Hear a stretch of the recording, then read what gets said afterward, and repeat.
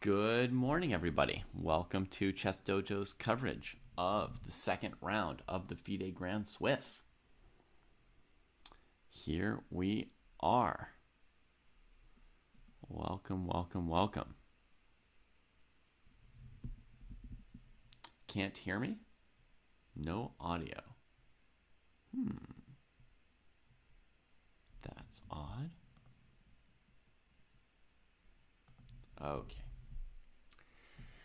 There's just some lag on YouTube then. Good morning. Or afternoon, if any of you happen to be lucky enough to be in Samarkand, which would be awesome.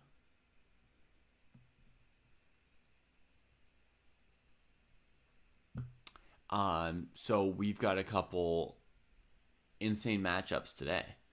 The two matchups that immediately catch my attention. We've got Gukesh against Yagiz Erdogmus, or Yagiz Khan Erdogmus, Turkish mega prodigy. It's mind-blowing that so recently he was a not GM who I played against in my second to last chess tournament. But I don't play very often, and by now he's, I don't know, a top 100 grandmaster playing against the world champion in a tournament. Wow. Another matchup, very, very similar matchup to this, is over here. Praggnanandhaa. He's been chasing a spot in the world championship all year. Seems very likely to get one. And he's paired against Ivan Zemlyansky, who until last month was the second highest rated 14-year-old in the world. Then he turned 15, so now he's the highest rated 15-year-old in the world, although there is this 14-year-old who is even higher rated than him. These are the two most talented 14, 15-year-old kids in the chess world, and they're playing against two of the three top Indian players in the world who just a couple years ago were themselves, the most promising and talented young teenagers in the world. All right. Good afternoon, Sushant in India. For you, I think, if I've understood this correctly, you're half an hour away from the local time in Samarkand. So you're very, very close to the players. For them, it is 3 p.m. in Samarkand, and they've been playing for 7 minutes, but as an anti-cheating measure, there's a small delay on the moves. So we have, another 8 minutes or so before we think moves will start popping in from Samarkand. Jay Anand asks me to answer honestly, is the Chess Base India stream better or the Chess Dojo stream better? Jay, I haven't watched the Chess Base India stream, so I can't tell you with any certainty, right? It'll just be a guess. My guess would be that our stream is better. Here are my two methods of inference. Number one, our stream is better than any other stream I've ever seen in the last couple of years covering any chess tournament. Number two, you're watching our stream instead of theirs. You obviously know of theirs, and you've chosen to watch ours. So, despite the fact that, it's an Indian chess stream and you're an Indian chess player. So I think ours is probably better. Now, if you've seen both, could you tell me whether my answer was right or wrong? You can be like the engine on this question, and we're going to allow you to give an engine answer.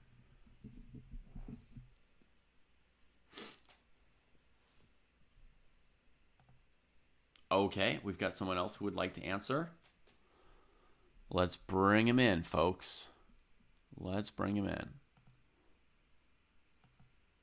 I would change your name as soon as I get you in here. Boom. I would say that in terms of if you are an Indian fan and you were looking for entertainment, then Shagar Shah is the man. I feel like there's a video out there. It made me cry. It was like Shagar Shah's in a room, you know, right?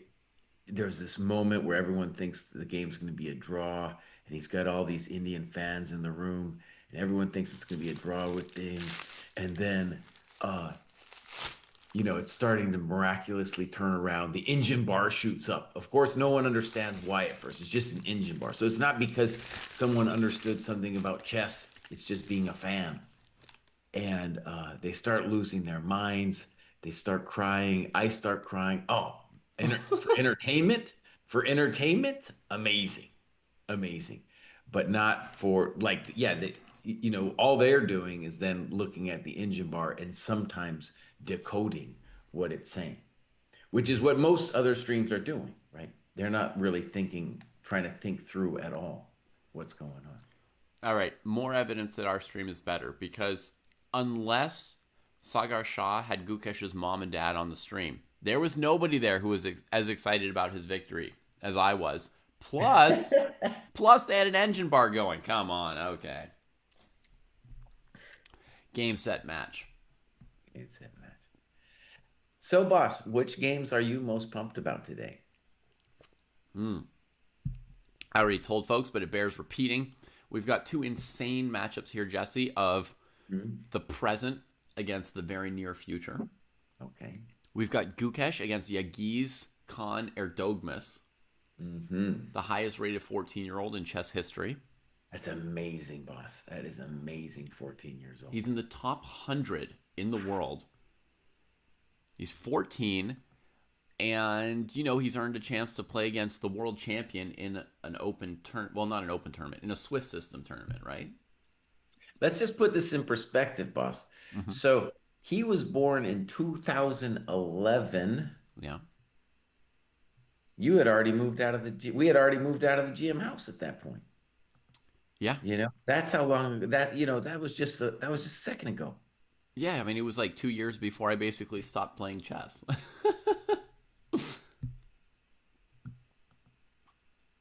And a very similar matchup for us, Jesse. We have Praggnanandhaa against Ivan Zemlyansky, who turned 15 a month ago, but prior to that was the second highest rated 14-year-old in the world. If he beats Prague today, he'll cross 2,600 FIDE as well. One thing that's interesting, I was just looking at Erdogmus's rating graph, and we had this. I think we had a real. It might have just come about by accident, but once we said it, it was like, oh, that's a real thing. When we were talking about Neiman, and we were saying like, well, when does a kid hit 2,700, right? And so this kid, he's on a slow and steady path. So right now he's 2646. He's gaining like, let's say 4 points a month or something like that.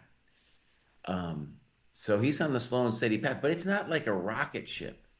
He's been going up slow and steady since 22, June 22. So, I mean, it's interesting. There's so many players.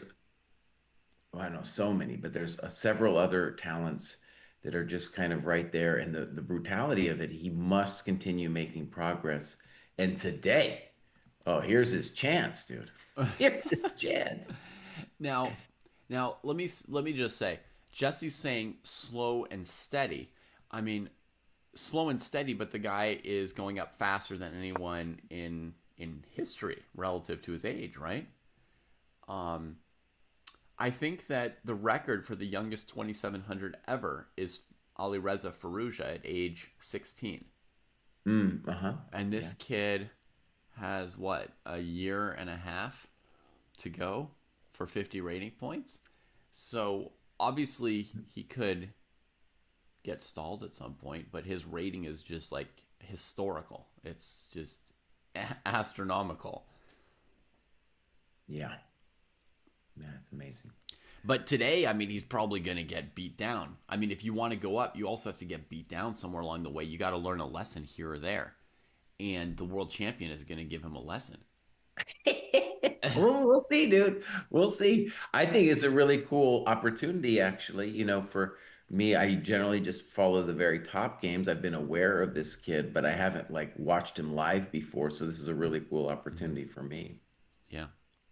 Well, his game yesterday was a beatdown, but he was playing a human. He was playing down. Uh, yeah. In a tournament of the top 100 players, Jesse, the 14-year-old is so good that he got paired down in the first round yesterday against one of the lowest rated players. So, a human normal GM who was rated like 2580 or something like that. He won the game very cleanly. And yeah, today Gukesh is going to beat him down. Same goes for Zemlyansky. He's going to get toasted. I don't think it's going to be that clean, but we'll see. School's going Okay, to be in so session. but I think we're agreed that the Gukesh game is the main one to focus on, right? Probably, yeah. And then I think the for just dojo fans, I think the Shanklin game will be interesting. Hmm. Seems like they've started the clocks now. They have. Gukesh played D4. A minute ago, they showed me one E4 on his board. Then they took it back immediately. Now they're showing one D4. Oh So yeah, we'll maybe see. it's all messed up. Also, Keimer Zhang, I think for a variety of reasons is interesting. Yeah. And Jan against Erdogmus's compatriot Gurel, who had a nice game yesterday against. So now he's playing Nepo. So also what you're saying about the old and the new. Yeah. Oh, man. Gukesh is playing against Yagis just like I did. But it doesn't work. He played the Lock de Walla, dude.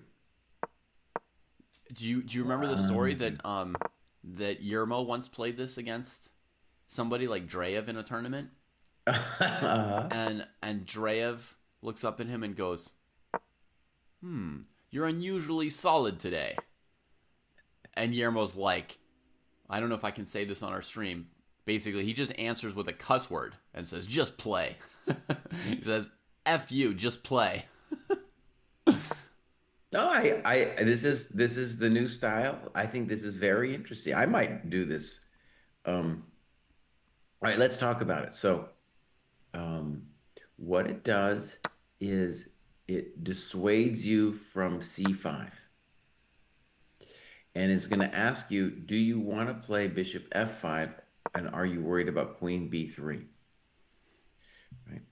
If you play E6, which is maybe the best move, you could play knight F6 first. Um, are we then going to simply transpose it into a London that maybe you're not familiar with, Hmm. right? Yeah. And maybe White also has other interesting ideas besides the London setup. So I think this is a very good practical weapon. Hmm. Also, it's good because it's going to mean that Gukesh will probably be the person who's up on the clock like yesterday. Because Gukesh's main issue is like when he gets surprised in the opening, he already has a hard time thinking too long, and then he goes down on the clock. Yesterday, he had a moment where he thought for 20 minutes on a move, then played a move that David and I didn't like, but maybe was fine. Um, we don't use the computer here at the dojo, but I was thinking, David, I'm okay. Like, let's say we wanted to do a retrospective and just ask the computer a couple key points in that game. I would Yeah. be interested in that. Yeah. Yeah. I mean, I believe in our way of not using the computer, but I'm not a zealot, you know. As you know Right. from my days of being against draws, I'm not a zealot. There's such thing as a good draw. And yesterday, Kosti and I were watching an Oh end no, boss, game. you're a zealot when it comes to the draw thing, Well, buddy. You are yesterday definitely I a zealot. turned on the engine at some point during our broadcast for one thing. Kosti and I had been watching an end game between Faruja and Amin Bassem, right? And the moves got more and more bizarre. And we thought for sure there's a relay error. Like we just couldn't understand the moves. We've been looking at them for half an Mhm. hour, and then we moved on. It was so bad. I moved on to another game, Jesse, because I was like, well, this game's obviously just nonsense, right? Like the Yeah. moves are wrong. This isn't the game. So there's no point watching it if it's not the right moves. And so we watched some other games, and I came back after half an hour, and it still showed like the silly moves. And they were still playing the game, and it looked kind of like an end game. I said, it's impossible. Let me go back and see like what really happened. And I turned on the engine. The engine showed that those moves had been real moves. They were just so far out there that Kosti and I, putting our heads together, thought it was relay errors. Hmm. Hmm. And that ended up being a draw, right? And that eventually Faruja won. Fruja won that one. Oh Oh, man. yeah, man. Oh yeah, that's why he's board two right here. Yeah. Dude, it was a hell of a drug what he did, because I can tell you he played on a level like outside of my understanding. I didn't think that the moves were real when they were played. I asked Kosti about it for half an hour. We couldn't figure it out.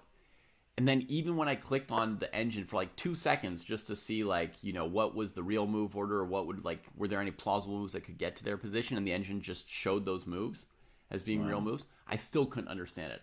No idea what happened that game. No Wow. idea.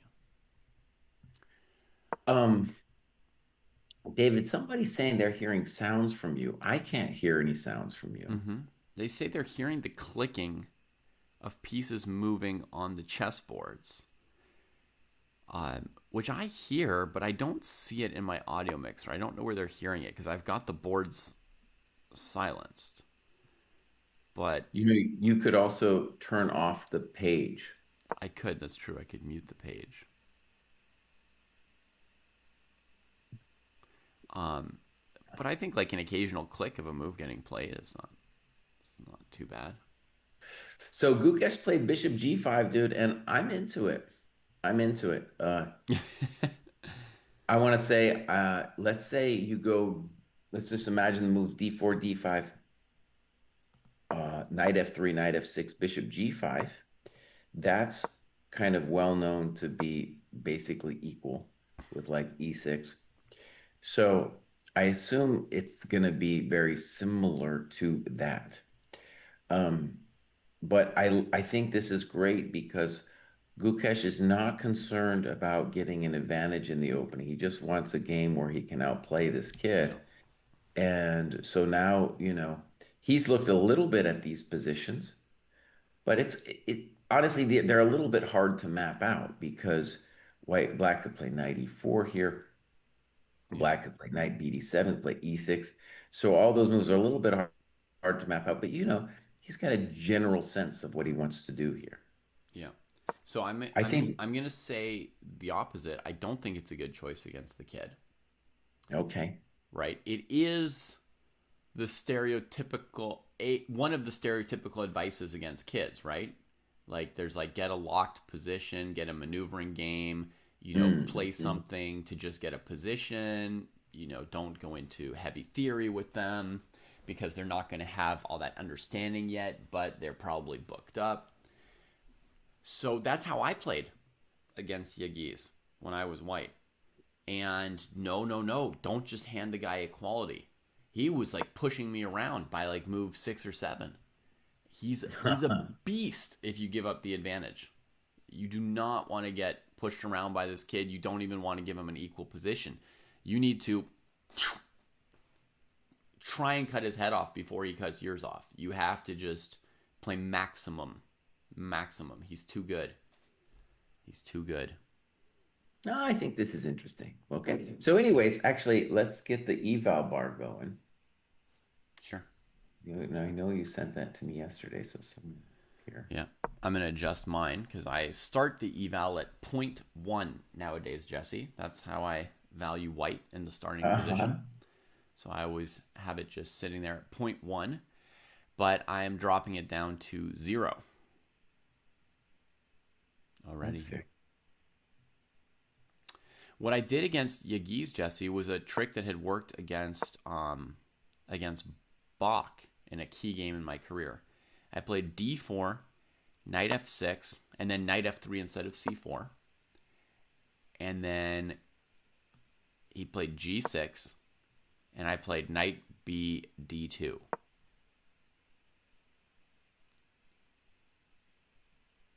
Do you know this move? Yeah. So kind of threatening black that you're going to play e4. So they can't really play King's Indian, so you get them to play d5, kind of like a Grunfeld, and then you play e3. And the idea is to get kind of like a more of an exchange Slav style Grunfeld, or what do they call it? A Schlechter Slav or something like that, right? Okay. Just a little calm thing with knight d2. And the kid just like played c5 and immediately started fighting very, very hard. Um, and he never stopped pushing. But as an example of how it could have been interesting, I don't know, even C5 is still very an interesting position for you. Mm-hmm. But you could have played by analogy with a tempo up, you could have played B4 there. Instead of e3, you mean b4? Yeah. Yeah, b4 is a move, and then I think black plays a5. So I think it's maybe playable as well. In the game with Bach, I got that, by the way. In the game with Bach, I think I played e3 first, but he probably played something like, bishop g7, bishop e2, castles, b4, a5. I got that. And we had exactly the long positional game that I hoped to get Erdogmus into, but Erdogmus, it was just another level. It was just another level. He just... So where and when did you play Erdogmus? At the Sitges tournament with Kostya. And what was you rated? What was you rated when you December 2023? He was rated 2490 something. He got his first GM norm, and he didn't even care. So I think a big question for the kid here is the knight is not on f3, and that's maybe a good thing and or a bad thing for both white and black. Because if the knight were on f3, then knight e4, bishop h4, g5 would not be possible because the knight could take the pawn. But because the knight's on f3, if knight e4, bishop h4, I will have f3 as a possibility. However, what happens if knight e4, bishop h4, g5? So white could play either f3 or bishop g3 in that position, right? Or you could play knight e4, bishop f4, also a thought.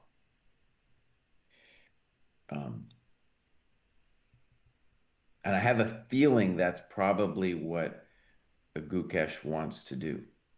It's knight e4, bishop f4. But it's already, like if I'm black, I'm going to be really interested in looking at this knight e4. Maybe the safe way to play chess here, I think, would just be to play e6, c5, knight c6, yada yada. Yeah. I think he could also play bishop f5 with or without knight e4. What happens on bishop f5, queen b3? I'm sure bishop f5 is playable, but okay, let's just add that he's also thinking about bishop f5, but then you got to figure out queen b3. Yeah, I mean, normally there's this line where you go knight e4 against the Trompowsky, right? Okay. There's a line where you go knight e4, bishop f4, bishop f5. Or honestly, it could be d5 without c3, right? But then I think if you were to play similarly, you'd probably play bishop f5 here. And white sometimes plays f3, e4 with a tempo up Black-Mortimer gambit. It's kind of like one approach to that knight e4 line. Another move black could play is h6. Just saying, what's your bishop doing there? Right. I think the f3 thing is really interesting. Also, it kind of gets the flavor when you can play f3. It's the flavor of a Yobaba London.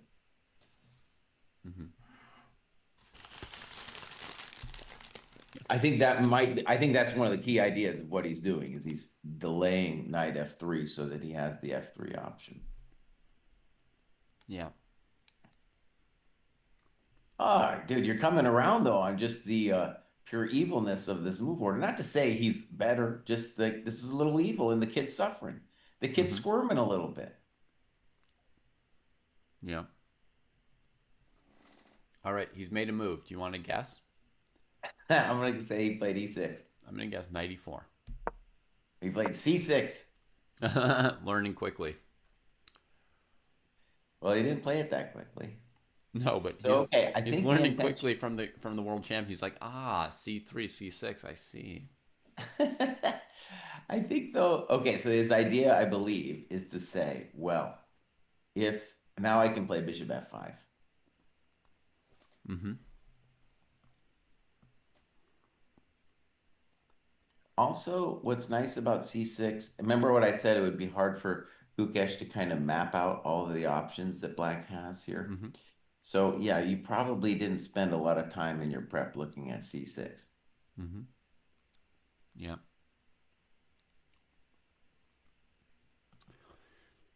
I would guess knight to D2. Um, Right. But okay, here's the issue for Gukesh though, because black has a very simple idea of playing bishop f5, e6, knight bd7, and saying what? Right? yeah. What? So now Gukesh is probably gonna, unless he's thought about this, is gonna have to think about what we want to do. Mm-hmm. Yeah, we've got a question from chat. What was wrong with bishop f5 without c6? And Jesse was saying that black would need an answer for queen b3, just threatening the b7 pawn. And I want to stress, like, it's not like it's over there. Right. You probably play queen c8 or b6, and it's not like you're in too much doo-doo, but it would be kind of the niggling question that you would need to answer. There are some lines where black plays bishop f5 too early in a queen's gambit, and there's pressure against d5. And the move queen b3 more or less refutes the line for black, right? Puts black in like a really bad position. Here, it just makes black spend a move defending the pawn, and queen c8 might even lose the d5 pawn to bishop takes f6, queen d5. Exactamundo. Yeah. So you might be down to playing the move b6 as black. If you play the move b6 as black, well, that just weakens your queenside square slightly. White still has to prove that queen b3 is even good on that square. So you might not even be down a tempo. You might just have a few little weaknesses to keep an eye on. Because you're probably playing e6, right? And there's no light squared bishop on the queen side. So it's just like a tiny little thing. It's not the end of the world there, but you know, at this level, one tiny thing and then another tiny thing. So you have to make these tough calls about what you do or don't want to allow. And yeah. So I do have the database open after see somebody, a few people have played this move c6. Mm-hmm. And then the most common move is knight d2. Scoring better though is the move e3. And I think the point of e3 is, well, I don't know. You'd have the same ideas with knight d2, but e3 e3 says you need to play the bishop to f5 now or I'm going to stop you. Yeah. And it also says if you put your bishop to f5, Mm-hmm. are you worried about my Yobava London setup with f3? Mm-hmm. And I will say that that Yobava London thing with f3, it's more, it's got a little bit more teeth to it than first meets the eye because the bishop can get whacked later with e4 or g4. The pawn on f3 dominates the knight on f6. Mm-hmm. So it's kind of interesting like that. Yeah. Also gives a spot for the bishop on g5 to go back to f2 if it needs it. Right. As Skivix has said in chat, I think that now black would answer queen b3 with queen b6 if they needed to at some point. Queen b3 wouldn't be played yet with the bishop still on c8, right? But let's say white played e3, like Jesse was just pointing out, bishop f5. And now instead of f3, if white played queen b3, black would play queen b6. And there, queen b3 is completely nothing, right? Just black does not care at all. Well, let's say the obvious thing though. whether you play e3 or knight d2, black can play queen b6, and hey, buddy, you are probably you're gonna end up, yeah, you're probably gonna play queen b3. White could play queen c2 though, and this is an example of how queen b6 or queen b3 like sometimes doesn't have as much Uh-huh. oomph. If white goes knight d2, queen b6, white could play queen c2, arguing the queen on b6 is a little bit off to the queen side and will want to re-centralize later. And we prevent bishop f5 for a moment. Um, In fact, I think the most accurate thing to do is whether it's knight d2 or e3, black plays bishop f5 first mm-hmm. and then plays queen. If they want to play the position with queen b6, the Yeah, end game, then just we're gonna play bishop f5, then we'll play queen b6. We're gonna get that end game, yeah, which I think Gukesh would be fine to play that end game. mm-hmm. It's a very interesting end game. I've played a lot of similar positions. Yeah. Well, the other thing, Skibix, about my knight bd2 line with bishop f5, because you're referring to this famous tactic from the London systems, right? This bishop f5 trick is if my pieces are developed, I don't even need the queen c8 checkmate here because after queen b2, I could just move the rook away. It's not trapped. So because white has more development, bishop f5 is a tactic very unlikely to work for black. Okay, but we got to move. He played queen c2, preventing bishop f5, Jesse. Okay, good move. Well, okay, so the obvious question on that though is how do you feel about G6? Yes, and g6 is definitely up Erdogmus's alley or creek or whatever it might be. It might be up his creek. Yeah. Um, Baby Krabby is scandalized by queen c2. Queen c2 is trying to keep that bishop on c8 inside the chain, right? He wants to go, he wants to go e3 and bishop d3. But as Jesse says, the big question is what's his plan against g6, right? What's the plan against g6? Good afternoon, Rachel. Hope you had a great first day yesterday in Samarkand. I've already recapped Ali Reza's endgame from yesterday at the level at which I can, which is to say it was way beyond me. It was super far beyond me. I don't understand the moves. And one thing that's cool is we're here on move 4, and basically, this position has happened. Two players played G6, but they were both chump players, and I'm sure neither Gukesh or Dude knows about those games. Mm-hmm. So move 4, and we're already well on our way. A lot of chumps are saying, "Oh, opening theory, it's dead. Chess is dead." Fools, fools. Yeah. The super ambitious way to, well, I don't even know. Yeah, the super ambitious way to play against G6. I don't know if it works. It would be to think about F3. I don't know if it works, but that would be the super ambitious way. This is Jesse's idea, folks. E4 with stuff dangling, pawn takes, bishop f6. Now he's hoping that pawn f3 doesn't ruin his day. If he could play queen e2, that would be glorious. But what is going on here, Jesse? Queen b3, ef6.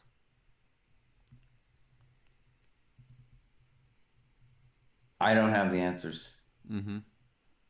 but I guess it doesn't end there because we play Yeah. Queen B7. We're forced into a gambito land here. Pawn takes g2, bishop takes g2, queen e7 check. Queen takes, bishop takes. That's an exciting pawn down position. Hmm. And Proust is a pawn muncher. That's why he took on G2. But you look at that bishop on G2 and you're like, are you sure I want it there? I don't know. No idea. Yeah. It's probably okay for black though. But anyways, this kid is Gukesh dude is putting the clock pressure on here too, which I really like. Mm-hmm.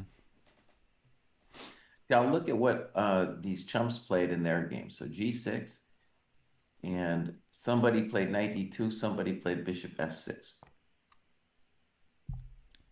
Yeah, nobody had the nuts to play F3. I don't know. It goes against a lot of my chess, all of my chess principles to Hmm. play F3 in that position.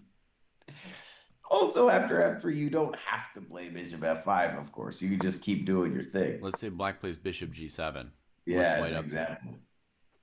Yeah, I think you need to start thinking about developing your pieces, Bows. Knight D2, castles, H6.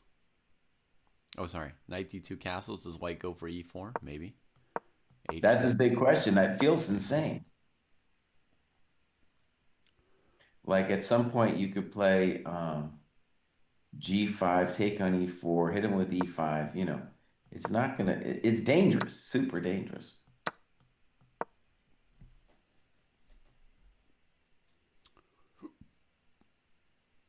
From my experience, this position should be bad for white after black plays E5. Something like that. Yeah. But who knows? I mean, you could even hang on. You could even just play knight G4 in this position, and white's a little bit bad. Yeah, I thought Bishop G3 was Bishop called G3. for, but then I was gonna go Knight H5 and also say that I'm doing fine. Yeah.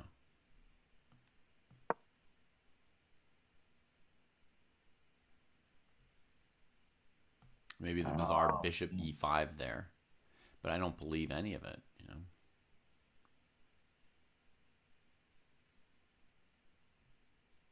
But this is weird enough, that there could be something in it. Sushant asked if I'm a positional player. Not really. I like the way Gukesh is playing, dude. Like, this style is a little very reminiscent of how he's played a lot of the black positions, where he's played a kind of a funky move and gets an original but very risky position. Hmm. And here, I don't feel like he's risking too much yet. He's hardly yet. But he's asking some interesting, weird questions, just getting a real game at move four. Hmm. It honestly feels a little bit like Fisher Random already, too. It's like the Yeah. pieces aren't quite where they usually are. Yeah. Yeah. And he's trying to keep it that way a little bit, right? He wants to keep the kid off balance for a few moves and not let him settle into something normal. That's why he didn't play something like knight d2, bishop f5, right? You don't want the opponent to quickly settle after, okay, they had to think for 10 minutes or 15 minutes, play 3 or 4 tricky moves, and then they just settle into a simple structure. Here's an idea for you, Mr. Bruce. How about this? Let's say I play G6, knight D2, bishop F5, and then I play queen B3. And let's just say you play queen B6 for a second. I probably Maybe would. you should play queen C7, but let's just say queen B6 for a second. Then my claim is now with the queens coming off, I can more confidently do something like the F3 move. F3 with ideas of G4, space expansion, and just control. And I don't have to play E4. I can also play I play Right. E3 and So yada yada. basically, Jesse's not going to go crazy. He's just going to play g4 for a little bit of space, kick that bishop back, you know, play a structure with Now I e3. got it. I got to time it right, but I'm not in a hurry to play G4, right? Right. We have to time it right about h5, Yeah. but, you know, Okay, so knight E4 was played, and I think what's confusing about this for the kid is he could, of course, have played knight E4 on the last move. yeah. And my intuition here is that Gukesh is going to want to play bishop F4, intending to play F3. Against bishop f5, right? I mean, the Well, not against impetus bishop, I think I have to play on bishop F5. I think I have to play queen B3. have to, huh? Well, what am Oh, I and then going you're to? still going to get your f3 position later. I mean, Yeah, exactly. I think the impetus for this whole thing for black of playing knight e4 is that they probably want to force bishop f5 now. That's why they didn't play knight e4 on two previous moves and they played it now. Oh, we've got a really cool question slash point from Rachel, Jesse. Um, she says yesterday should technically be the most decisive round because you had the top half against the bottom half, and later on in the tournament you'll more and more have people playing people closer to each other in ratings, less mismatches. But we had so many draws yesterday. Um, Mhm. yeah, I think we might have to just expect a lot of draws in this tournament. Period, Rachel. At partly the level of the players here. I just had an idea for white here too, bud. Mm-hmm. So how about bishop f4? Yeah, you're saying bishop f5, f3, and maybe the point is on knight g3. I just go e4, takes me. Yeah, yeah. They can't play knight g3 there. You have e4 taste me. Ooh, So I was right. going to say, wait, if you play f3 here, black has to go this knight d6 move.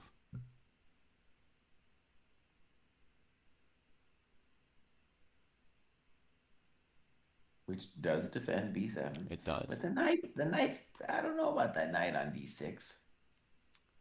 You know, I think the knight's pretty good. Then there's a controversial e4, like what you were doing before, right? E4. Oh, we've got a move already. He's played bishop bishop f4, f4. 2 minutes play. Gukesh, I'm very happy that he's moving fast. But I think that's just part of his setup anyways. That this knight, the whole point is like we're always going to do bishop f4 with f3 ideas. Oh man, this And line's completely refuted though that I tried.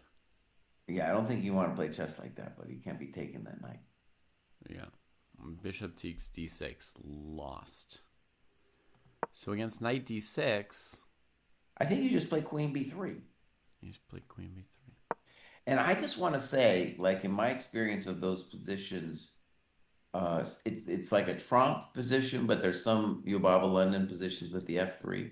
They're very spicy, and the pawn on f3 can be really cool at just controlling black's play and then threatening also things like e4 and g4. Yeah. Here, I think it's really not going to be e4. I think it's going to be this e3, g4 kind of expansion like they play in the Jobava London. But he'll be able to put his knight on d2 instead of c3, which I think is a little bit better. He can really slow play it. It's going to feel like an Italian game. You know, Right, those exactly. I was queenside going to say that. expansion Italian games, which, for example, Shanklin played yesterday as white Hmm. against Dennis Wagner. He got a nice win off of that kind of Italian. E4 does win after knight g3. Cartier more or less. I mean, win is a strong word. It gets probably a very clear advantage for white. E4. If black takes it, you take the knight with an extra piece. And if black takes on h1, you take on f5, and the knight is unlikely to escape from h2. So white will probably get some version of two pieces against a rook. Yeah. I have a question. Is Rock Angel back in the United States up super early? No, no, no, no, Jesse. Is that what happened? She's in Samarkand. Get out. Get out. Yeah. She's in Samarkand doing player interviews Dang. for Take Take Take. But the first couple hours, none of the players are done playing. So normally the first 1 or 2 hours of the round, probably, she's hanging out Wow. outside in a gigantic warehouse for press and so forth. Hmm. And I think she said there was no live commentary on site. The official commentary, I guess, is being produced, from a distance over the internet, like our thing. Right. So she's basically watching the games on her phone while waiting for players to come out. And there's a 15-minute delay, so she kind of has to guess. Well, 15-minute delay meaning people will come out 15 minutes before she can see the ends of their games. So she has to kind of guess which games might end, which players might be coming out, and when they come out, she has to kind of guess what their result is to interview them. That's super cool. That Yeah. is super cool. Yeah.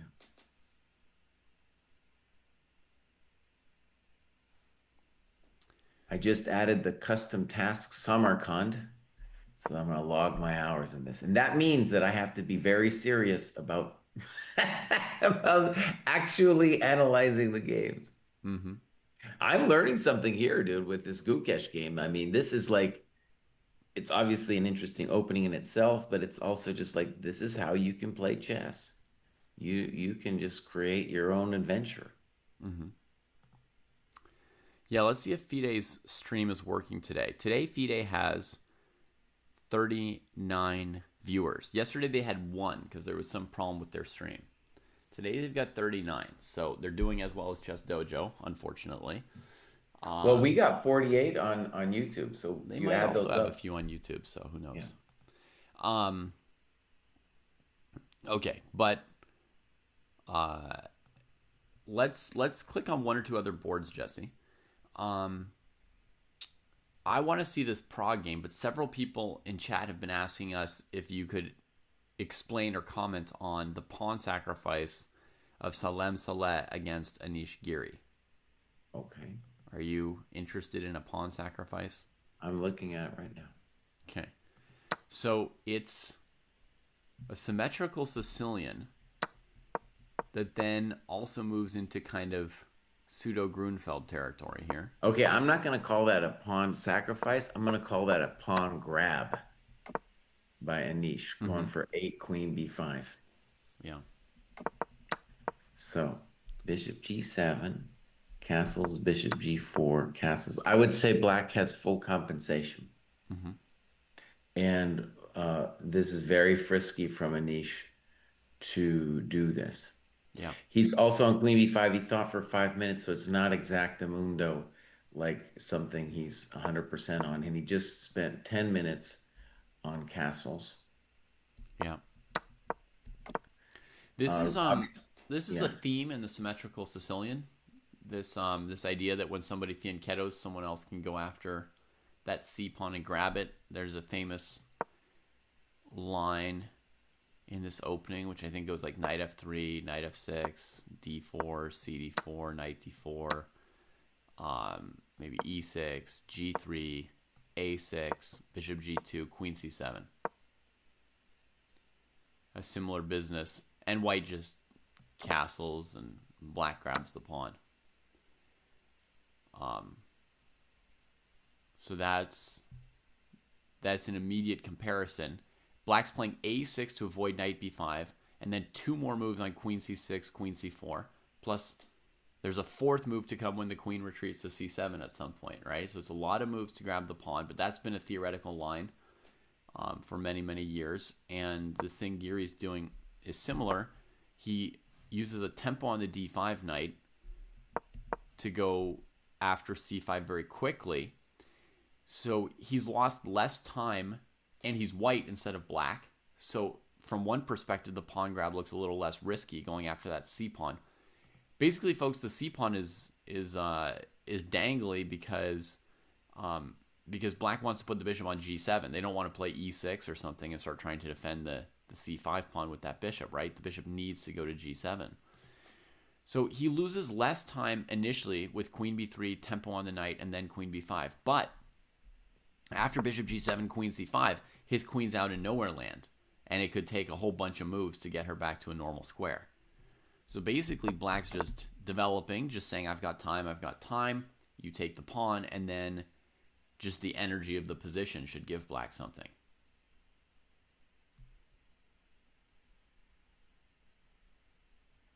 Um, let's go back to Gukesh, bud. Yeah. And dude just played bishop f5.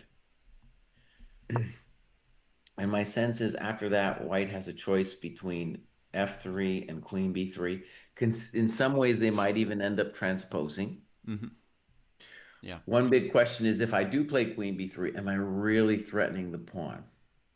You know, my dream would be though that if I got queen b3, queen b6, f3, then I'd want to claim that at least I like the position for white because I'm getting that f3 basically, it's just a nice f3. Yeah. And it kind of shows the proof of concept of the whole opening, where by not playing knight f3, I'm keeping the f3 move as a thing. Yeah. In the current position, Jake, you're wondering if you could play g4 immediately right here? That would be insane, yeah. He's talking about G4, Bishop G4, F3. I don't quite get it though, because after Bishop G6, we're not in a position to take advantage of the black coconuts. Mhm. Yeah. At some point, though, that G4 move, absolutely. Yeah, I mean, to some extent, there's no rule that says you can't play it right now, but it's a little bit early maybe to show that G4 could be like a pleasant space grab where you're starting to constrict your opponent, or it can be a gaping wound in your own king side. If you play G4 too early, black might be able to just play a quick H5 and get real traction on the king side, counter your space a little bit. So I think it's very important, like how would we handle H5 from black? And honestly, Jesse, in general, like if we're looking at a position like F3, Knight D6, Queen B3, Queen B6, black might consider the move H5 right there to prevent. Oh, sorry, I need a move for white. Let's say Knight D2. Black could consider H5 to prevent those expansions, right? Like in a lot of Sicilian lines now. Hmm. Let me just say, my concern as white is when I play Queen B3, I'm real nervous that he's going to be able to sack the pawn on B7 because we're a little bit behind in development. Okay. So if I was black, I would be really looking for like on Queen B3, can I do something else to sack the pawn so that I can use this development advantage? I haven't found it yet. Mm-hmm. Okay. But I'm just telling you the kind of thing I would be looking for if I was white and black. Because I think Queen B3, Queen B6, if that happens, then I'm going to raise the eval bar up a little bit for white. Also, question for you and chat, David. If the senseis feel that the time advantage is significant, should they incorporate that into their sensei eval? No, we should incorporate it into our commentary, but the eval bar is the position. So we can say, like, for example, at the end of Anna Muzichuk's game yesterday, her eval might be +1, but she has 0 seconds on the clock, so she's going to lose the game anyway. Okay. I just feel one thing that's interesting about uh, this game is my experience in games like this, which kind of take their own path early. Time, it will become a time scramble. Like, just forget about it. Just both players should now realize we are going to be in a time scramble. Mm-hmm. And so I feel like here the time advantage of 15 minutes, which honestly will probably evaporate because Gukesh loves to think. Mm-hmm. But from a practical point of view, I think it's amazing. I would be saying maybe it's even worth point two, point three. It's a big Mm-hmm. deal because as long as Gukesh doesn't overthink things like he's prone to do, Yeah. um, we're going to get a scramble. Yeah. Well, for that, I think it's your responsibility as a commentator to, keep your eye on the clock and tell people, what it is and how much you think it matters, right? Um, Okay. Yeah. So, all right. I'll say it's yeah. in my little with clock eval, it's going to be point three for Gukesh here. Mm-hmm. Yeah. Queen B3 played quickly. Excellent. Now, let me just say I was into this move because if we played F3 first and then they play knight D6, the question is, am I threatening B7? Right? Mm-hmm. So now my threat up against B7 is far more real. I don't necessarily want to take the knight and then play B7 because there might be some way that black could sacrifice for compensation. Yeah. I mean, I looked at this position for a bit myself. Was there a way for black to not defend B7 here? Yeah, Right. And I didn't find anything. I didn't either. Yeah. Like for example, knight D7, bishop takes D6, E takes D6, queen B7, rook B8, queen C6, rook B2. Right? Black can do stuff like that. Okay, let me try to just go for it. Let me Yeah. just go for it here. So on queen B3, I'm going to try G5.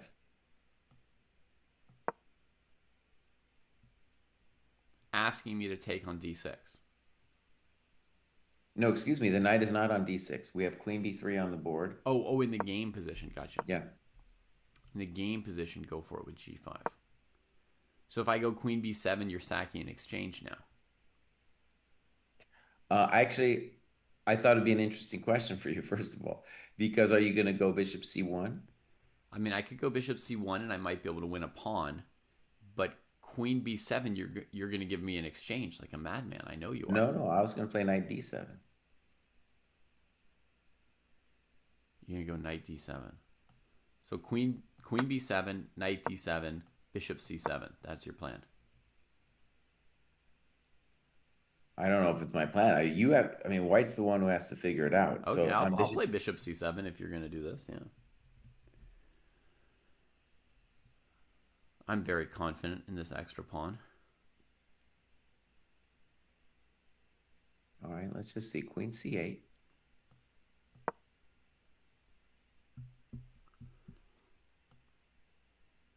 Queen c6. I knew he was going to take. Now, first of all, what's your eval on queen c8, rook c8? +1. But +2 is better than +1. Okay, but I mean, okay, so let me just stress why this is interesting to me and why I would be worried. So again, if I'm white, I'm going to be very comfortable if black plays queen b6 and I get f3.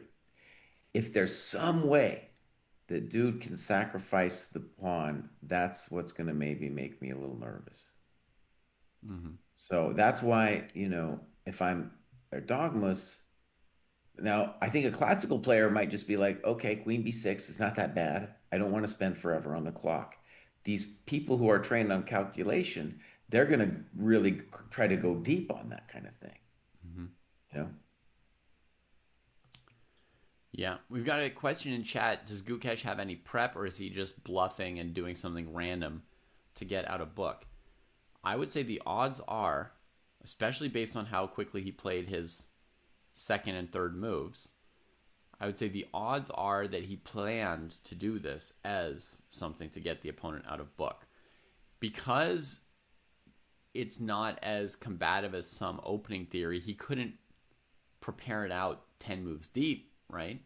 He can only prepare it out in some variations and a few moves deep, but he's prepared something somewhere. All right, David, let me try again. So queen b3, g5, Mm-hmm. queen b7, Yeah. gf, queen a8, This is what I was scared you would do. Yeah. and then bishop h6. What? Bishop h6? Bishop h, that you just played queen b6. We're talking about bishop h6. Yeah, I thought you were gonna play queen b6. I might play queen b6 too. But I'm also just wondering, how are you going to get your coconuts out? Mm-hmm. Don't you worry about my coconuts. My coconuts are fine. You're right, though. Queen b6 is also very scary. Sure, okay, I'll play queen b6. Queen I b6 think was terrifying. both of them I'm kind of scared of here. Yeah, I only played queen b7 because you told me you were gonna play knight d7 and let me just have a pawn and no fight. But if you told me you were gonna play gf4 and queen b6, I wouldn't have taken on b7. So now I'm just regretting. I've been roped in. So, okay, so on g5, I think the main question is bishop c1 then. Yeah, So that threatens f3. However, let's just say the obvious, 1,000 tempos have been burned here. yeah. Queen b6 was played, by the way, in the game just now by Erdogmus, but let's just show everybody this bishop c1 move. It looks really lame, but in the basic line of the Trompowsky, there's a line d4, knight f6, bishop g5, knight e4, bishop f4, g5, bishop c1. And this is mildly pleasant for white because black ends up playing like e6 to defend the g-pawn, f3, knight d6, e4. And then you can play f5 right away as black or bishop g7 first. But basically you end up playing a twisted pterodactyl. And, well, it's not to everybody's taste. Jesse, for example, has probably not played this line as black in a tournament before. What was it? A twisted A pterodactyl? twisted pterodactyl. By the way, bud, I moved my eval after this queen b6 to +2, plus +0.2 for white. All right. a little bit of an edge, just because I think the position is nice for white. Now, I would say after F3 also, I feel zero danger for white, just nicer. Mm-hmm. And that I'm gonna whack you with G4 someday. I'm not in a rush. My bishop on F4 isn't gonna get whacked around. You're gonna whack us or you're gonna massage us? A little bit of both, you know. Okay. Okay. The bishop on F5 will be harassed. So F3, your knight goes somewhere. I don't care. And then I'm gonna play knight D2, Mm-hmm. and I'm gonna see what you're gonna do. But I just in general like the white position. Yeah. I also like the white position a touch. I had already moved it to 7/100ths of a pawn in white's favor. Um, earlier, but you know, we'll see. But so anyway, folks, that G5 bishop C1 thing. The problem is basically that F3 looms and the G5 pawn is hanging for black, right? So that line that I just showed, the twisted pterodactyl, I think Jesse's aware of the theme, even though he would never play it as black. Maybe he's had it as white once. I, on the other hand, have played that line as black. It's definitely not good. So had Yagi's gone for G5 there, I think bishop C1 would have redounded in white's favor because you're just going to get F3'd and the G5 pawn won't be so pretty for black here. Boss, I have to go, and I'm going to be Yeah. back in like an hour. But let's Okay. look quickly at Sam's position. To me, it looks like Sam's got what he wants from the opening. Open Sicilian. Yep. Yeah, that's what most people want from the opening when they're playing black. But boss, I just mean like Yeah. White has been tanking, played some weird moves like H5. Yeah. I think that makes it harder to achieve G5. The knight on A5 can go to C4 or take the thing, depending on what White does. The hard decision for White.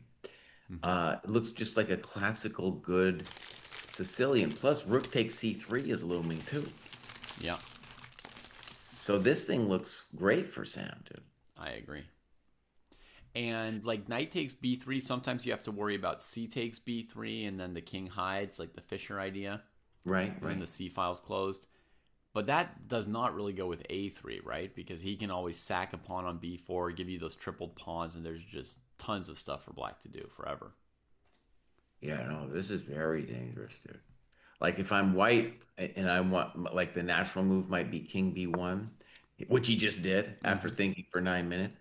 Um, I'm worried about rook c3. I'm worried about knight c4. The very basic queen c7 is probably a move. You know, so very difficult for for white. Mm-hmm. Knight c4 also threatens knight takes a3 in addition to threatening the bishop. So it's already like, ooh. Yeah, dude might be just taking that immediately. And the rook on C4 is actually pretty good. It Oh does yeah, apply rook on some c4 lateral is amazing. pressure against D4 and E4 Allows queen c7, rook in the c8. center. You know, it's the whole thing. Yeah, because like in the current position, Shanklin could play queen C7, but there'd be a little bit of regret that the queen's in front of that rook. A little bit of regret. So the knight C4 thing is like perfect. You can go queen C7, other rook to C8. Oh man, oh man. Okay, before I leave, I just want to say I'm a GM today because I called this variation that Gukesh played like 3 million years ago. We got F3 on the board, you Mm-hmm. know, so I like, you know, Bruce was saying that he was going to give him a schooling today. And so far, even though it's not like objectively lost or anything for Mm-hmm. Black, we got an advantage on the time. We got him in an uncomfortable position, and it's a novel and interesting one, and that's schooling. David didn't like the opening at first, too, by Mm-hmm. the way. I just want to call it. I called it there, too. I Yeah. said, this is going to be dangerous for the kid. Yeah. I was wrong. I thought that the opening didn't look very dangerous. Now, obviously, I do think it's dangerous. I see it as a good choice now, so I've revised my opinion there. Um, yeah, it's a little bit evil. You couldn't hope for much more than this in 7 moves with white Right? these days. I mean, Yeah. probably objectively a tenth of a pawn better, plus a head on the clock. Yeah. New territory for your opponent. It's a lot of pressure for them. All right, boss. I'm going to be back in about an hour. Yeah. All See right, you, bye. Desi.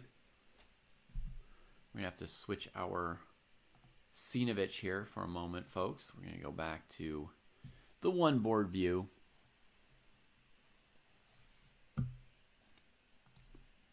Let me get something else ready for us. Just add another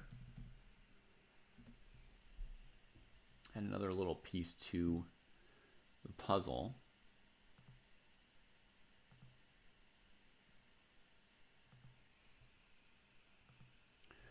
So we're going to go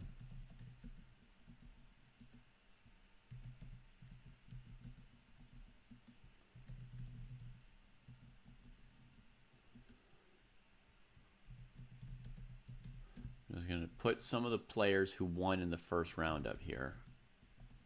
Giri, Magsudlu.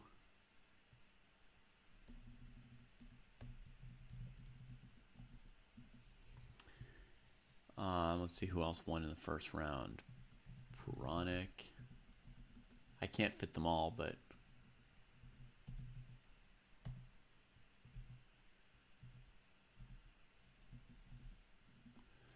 we'll just fit some of them up here. So let's start with that. Add another little thing here. Screen capture.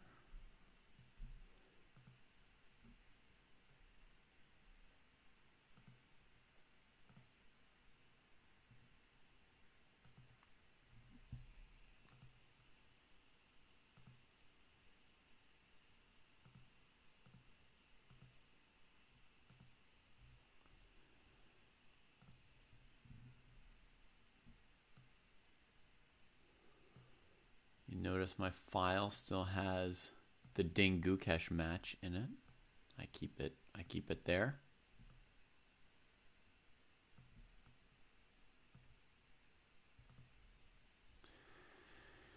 The standings that we used during the Gukesh match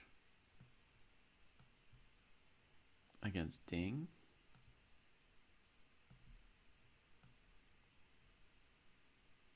Here we're just going to have the names of folks who are at the top of the standings. There are 11 people who won. I don't have room for all 11 of them in my little standing thing.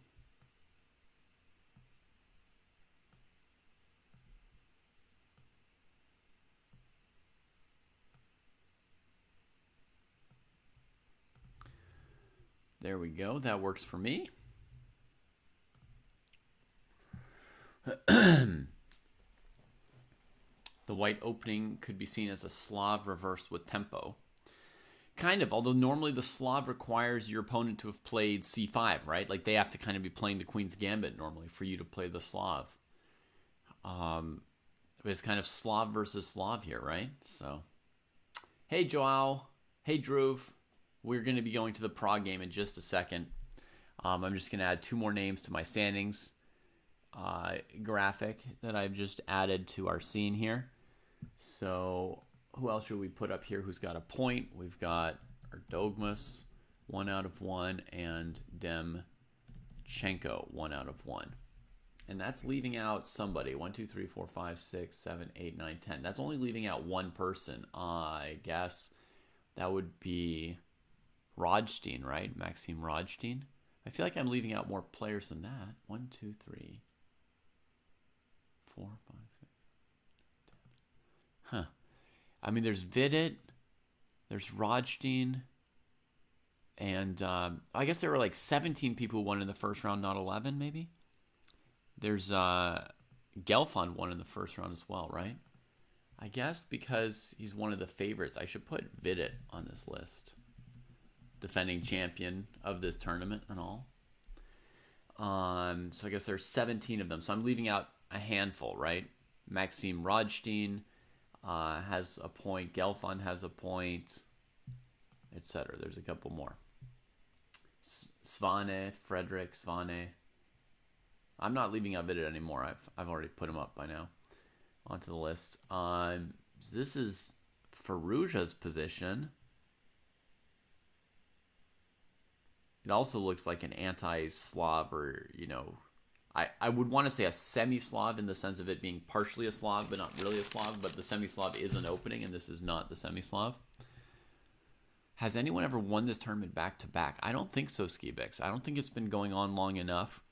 Somebody got second place back-to-back, I think, which was maybe Firouzja got second place. Wait, no.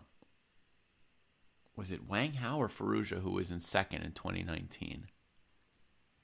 Well, I know Firouzja was one of the top two back-to-back Skibix. Got candidate spots twice from this, right? Once with Wang Hao and once with Caruana. Or was it Caruana who got second twice? Once behind Wang Hao, once behind Firouzja. There was one person who was maybe second twice. Baby Krabby says it was Fabi. Most recently, Vidit followed by Hikaru. Anyway, greetings, Teddy. We're going to go have a look at another game that is going to interest us, and it is Prague against Zemlyansky. Look, Prague took the same pawn as Giri, folks. And I tried to say it was a theme. It is a theme. So, by transposition, we get this mix of symmetrical Sicilian and Grunfeld. Queen b3, hitting the knight. Here it goes to b4, not b6, like in the Giri game. And then this maneuver, knight e4, going after this. Bishop g7 takes it. Knight on b4 hanging. But Prague has spent 40 minutes playing these moves. Man. G'day, Lauren.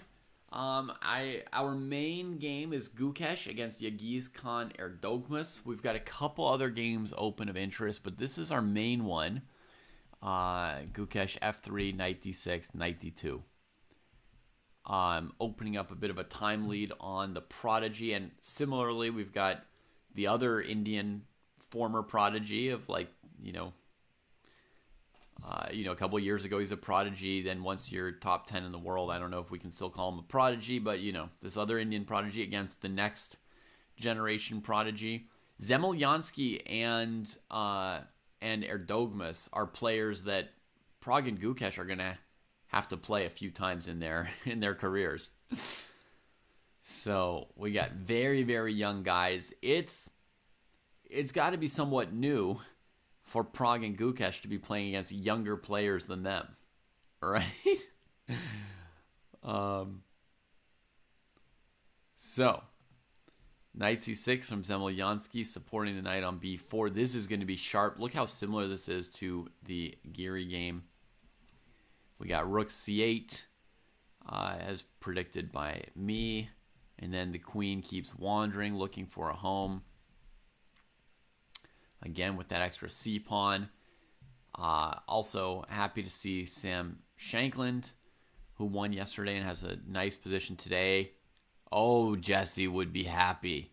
Sam went straight for the yummies. Just rook c8, rook takes c3 as soon as you can play it. Outpost a knight on c4. I guess this bishop's going to want to drop back here. And then Shankland's going to want to maybe break with d5 to add pressure here as well, huh?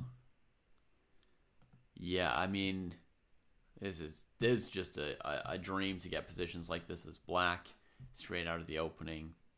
Very, very comfortable to play as black. Very hard to play as white. So, good morning, T-Streets. So, let's see. Prague game. We've got Frederick Svane getting prepped against by Noterbeck. Oh, no, there the time. A little bit more equalized. So, what did he play? He played early h3, d3, Rui. So that's a slow thing. Very calm. This is lame from white. Knight g5, bishop d7, knight f3. What? Offering a draw and move 13 if black plays bishop e6? Come on. Where's your gusto? And Noterbeck plays queen c8, which already tells you like he's got complete disrespect for you thinking about playing bishop takes h3. Rook d8 first, developing. I would expect queen e2 from white, but we don't get it for now. We get queen e2 one move later.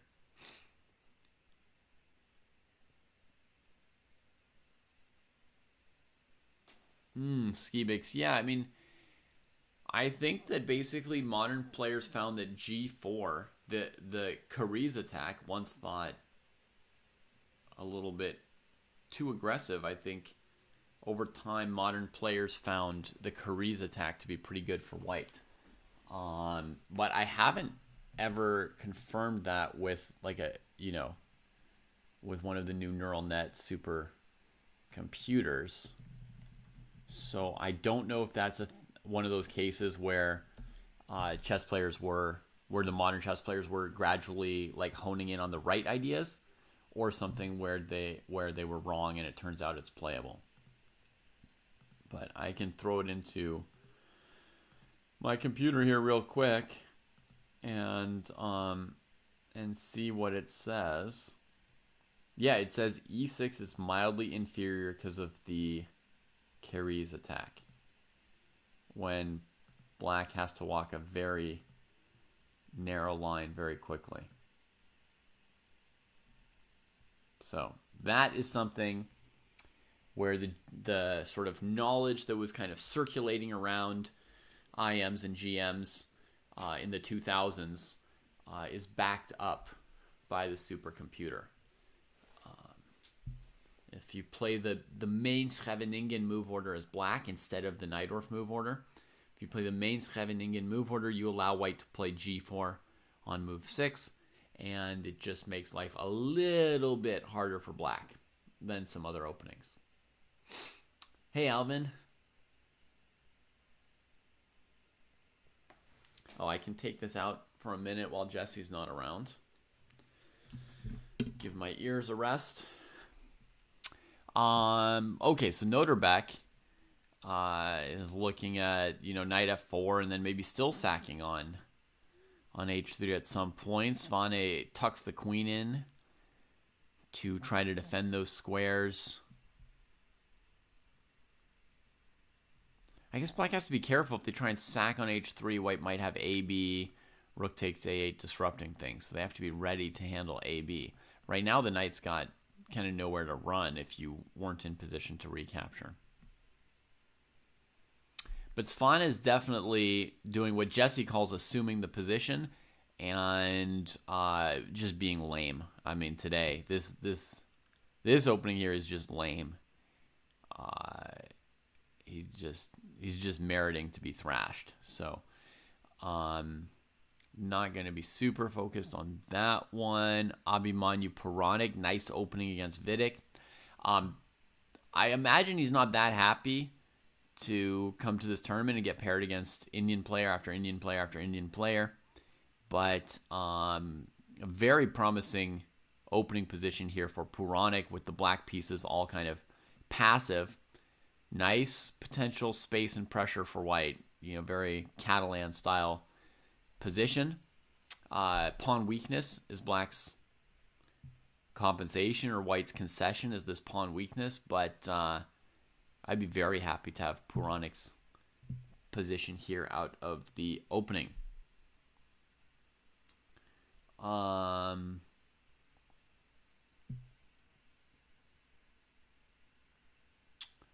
So, Jay, you're asking, is Gukesh going to go for like bishop takes f6 and then pushing e4?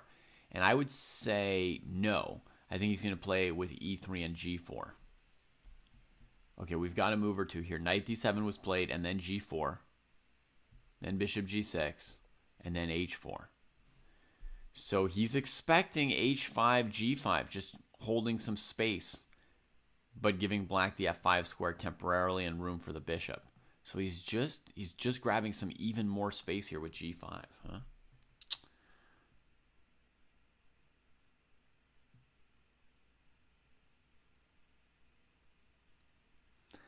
Yeah, that's the interesting interpretation of it, man with head of dog. And the position is definitely not dull. It's just I really think White's playing lamely. From the moment you see this knight g5, knight f3, just saying it's move 12, and already I just want to, terrorize black with draw offers. It's just kind of lame. And then to me, this is just teeing up, right? Very aggressive. And this g6 is so he can play knight h5 without hanging some kind of knight takes e5 tactic. So very, very aggressive. This kingside weakening just to launch the knight here. It might not be good for black, but white's playing like a scared little baby, and then black is saying like, okay, I'll come beat the hell out of you. Now, will it prove to be an act from white where then they're ready to take advantage of the over-aggression? Is it all just kind of waving a red flag in front of the bull on purpose?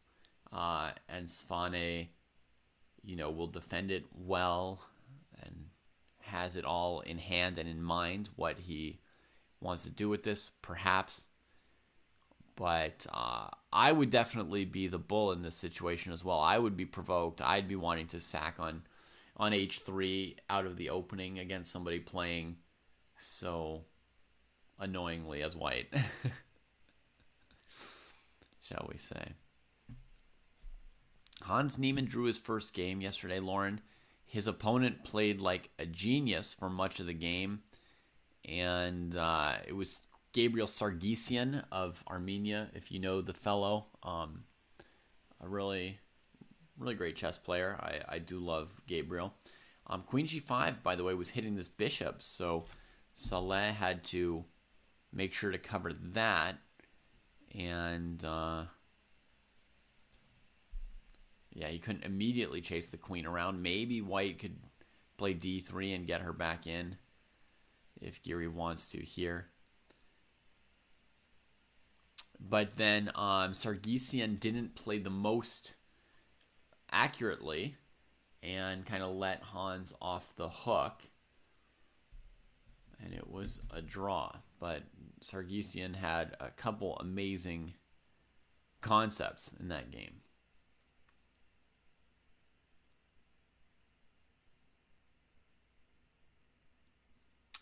I think Jay's going to value the bishop pair more than that. He's going to keep the bishop pair. One of the points of grabbing space in general as well is to deny your opponent's pieces good squares. Wow, we get the very safe h6 from Yagiz. So now Gukesh doesn't even have to worry about h5 challenging this pawn as much. And he can go about his further development plans. I guess the biggest question is what he wants to do with this bishop having erected these pawns. And if you flip the board symmetrically over the central axis and make this an Italian game, this bishop's often confused for a while. They often go here and here. Sam had the bishop tucked here yesterday in his game. It just sat there for a while, and then it came back to c1 in that case. Here would be f1 and traded for a knight.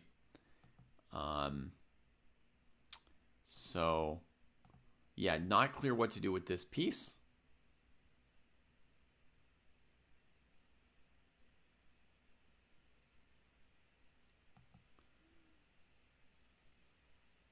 But I would predict e3. And Gukesh does have this nice extra 20 minutes that Jesse emphasized. It's pleasant. And, yeah, hopefully he has some facility and comfort with this position so he can also continue playing some of these moves reasonably quickly, which would be convenient.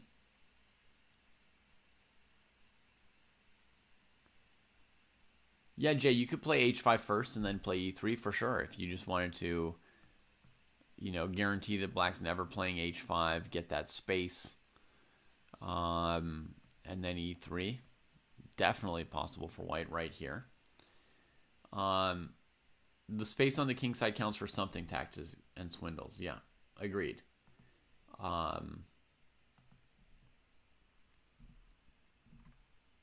Jesse has it at 2/100ths of a pawn. I've got it at 0.15 for an average eval of 0.175 here.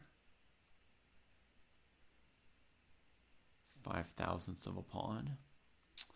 And a queen trade is very likely. It's not easy for either player to back off this queen trade now.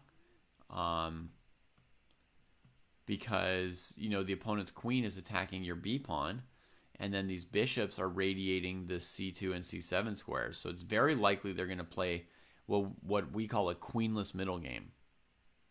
Right? Very likely. But when should you actually trade and how long should you let it sit there depends partly on how you feel about this change in the pawn structure. I would prefer this change in the pawn structure. I like to have the doubled pawns in such a situation generally. So I would wait a really long time in this standoff. Possibly eternally. Possibly eternally. And Lauren would still call this completely equal, basically. Yeah, fair enough. Fair enough. A lot of people are going to give like a tiny, tiny value to white for having this extra space.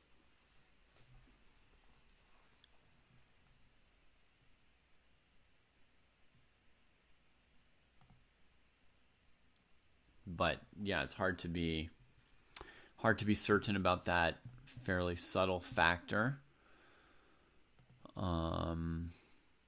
Firouzja looks quite comfortable here. Queenless Slav, knight d7. Should be fine. Everything looks pretty fine for him. Oh, there's some idea of this at some point, but they can't do it yet. Yeah, so he's got time to play knight d7 if he wants to. Bit rushing the bishop out to counter this potential pressure, and knight e5's a big question here. Maybe he'd play bishop d6 there.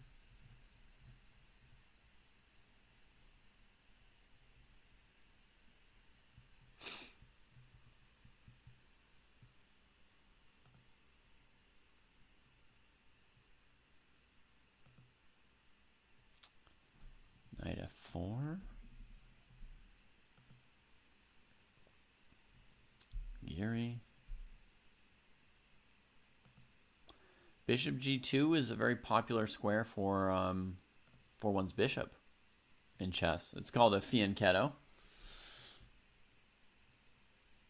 It's a lot to keep track of, Rainbow Teddy, and we don't have to keep track of all of them. We're not trying to go to the same depth on every game. Looks like we've got another move here from Shanklin. G5! Fighting fire with fire. I expected, maximum timidus here, but G5. Shanky takes by h-pawn, and white goes back to thinking. Presumably, they want to poke in here.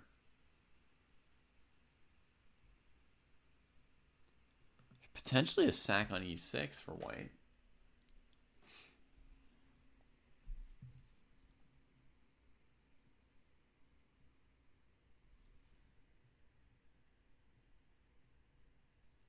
For sure, Rainbow Teddy. It's great to follow games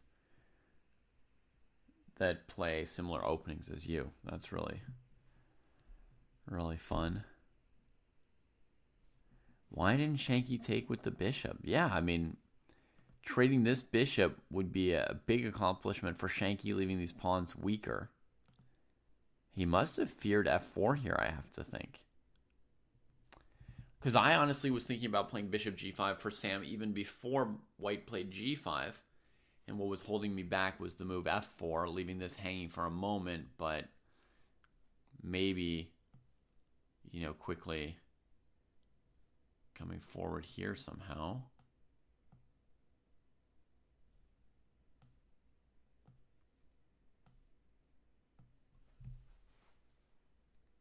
Something like this.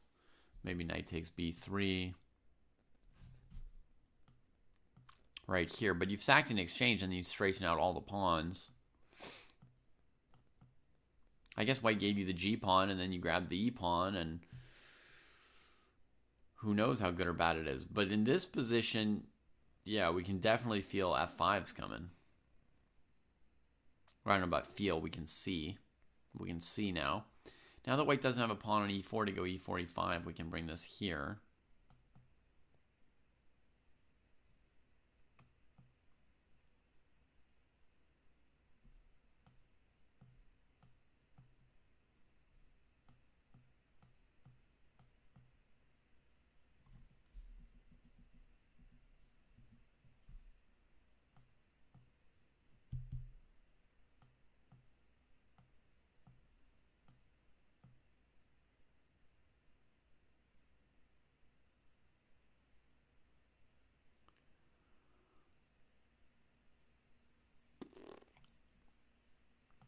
Tricky stuff. Tricky stuff. So, I mean, bishop g5 was possible for Shankland. But,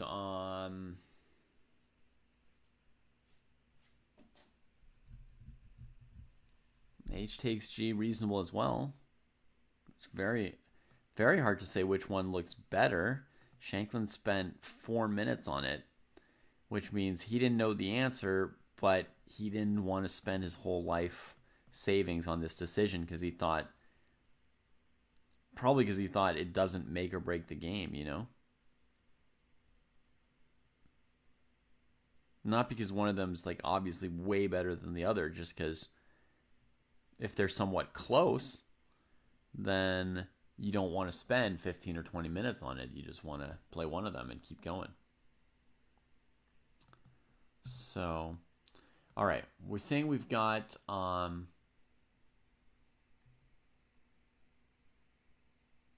can I play with you? No, I can't. I'm busy, as you could notice. We've got another move here for the Gukesh game that he played bishop g2, and Yagiz played a very easy move, e6, but he spent 4 minutes on it, so that's like no moves are easy for him or something. 4 minutes on e6. That's where you just get to play a quick, 2 moves and catch up a little on the clock here. But we have another question from Evan about the Shankland-Demchenko game, which is knight takes e6, right? F e6, bishop e6, king h8, bishop d4. So that would be relevant for this exact position. It would be knight e6, hitting the queen. Demchenko just played rook hg1, by the way. Taking the rook off of this h-file. Very interesting to leave this rook here. This rook's influence is making, bishop f6, e5 kind of an idea for white in some cases. But let's look at Evan's idea. Knight e6, hitting the queen. No time for knight b3. Probably we take. Bishop takes. King to the h-file. Let's say h8. Could also be h7. And then you want to go bishop d4, threatening h6. Right. So I think Shankland's defense to your idea, Evan, would almost certainly start with bishop f6. The critical point to this move is to always be able to answer h6 with g6 and keep the h-file closed. That's kind of like the major idea for me here. I know white could play e5 and it'll be complicated. There's a number of things that could happen here. But I feel like that is kind of the basic thing I need to do, is not allow h6 to open the file. So, bishop f6, maybe e5 takes, and now white could go bishop c5 or bishop takes e5, right? If they go bishop e5, I play queen e7. I don't think anything too horrible's happened. Why? There's still bishop d6. Actually, that's annoying. No king's gambits, no.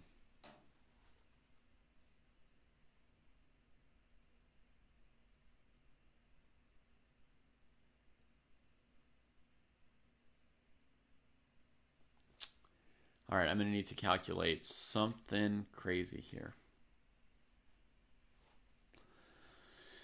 And then, of course, we have another thing to look at, which is bishop c5, just kind of winning material as well, right? Yikes.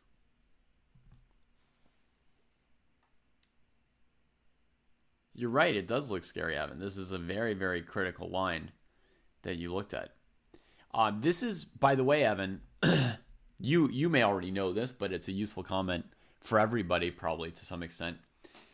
This is partly why playing open Sicilians as white is so devastatingly difficult to do, because you have to look at ideas like knight e6 on almost every move. Because if you don't look at these knight e6 moves, your position just gradually usually becomes not very good. Like the point of your position is to play a move like knight e6 at the right time. But calculating knight e6 for, let's say, 4 or 5 moves in a row between moves 15 and 20, or moves 12 and 17, or whatever it might be, it's a heavy, heavy burden. Very hard to get it totally right, to know when the moment is to do it. Just the difficulty level is so high.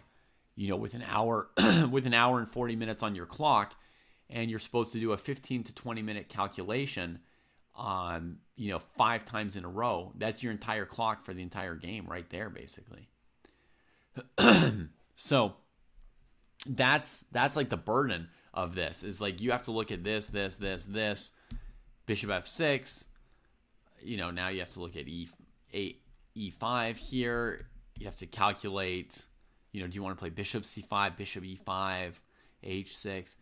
And then sometimes you can have your instinct kick in somewhere there and say this is promising or not promising. Other times you just have to calculate and calculate and calculate, waiting for it to waiting for yourself to for some clarity to set in, right? So super difficult. Demchenko played rook g1 in this position, and Shanklin's playing rather quickly, right? This is the thing about how it's easier for black to play these open Sicilians often. Knight c4 is kind of an easy move for Shanklin. He takes the pressure off e6. So those sacks are done. He goes after this bishop and this pawn, either of which he might be happy to take. I would be playing like just bishop c1 relatively quickly here as white, but sometimes you drift if you do. So the white player often feels a lot of responsibility. For Sam, easy to sack the exchange, easy to outpost the knight, so he's having a pleasant start to his second round. Now, I know that there's a lot of interesting games out there, including the Arjun game and other games. We may click around to even more games at some point. I think Rainbow Teddy, I've just been trying to get at why a lot of people are scared or not tempted to go into mainline Sicilians as white. But it's not fair to say that nobody goes into mainline Sicilians anymore, because as you can see here, Demchenko went into a mainline Sicilian. Yesterday, Giri played the Najdorf. His opponent went into a mainline Najdorf with him. So it's not that nobody does it, but there is kind of a burden and a difficulty level on white. Francois saying white should have sacked the knight on e6 like Evan suggested. It looked very promising to me, yes. I didn't get far enough to say for sure that white should have played knight e6 instead of rook g1. But I was kind of feeling it. As well as I could guess, Evan's idea looked promising to me. But then again, as white, as I said, there's that extra responsibility. You feel like you have to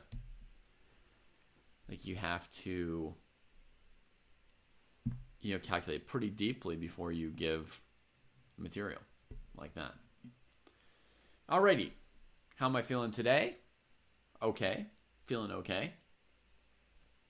Really enjoying the tournament. I realized that yesterday, almost basically all the players that I root for the most won their games, which in a sea of draws is a really, really rare occurrence. So for me to get, wins from everybody I'm rooting for yesterday, that was an unusual pleasantness. Today, two of my favorites are playing each other, right? Gukesh and Yagiz, so obviously they can't both win today. But I've got a lot of my favorites up here on screen. Another two are playing each other over here, Prag and Zemolyansky. Then we've got obviously Shankland with a good start today, so I'm happy about that. Bishop c1. That should have been an easy move for white, but even that 4.5 minutes, so it's still costing him. I'm a fan of this guy here, Abhimanyu Puranik, who has managed to grab the bishop pair from Vidit, so that's reasonable. Vidit's kind of got the c pawn kind of dead in his sights. It's looking like.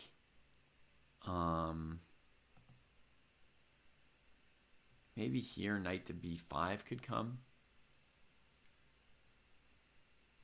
Sacking this pawn, but getting one of these.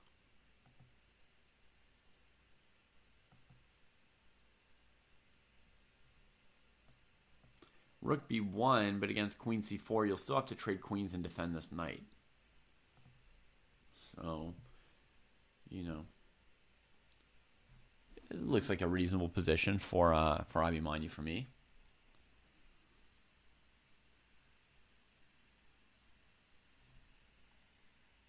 Oh, favorite to win the whole thing? Sorry, Reed. Yeah, I think Prague is the favorite. I think basically you could look at all of 2025 and say that Prague is playing the best of anyone in the world in 2025. I mean, maybe Magnus in the one tournament he played a little bit better, but with only one tournament, I mean, what are we saying, right? So, I think Prague should be the favorite at any chess tournament right now.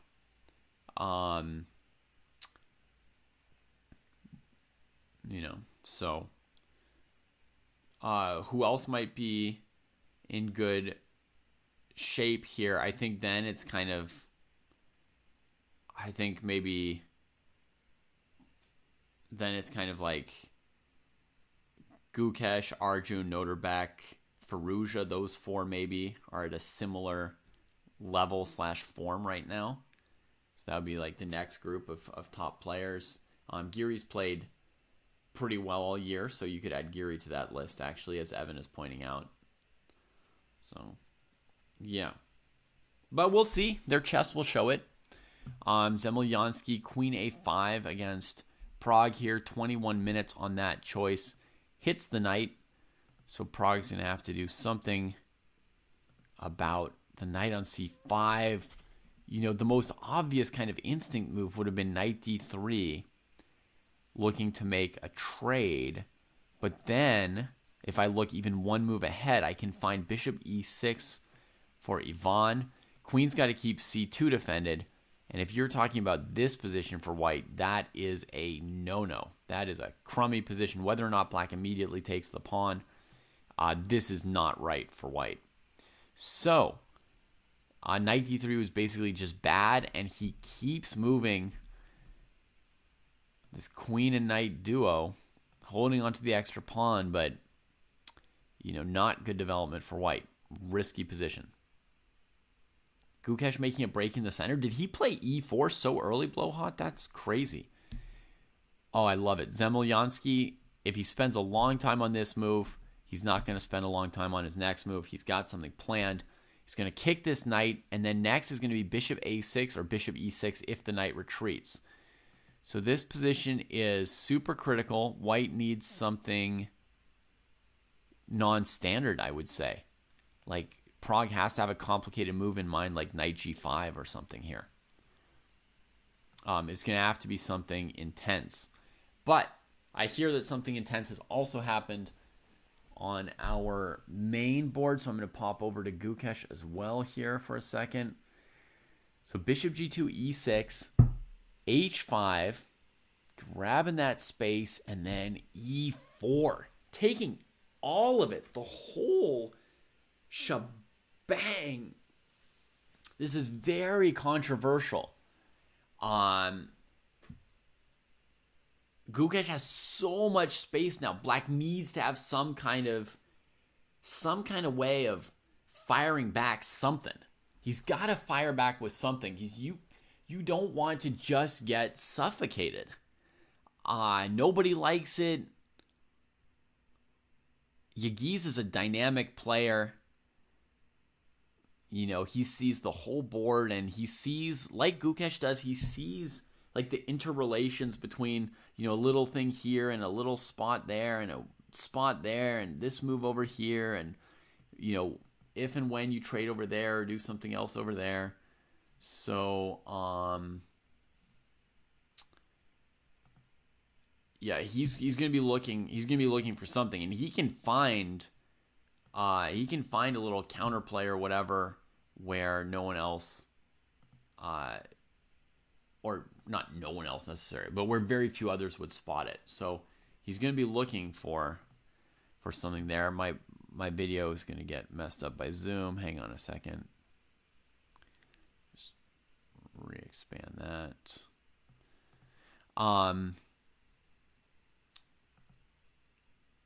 So what does black do? Asked Blowhot, right? Like, where does black find a spot to do something? It's going to be something like c5 or e5 or knight c4. So let's have a think.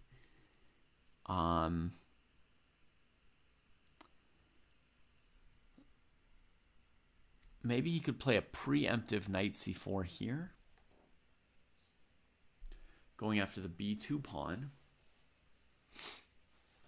And I don't think white can take the pawn on c4 because we got this spot.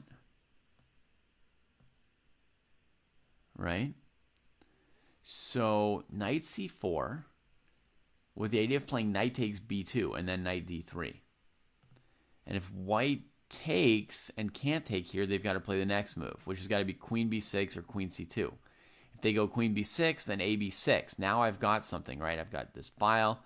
I've got this weird little pawn mass, and my knight can dance over into the queen side and find some spots to do things. So maybe what white would prefer would be to now keep queens on the board. If I go for this knight c4, say they've got an amazing center, keep queens on the board. The center is going to be maybe worth more in a middle game. But now as black, I want to hit white from here. I don't know if I would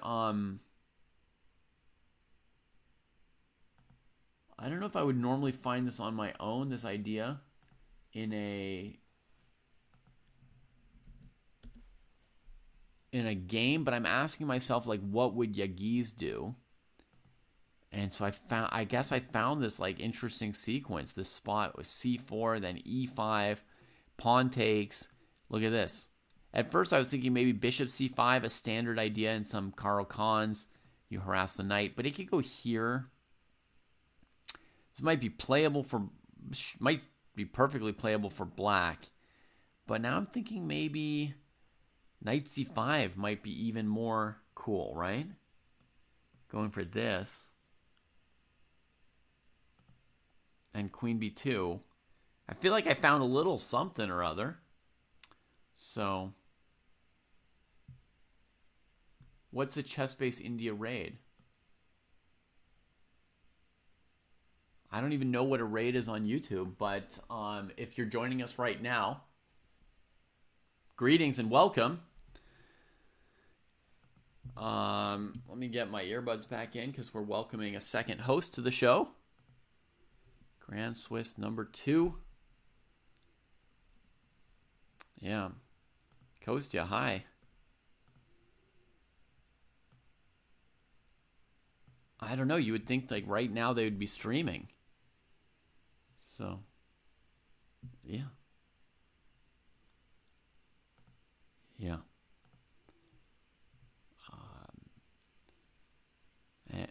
And at just this moment, all my stuff's not working, but let's see if we can't fix it. There we go. We got Kostya on now.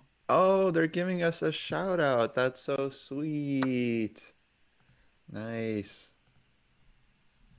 Well, shout out to Chess Base India. All right, you handle that, Kostya. I don't know how to do shout outs on YouTube. I'm doing it. I'm shouting them out right now. Shout out to Sagar Shah. He's awesome. I Uh, met him in Budapest last year. Super, super nice guy. oh. And yeah, love all the content coming from CBI. Yeah, well, we are watching We are watching our boy and your boy Gukesh right now. Um, Mutual boy.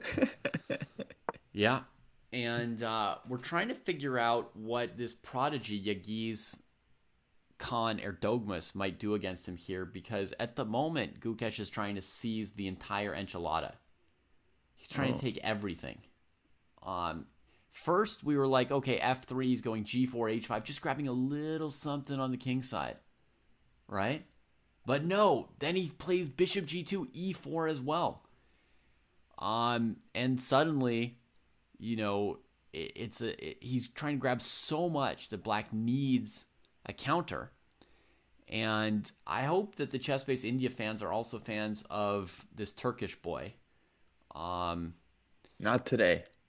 Not Not today, today. you fear? I hope you guys are and can appreciate both sides of a great chess game. Gukesh couldn't do anything great if he didn't have a good opponent. And the hope is that Yagiz can show up today. And I came up with kind of a cool idea for him here, Kostya, if I do say so Mhm. myself. Have you got the Gukesh versus Yeah, I'm looking at it. Yagiz position? All right, here's what I Mhm. came up with for Black. So White's basically trying to like take him into like a French or Caro advanced, right? With a Yeah. nice big space advantage for White.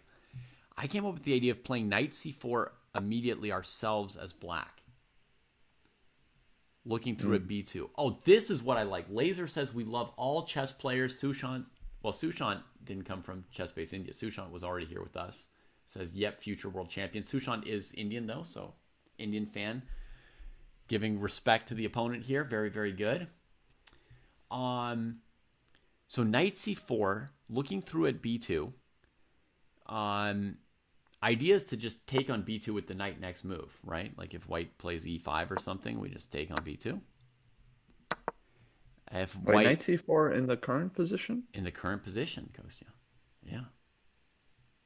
So knight takes c4. Yeah. So I only found this variation because I asked myself, what would Yagiz do? hmm And then I came up with this like crazy looking knight c4 move. So White can't take twice on c4 because of queen b2, I think, hitting g2 a1. Yeah. So they could take once, and then they either play queen b6 or queen c2, right? hmm And if they go queen b6, I play a b6. And my point is I've given up the whole center, but we've got this endgame without the queens. I've got b5, knight b6, knight a4. I've got something to do for black. Or Yeah, that looks nice for white. maybe I'll play a b5, b4 pawn sack. You think this looks advantageous for white? Yeah, I would think white's better in this endgame. Okay. Might be. But black's got something to do. You have to Yeah, play yeah, you have something to do a3, for sure. b5, and then you have to move your rook to avoid b4, right? So you play something Yeah. like rook d1, and then hmm knight b6, heading to a4. Um, Yeah, I still feel like white's better. okay. Just put the rook on d2. Mm-hmm. Just put the rook on d2, knight on e2, defend everything. Because this bishop on h7, I mean, it's really it's getting squeezed. Mm-hmm.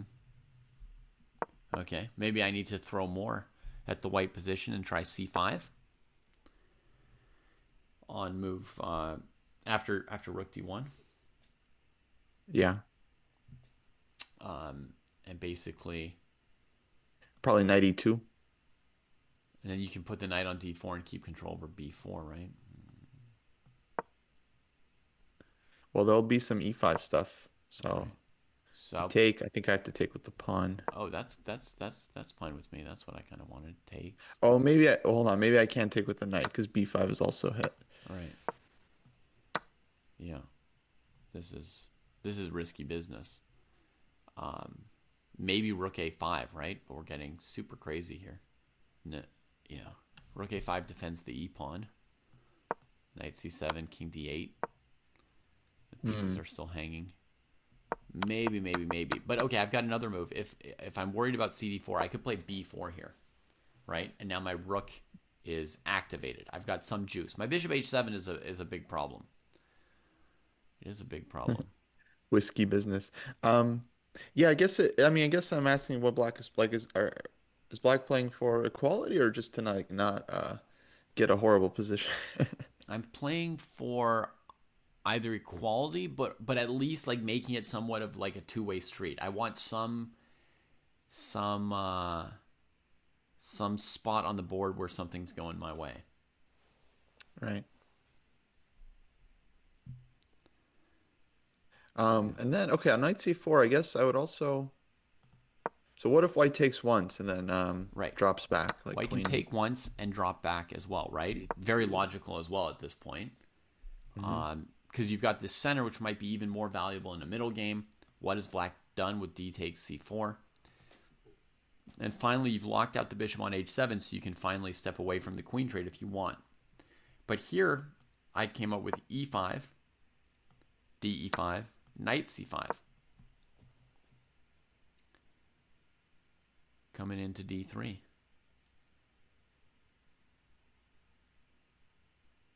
Maybe just bishop f1 deals with it, huh? Bishop f1.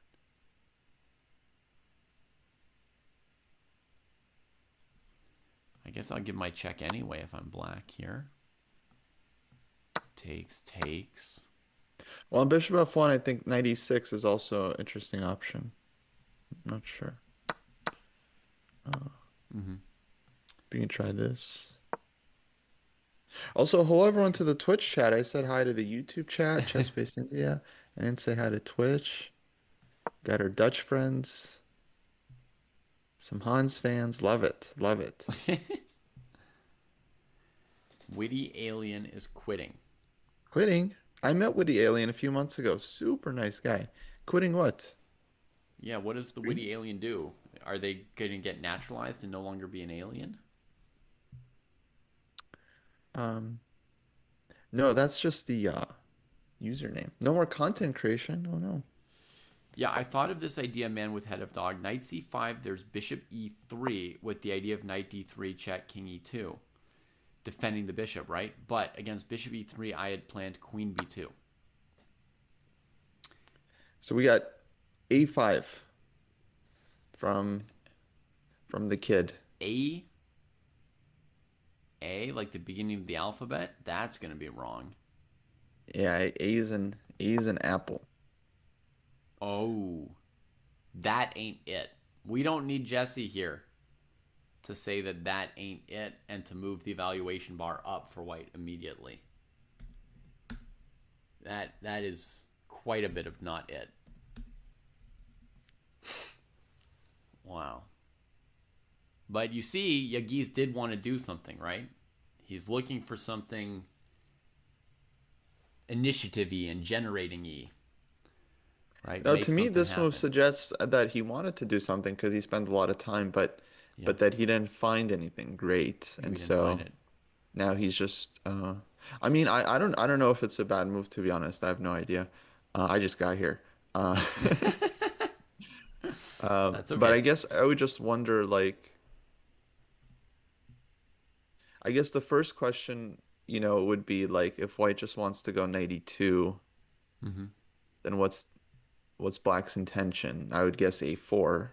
Right. So Black's concept here is to threaten a4, a3, breaking up your pawn chain, and to place a knight on the c4 outpost, right? They're going to try and force a queen trade and then have white not able to play b3. So then they're going to post a knight on c4 and you're going to have to defend the b2 square. Mm-hmm. The reason this is not it, somebody asks me, Lauren asked me, what's the line? The reason this is not it is because moving the a pawn is not enough compared to what white is doing in the center. It's not enough. Right. And white I don't have this. also is going to be able to just move the queen back and not trade and bring your second knight to b6. So then you will have not traded queens and spent time moving this a pawn, which won't be effective enough, I think.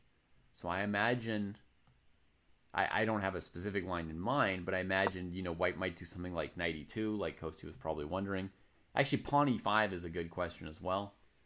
But, maybe something like knight e2, a4, queen c2. And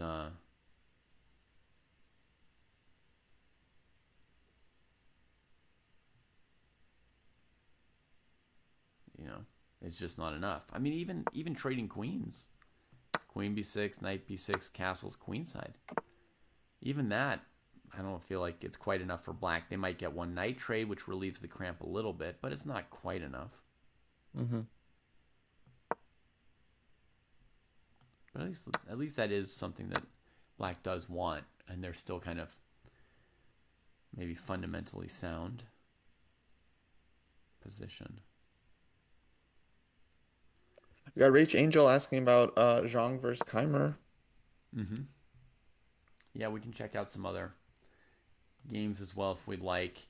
I don't have Schonheimer open yet, but I can go find it.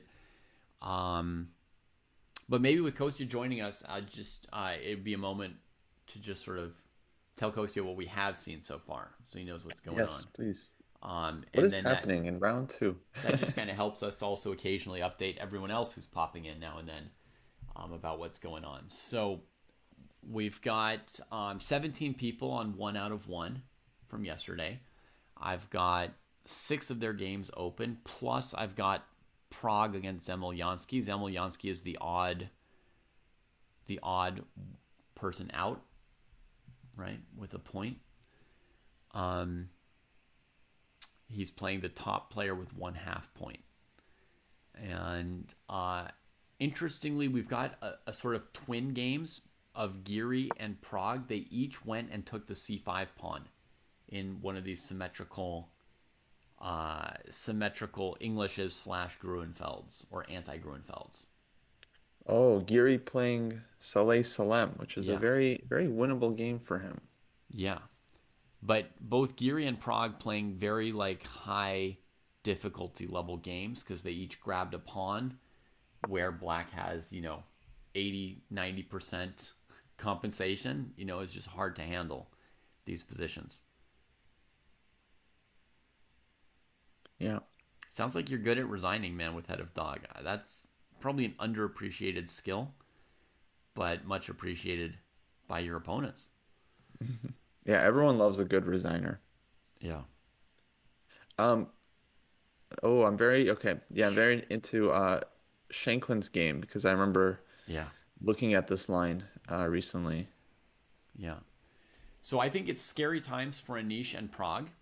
And you can see Salem is lining up h5, h4. But then the game that's the most fun from our perspective, perhaps, Kostya, is that Shanklin just got to play rook c8, rook takes c3. Now he's broken with d5 Yeah. in the center. And it's just easy moves for black, and white's clock is disappearing, just getting annihilated. Yeah, I would love to discuss the Shanklin game at some points. Yeah. Honestly, we think that 2 moves ago, we had a suggestion from Evan in YouTube chat that Domchenko should have gone for it with knight e6 on move 19. And I thought it looked fairly promising for white. On top of which, if you look at the position he now has and sort of compare and contrast, knight takes e6 with this position, looks miserable for white to my eye. Yeah, I don't think Like, he's going to get another chance like that. just anything should have been better than this at this point. I would say clear advantage to Shanklin. For anyone wondering about our Sensei eval bar, that bar is set by us. We type in evaluation numbers to it, and so we've got that one set to the Gukesh versus Yagi's game. That's our main game, and that's where we've got our evaluations Maybe for we should rename that the Gukesh eval the so that Gukesh people know. bar. Salem Saleh is a very sack-happy chess player, as Tactics and Swindles points out, so he's going for it. Yeah, he's super sharp. But he's not like an elite player. So for Giri, this definitely feels like he plays like King's Indian, Grunfeld, all this stuff. So for Giri, definitely feels like this is a game with white that he really should try to win. Mm-hmm. Yeah. So it should be said that Giri is actually he's playing in 2 events right now. I don't think people realize. But he's playing the Grand I Swiss didn't realize. and he's also playing in the FIDE circuit. And if he wins the Grand Swiss, he's in. But if Prague wins the Grand Swiss, then that's huge for Giri's chances because he'll get a lot of points from this event probably for the circuit if he does well. Yeah. All right, I gotta find this. We should check out this Keimer game. Right. I'm Where now is it? hunting for Keimer and Xiong. Oh, what an ugly Me pawn structure from white. I guess encouraged by Jeffrey with an exchange sack. So that happened on move 12. Rook takes e3. That is a classic exchange sack. That is vintage Petrosian and Gary Kasparov right there. Yeah, Um, they play this in the King's Indian. They play this in the opening that they might be playing here, which is the Tarrasch defense. This looks like a Tarrasch defense version of it. very thematic. Let's Yeah, see. there's famous Open. game, Yeah, I think Tarrasch. Gelfand Kasparov, where Kasparov sacks on e3 and just plays long-term compensation and wins nicely. Man, Jeffrey just went straight to this Kostya too. Just like the Shanklin game. He just played rook e8. White Right. does something. He takes it. Just like in the Shanklin game, Shanklin played rook c8. White played some move. He just took on c3. No, no Yeah. calculation, just positional, right? For Shanklin, yeah. For Jeffrey, I mean, he spent 25 minutes on Rookie 3. So some thought went into that. Mm-hmm. Yeah, that's But true. ultimately, he That's just true. couldn't, he just couldn't stop himself. Yeah. I Um. love that he did it. I think this is how you should play chess, especially against high-rated players. Yeah. Then he brings the knight here. Rook to the e file. Looks like a very pleasant position for Jeffrey. Honestly. Next move could be knight c4. And like if it were Black's move and they played knight c4, I think it would be obvious that Black's better.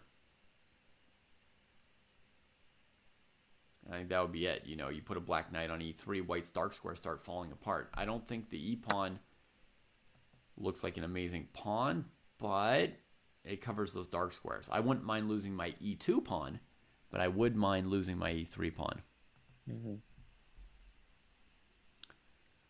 Are we sure that in this position a rook is worth more than the dark square bishop on b6? Yes, I am sure of that. A tiny bit more.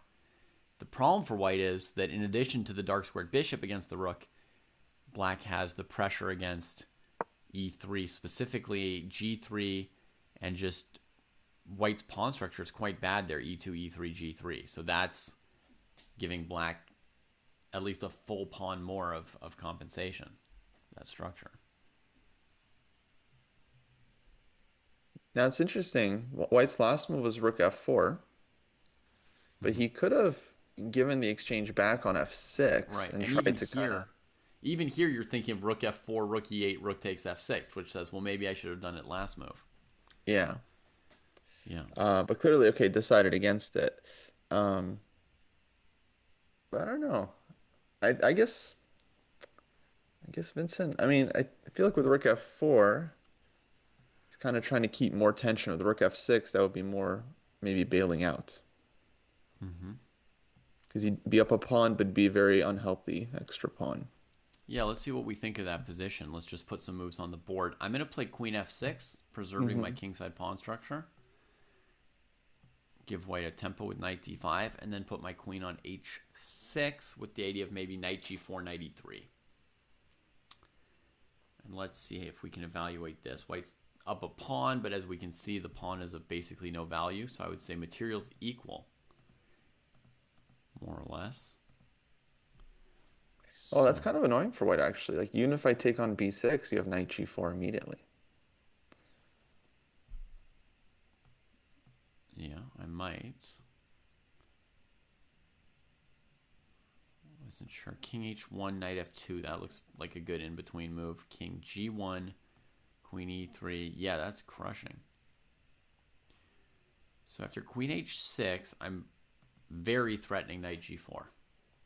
Yeah, and H3 is hanging, so it's kind of hard to deal. Yeah, Okay, well that answers that.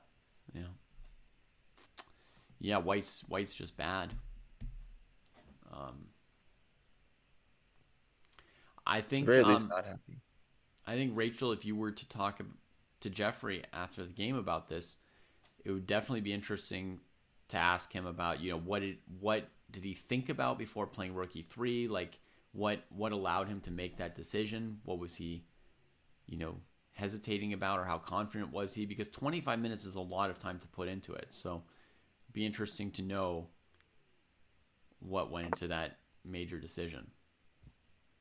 Whereas if we asked that of Shankland about rook takes c3, he would probably either tell us it's obviously good, white's position is trash after rook c3, or he would tell us, like, it was my opening prep. So I knew this Oh, position, so I played it. I know what he would say. I think it was that one. Uh, You think it was still in his opening prep at that point? I'd be extremely sure that it's either his direct prep, and if it's not his direct prep, then it's him trying to follow his prep, like him Mm-hmm. playing the way his prep is supposed to play out in other lines. Yeah. That one I would be 100% sure of, because he's following known games with this rook c8, rook c3 thing. Mm-hmm. Um, Games that he's seen, I'm sure. Yeah. All right, we got queen g2 from Demchenko, lining up a capture on g5. So things getting a little bit more critical there. Somebody said, as Clutch said, there's a direct threat for something to happen. Oh, on this game, could you go back to move 10? Yeah. h4. So move 10, white played h4. So I'll tell a quick story here. So I faced this line, bishop c4, bishop e3, in round one of Reykjavik Open this year. My opponent played this setup. And then it was like kind of sharp knight, or and then afterwards he was like, yeah, it's an interesting line. And then I looked at the line, and then I played it in round two myself with white Mm-hmm. against Grandmaster was playing in this event, Lu Shanglei. And then he played some different setup. But I remember I was analyzing this line a lot, and I came to the same conclusion that Demchenko did, that for white, you have to try this like h4, this early h4 thing. That's kind of the only like ambitious way to handle it. Because if you play the normal setup, like as he eventually does with like f3 and queen e2 and castles, if you just did that without like h4, h5, then I think Black's best bet is this plan that Shanklin chose, this like quick knight c6, knight a5, and then rook c8 followed by rook c3 super fast. I remember there was some game in the U.S. Championship. I think it was like maybe it's like Wesley So as white, maybe against Shanklin, maybe against Aronian, but against someone, and or maybe against Mishra actually. I think it was So versus Mishra, and they went down this line, and like Wesley won that game actually as white, like playing against the exchange sack. But I Mm-hmm. think he was just very booked up. Like he just knew exactly how to deal with it because he allowed it as white, I mean, he's not an idiot. So he allowed it kind of like with a very specific plan of like how he's gonna deal with it. But Right. but looking at the position, like I was analyzing this game, to me it still felt like Black has better practical chances in this kind of thing, which is why I'm not surprised to see Shanklin go down this road because it's like, yeah, it just feels like this position is more interesting for Black to play. Mm-hmm. So you're saying even if white didn't play h4, h5, this rook c8, c3 is still what black does, and it's even better if white hasn't That was pushed my h1. impression. Yeah, so that's why I feel like Demchenko like started because he's also, I mean, super experienced guy. He's not just gonna allow Rook takes c3, and just lose and be like, oh. Lauren So, asks how you remember all this. um, well, for me, it wasn't that long ago that I was looking at this stuff. Like I played these two games back in March, so that was like a handful of months ago. And then I was trying to prepare the line as white for some other event, maybe in June or May or something. And so I remember looking at that So Mishra game very because like it's like a critical game, and as white, I didn't want to enter a position like this, even if an engine says it's okay. For me, it's like it's not the kind of position I want to play, the kind that white has right now, where I'm down in exchange, trying to defend. It's like I'd rather have just like a clear attacking plan. So I was trying to make this line work. So and I just remember thinking like, dang, if they know this like knight a5 rook c8 thing, it's like it's just really hard tempo by tempo. Mm-hmm. So I think part of it, Lauren, is he says it's recent. Now I watched and commented live on one of those games, and the other one I played over not live because of the time zones.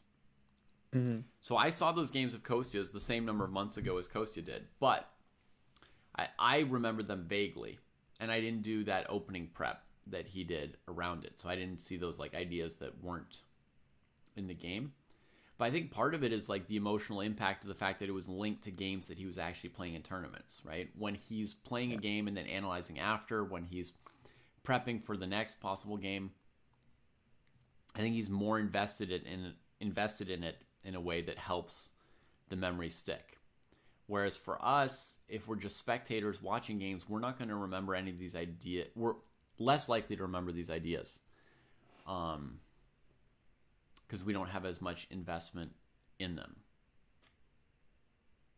Yeah, no, no, absolutely. Um, like I think the emotional aspect makes a huge difference, especially if you played a game in a particular line. Um, and if you play multiple times. So I definitely like if I play a line once, I probably won't remember a lot like a couple months later. But if you play like a couple times and you like look at it a couple times, then you get this kind of like spaced repetition effect and it kind of sticks with you. Um, it's also good to try to like understand the like maybe people will notice like it's not like I remember the exact like moves. I just remember this concept like, oh, black plays knight c6, knight a5, rook c8, and then it's like not hard to figure out the rest from Mm-hmm. there. Yeah. But of course, when people are studying openings, they're usually just like trying to memorize stuff before they understand much about the position at all, Yeah. which is not the way to do it. The way you remember stuff is like understanding the story of the position, because then you can kind of like work it out piece by piece. Now I have another question for Kosti about this same line and his prep. Now, and this question is in a sense only relevant to like an IM, GM, Super GM level players, but we're watching a Super GM tournament here, right? So the point is not necessarily that this applies to everybody here, but that it should give you all some insight into how players at this kind of professional level are making their opening choices. So my question is this, Kostya: how good would the computer eval have to be of this kind of a position for white, right? One of these positions allowing rook takes c3, which you said Wesley So he knew that this would be unpleasant, but his computer engine said it was good for him and he played it into it. How much eval would you need to have from the computer to be willing to play this position as white? It's a great question. Um, so for me personally, I feel like if it's less than like point 0.6, it's not it's not super convincing. And so I'm like very skeptical. Mm-hmm. Um, so if it was more than like maybe point 0.6, point 0.7, then I would kind of have to talk with myself and be like, you need to play the best moves, and it doesn't matter if you don't like this. Yeah, you just psych yourself up. Like, take your medicine, Kostya, and win the game. Yeah. I mean, let me say that the position that Wesley So entered, engines give that a 0-0, Uh huh. with black having full compensation for the exchange. But Jeez. so that gives you the idea. Yeah, like I think that was more like his understanding, maybe like thinking it's not that easy for black to play. I don't know. Um, So that's very brave, Wesley. He's saying, yes, it's a very difficult position to play, but when you reach my level of skill, it's equally difficult for both sides. Like, if I'm prepped for this, I can make it hard for black to play. I can mhm. force them to play very precisely, where normally somebody at Coasty and my level, we look at this and we're like, black can kind of play by hand, Yeah. you want to put your pieces on good squares in the weaknesses near white's king. It's not hard to find the c4 square for your knight, whereas it might be harder for us to figure out where should white's knight go or when should white play f4. Whoa, I just thought of this. Instead of bishop g5, white might play f4, Kostya. Hadn't occurred to me before. Yeah, yeah. Actually, the more we look at this position, the more I'm feeling Shanklin's difficulties here, because it's not an easy position for black at all. There's a lot Yeah. there's a lot going on. So But Wesley kind of saying when we yeah. take it to this level, the 2800-ish level, right? Hmm. Then it's going to be difficult for black as well. Whereas for Coasty and I, sometimes it's just like, oh yeah, it looks comfortable for black and like a nightmare for white. Yeah, I mean, yeah, that's kind of and I think it's like I think that's what people should do when they look at an opening is they should just think about optically like would I want to play this? Would I feel comfortable here? Because if not, then you'll probably misplay the position very quickly. And it's I think that's one of the most important factors when choosing openings and positions to go into. I think you really have to know who you are as a player and know what kind of positions you're striving to get. And if, I mean, maybe even if something is uncomfortable for you, you can still enter it with the intention that's like, okay, I'm trying to play difficult position to work on my ability to play these kinds of like sharp positions. Like that's also fine. Like that's intentional. But the worst thing is to be like, okay, this is a move like, or this line seems to be good. Everyone plays it. Let me also play it. I don't really get it. And then, yeah, you just show up and you're gonna, of course, misplay things. Mm-hmm. Yeah. So yeah, lower levels, I think this is like especially true because for me, okay, if I get dropped into some position I'm unfamiliar with, I'll spend time and maybe I'll figure out something to do. But yeah, if you're really unsure about how to play like the opening early middle game and you're low rated, you don't have a lot of experience, then that's when things can go bad really quickly. So I often recommend people to like study games, find some like simple plans to follow, Italian game, Rui Lopez, and yeah, just like play that, get some experience. All right, here's a critical move, knight a3. I was finally calculating a little bit. Yeah. Let's analyze. Okay, knight a3. I take.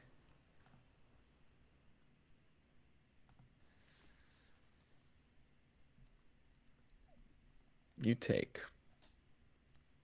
Sorry, Jesse just appeared, so I have to fix my Oh, fix my screen.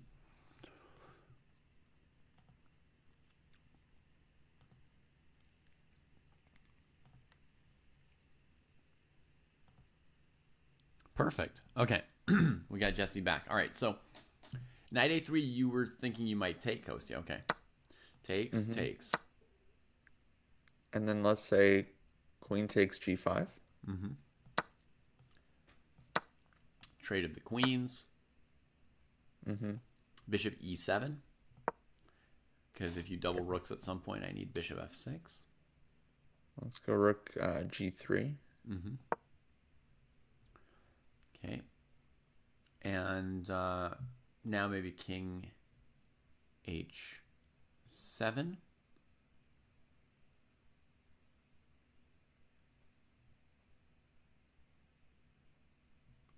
Or should I go bishop h4, force you to g4, g2, and then go bishop f6? Yeah, that looks fine to me. That's what I'll do. I'll go bishop h4.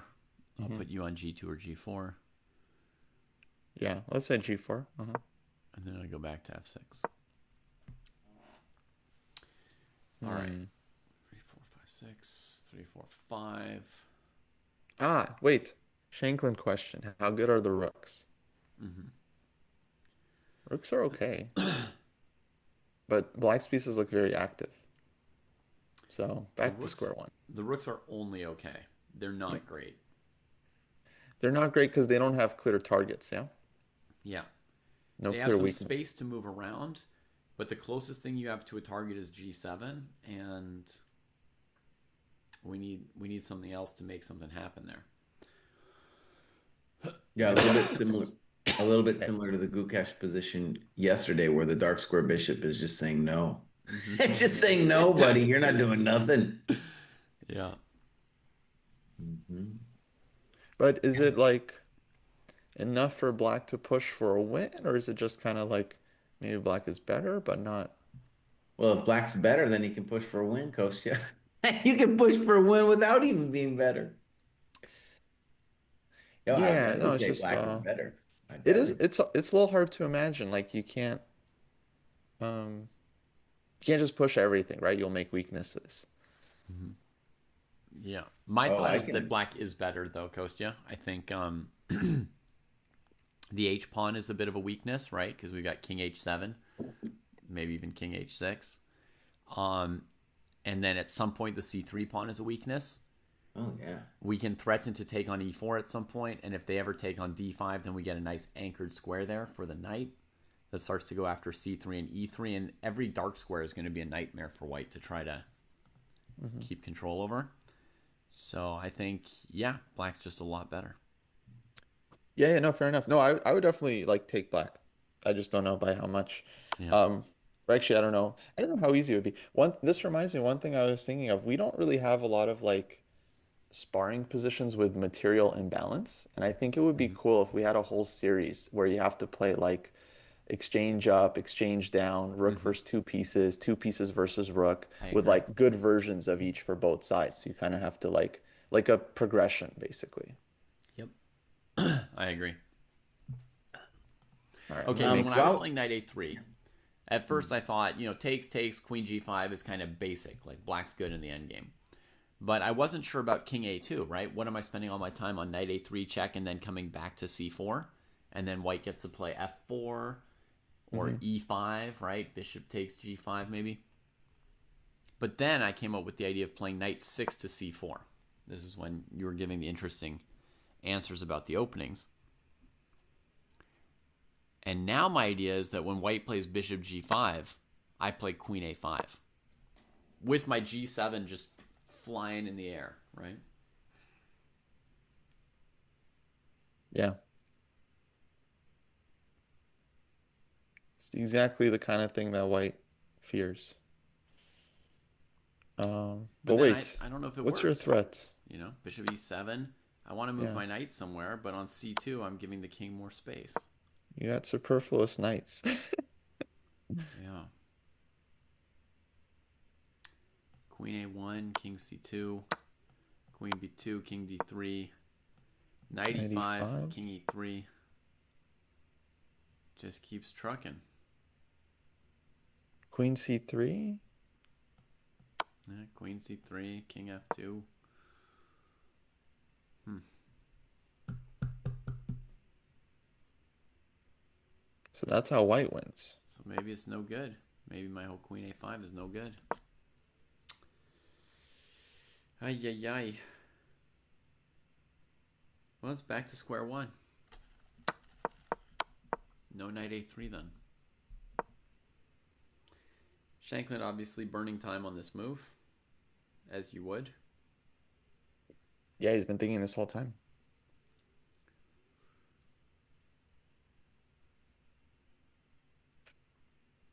can we take a look at our main game? Sure. It's a little bit interesting. My first look at the position told me that I felt uh, white was better. And then the more I'm looking at it, I'm a little concerned. So black is going to play c5 and then bring the knight to c6. And white has to fix their bishop on f1. So, and the That's the knight move. I on, think you're getting ahead of yourself. But yeah, bishop F1. what do you mean? You said fix the bishop on F1. Oh, okay, sorry.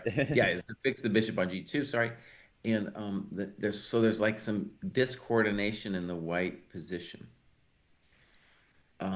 Now, I think if you're just playing blitz, you'd play king d2 to prevent bishop c2 and just to say your king's out. But I think that's problematic because after c5, I'm worried about cd, bishop b4 check. Um, and just in general, the trend of the position could really go against us with black playing c5, knight a7 to c6.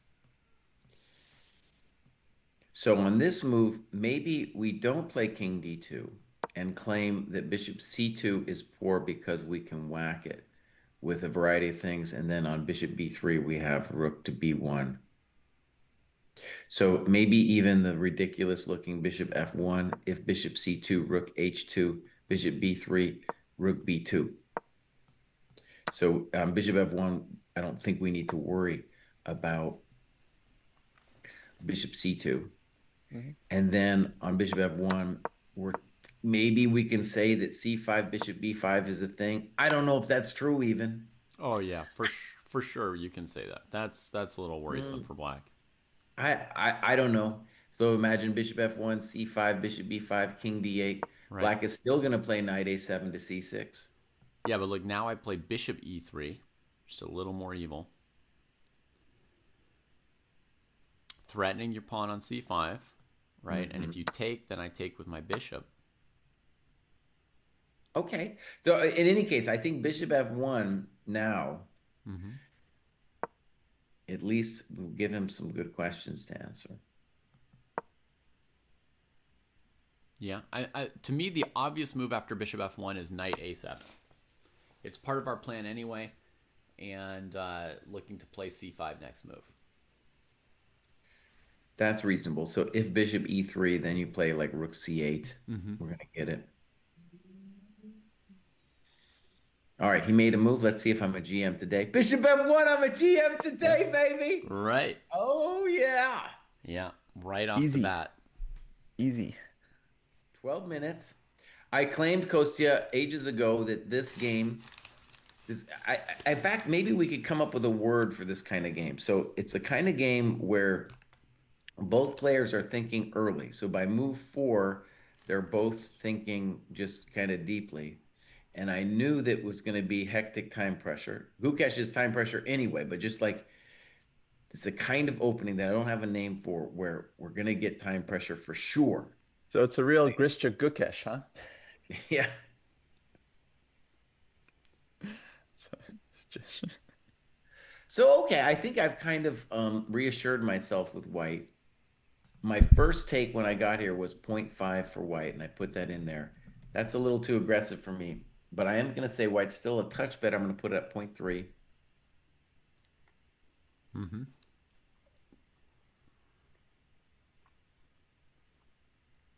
In some um ways, I think this kind of position is the future of chess because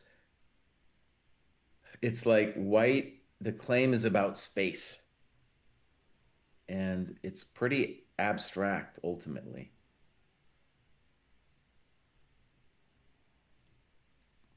Like as a French player, I would be happy to play this position, but I just have a feeling the engine is probably like, yeah, black is a little bit worse.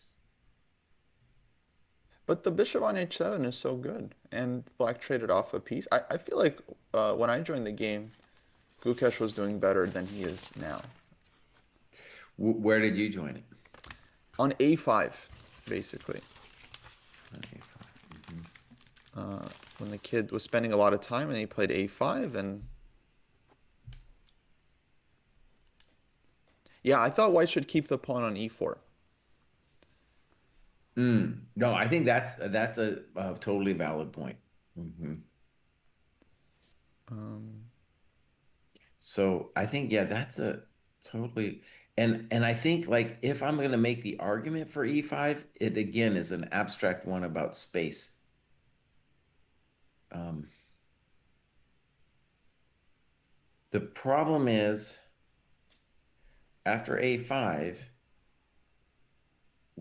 he's kind of forcing you to do something. And the way it goes down, we can't actually easily maintain the pawn on e4. Right? So 15 knight bc4 is ultimately undermining the pawn on e4. yeah, so basically maybe instead of a4, maybe white should have played like knight e2 and then knight g3. But a4 from black is an accomplishment. Yeah, yeah, yeah. I was just gonna allow it. Yeah, okay. No, I think that would be very sensible. So what Kostya is saying is he just wants to play against the bishop on h7, keep it locked in. And Mm-hmm. right, so this is what I mean by it, like modern chess, where if we're going to claim that white's better, it's like this abstract space advantage, because all of black's pieces ultimately are fine in this position. Even if the knight looks funny now, it has a clear path to glory. Yeah, actually, no, I think that's totally right. I was prepping this kid recently at the World. or not the U.S. Pan American Youth Championships. So the kid's like Uh-huh. 10 years old, and he was getting some prep from his coach, and then he showed me his prep one day, and it says this one line. I don't want to say what line because I want to use it, and uh, he's going into a position where computer says equal, but he has more space. And I was Yeah. just looking at it for a second. I was like, oh yeah, this is unpleasant for black. Like your coach is totally right. Like this is a good try. And then he like won the game so easily. Like he just like completely killed his opponent from that equal position. So I was like, dang. Show Me the Speed says that Erdogmus gave a funny look to Gukesh when Gukesh played my move. He's like, "Where did that chump move come from? Where did that chump move come from, Gukesh? Calling yourself a world champion playing Christ chump move?" That's a good question. Do we have like, does anyone know? Do we have individual feeds or are we the only video just from like official broadcast and stuff? Yeah, show me the speed. If you can give us a vid feed, that would be amazing. Yeah, I'd Gukesh watch it. cam. Especially if we focus on one game, we could put it down below our cams right there. We could watch it at the same time. We could see. Yeah. Uh-oh, David, you're showing us some things that you shouldn't be showing us. Why? I don't know if some weird thing came up. I'm just loading up another game as requested. I've been requested to find Arjun's King's Indian since Coach No one says it finds just seems these to answer. endgame maneuvering positions interesting except me. Let's go They're watch cool. the King's Indian with the spicy pawn sacrifice. People want Um, to see blood. There'll be hours and hours for long end games. yeah. I feel like I could answer for Costa here. Black's missing the King's Indian bishop in a bad way.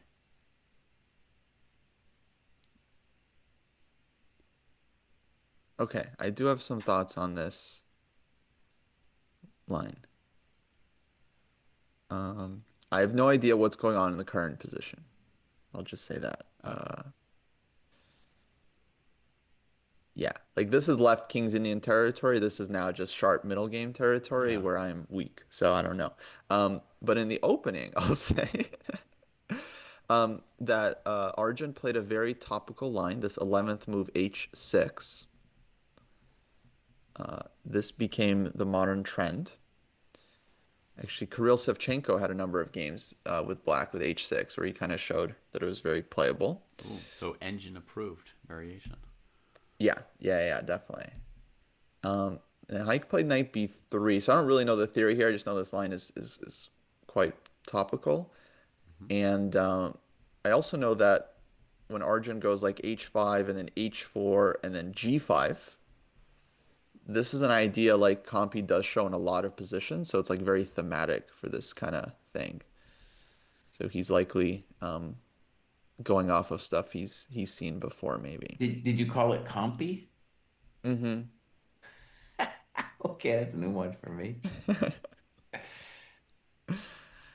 Um, and then okay, then the game explodes. So I have no idea what's going on after like knight f5 and knight c4 and all. I mean that, Right, and like e5, why black can't take that?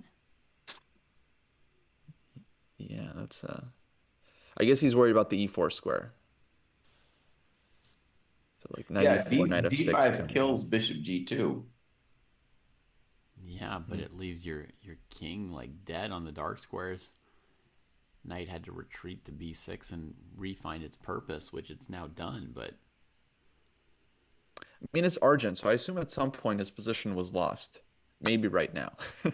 yeah, like right now, somewhere, somewhere his position was lost. Somewhere like now.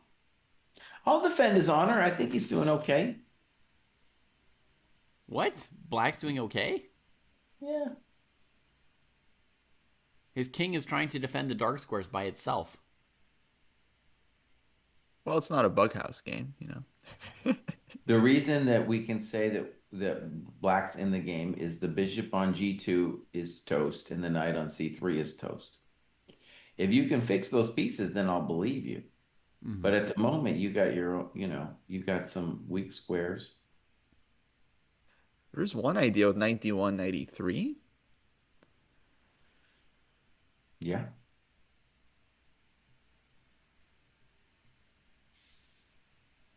Oh, it's wild.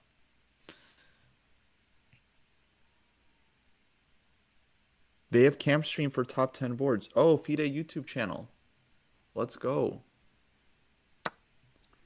Okay, I have an idea for hike as well. Rook A2 to F2. All right, I'm That'll gonna drop the Gukesh link for everyone in the Yeah, chat. yeah, drop that link. Maybe Bruce can do a capture on that one too. that'll bring some new Wow, they got fire. the oh, and they even have the 2D board, no eval bar, so they've improved on their thing. Wow, amazing. I show speed is streaming. Okay, stream manager. All right, guys, there's the Gukesh cam for the Twitch. I'll Nice. put it in our YouTube chat as well, though you guys, I'm sure, uh, have already found it. Oh, that's great, dude. I love these cam things, dude. They totally add value to the viewer experience, dude, for sure. I'm a little Big worried time. my computer will die if I add more. Little worried. Oh yeah, I don't know if we can play the YouTube video on our stream. That might be you know, Against the terms and stuff. against, yeah, at least without. But Yep. that might be something we might be able to get from FIDE in the future. Because I remember like Sotovsky, he was complaining that no one was interested in like covering there's like the women's event recently, and he's like, we're willing to give the feed to people, the video feed. Maybe we can maybe we can get that one day.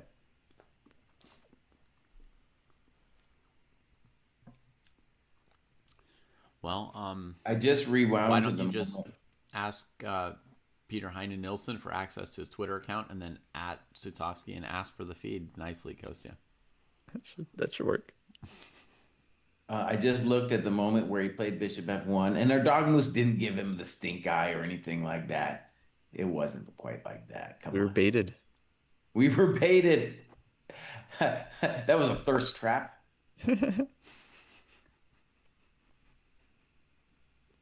Let me see. Let me see. Here's King Gukesh. D7 played. Oh, he's doing the thumb. He's doing the chin on the thumb. Wow. Mm-hmm. Very good technique from Gukesh with the chin on the thumb. It's really solid. Like Yep. He's got a strong thumb. he's got a strong thumb. Yeah, they've been thumb wrestling the camp right here. Now, my first instinct for black would have been knight A7 instead Yep. of king D7. But I don't think king D7 should ruin anything because white has a while before. Yeah, it's one of the hard things about white's position is like, well, how exactly do I get at this dude? I have a plan for white. Okay, let's hear it. I would say knight h3 to f2 to d3. Okay. Looking at queenside stuff. You could also go through c1, but I prefer f2, a square that few people want. So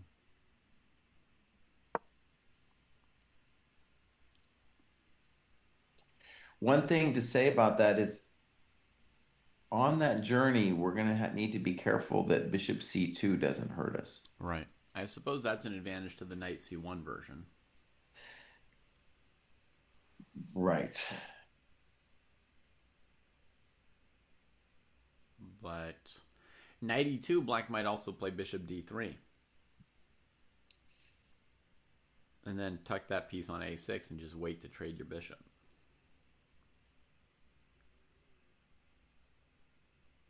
I'm with Kostya, even though it's technically the bad bishop on H7, it's just a strong piece. So if we traded it off, it wouldn't be the end of the world for me. No, but I'd much rather keep my bishop pair here. Also, you would have to gift me a tempo. So knight e2, bishop d3, king d2. Mm-hmm. Yeah. Okay, wait. So Bruce, very nice, simple plan. Let's just call it get the knight to d3 plan. Mm-hmm. Um, I think bishop e3, f4 is I don't like it a lot, but let's just mention it Mm-hmm. because I don't know why the pawn on f4 is essential right now. It's always an argument for the prophylactic, like rook h2. Just be like, well, that's the way it's got to come out. I'll just give quick update. Vaishali, she just beat Aline Robers in board two, Oh the wow. women's Grand Swiss. Just saw the end of that game. Looks like Vaishali kind of demolished her. Isn't she the defending winner of this tournament, Vaishali? Is she She won Vaishali? it 2 years ago, I think. Oh wow, could be. I think she is. I think there was like a little interview with her yesterday, and she said, like, I don't know how I won it last time. I wish I knew or remembered how to win this tournament. But I mean, she's won her first two games, so she remembers something. Oh, there's just so many cool matches. Actually, we can see Shanklin too. Shanklin also has his own video feed. Basically, they got a bunch of boards. Nice. More importantly, did Sam ever find a move?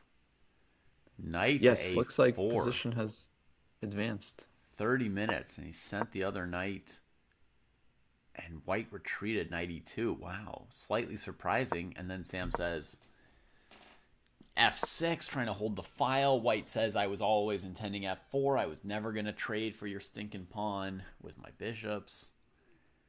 The Shanklin position is just bananas. Yeah, Brutal. dang. Well, let's just figure out what move Black wants to make and make it, right? Easy. Okay. Gf4, queen g7 looks bad. Yeah, that's out. Maybe Rook F7? Yeah. I know Jesse only wants to talk about the Gukesh game, so we'll go back. But this position is really intense. Oh my god. Yeah, I mean, so many games to look at. It's hard to just follow one. Yeah. Well, the advantage of following one is that we can like think with them, you know. Mm-hmm. So I think, David, one interesting thing about your knight h3 move is that we might also play g5 Mm-hmm. because hg knight g5 would be a good deal for us. Sure. The question about g5 I have though is like if he just doesn't do anything, are Right. we doing anything? I don't know. It's hard for me to say. Right. Yeah, I think we would see knight a7, but I didn't expect king d7, so could be wrong about what Yagiz wants to do. Oh, I think we just had a move, bishop e3 from Gukesh. Ah, bring the knight to F3 plan. Yeah, or maybe a little bit of jostling for c5. Maybe a little bit of preventing prophylaxis.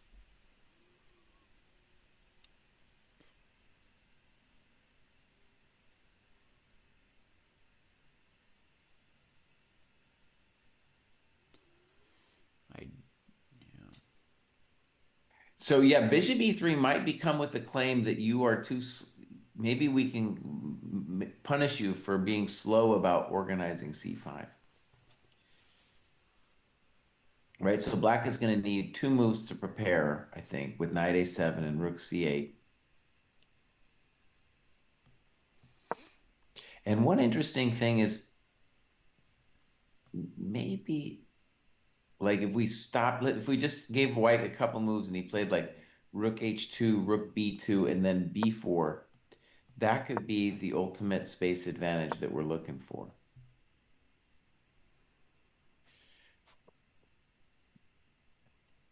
Right? So if you imagine, yeah, something like that, good. So if Doesn't black black does get nothing, c5 in time?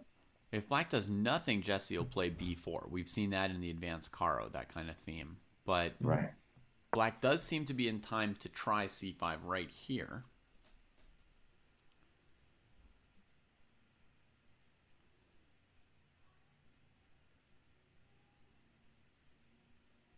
Yeah, so let's continue in that position. So king d2. Uh-huh.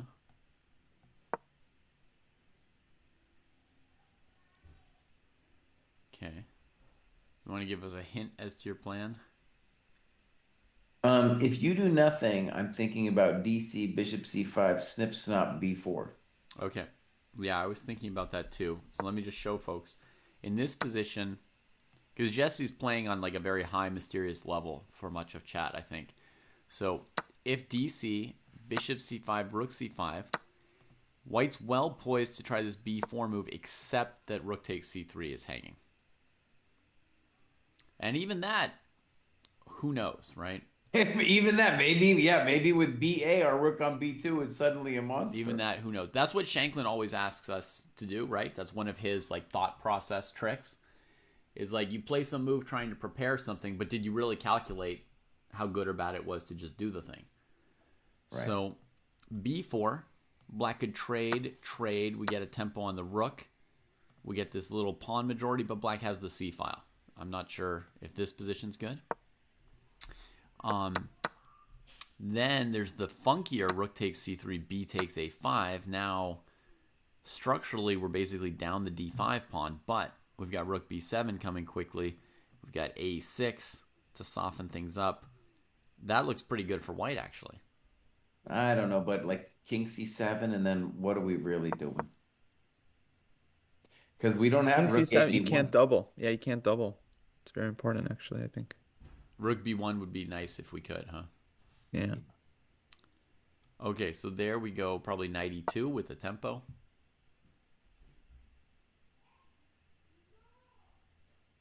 Yeah, I don't know. I Take on mean, f3. it's definitely kind of messy, but And take f3, knight to d4, take e5, maybe, Or rook f4. or rook f4. I mean, it feels very double-edged, I would say. Mm-hmm. anyway, so that's why I wanted to play king d2. Yeah. So then we come back around. So Jesse's playing king d2. He's defending the spot on c3 that's a tiny bit weak. But king d2, what if black plays b6? b6 makes a lot of sense. But then oh, okay, yeah.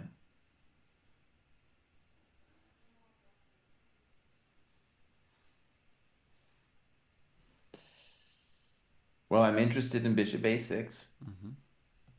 Might as well. Yeah, probably. Just like Etienne Bacro, bishop a6. That's right, just like it. And then 92, and I'm saying I got my business organized. Mm-hmm. I'll play f4 someday. Mm-hmm. But Space advantage. We're talking about the space advantage. yeah, but I'm still like we still have this plan you laid out, Jesse, just like let's say bishop e7, knight c6, and just taking on Okay, but the d4. second you go knight c6, I'm gonna play bishop b5 and claim it's a little bit unpleasant for a peasant. Okay. Okay, yeah, I see it. Then yeah. Now all of a sudden black is missing the light squared bishop on the queen side, huh? To kind of Yeah. this beautiful French bishop is out in the city living its dream life. But what about the family back home? Yeah. So chat, I want to apologize in a way for the fact that this is some very, very subtle stuff that's going on here, right? This posturing around the c5 pawn, around various little squares on the queen side. I know it's very subtle.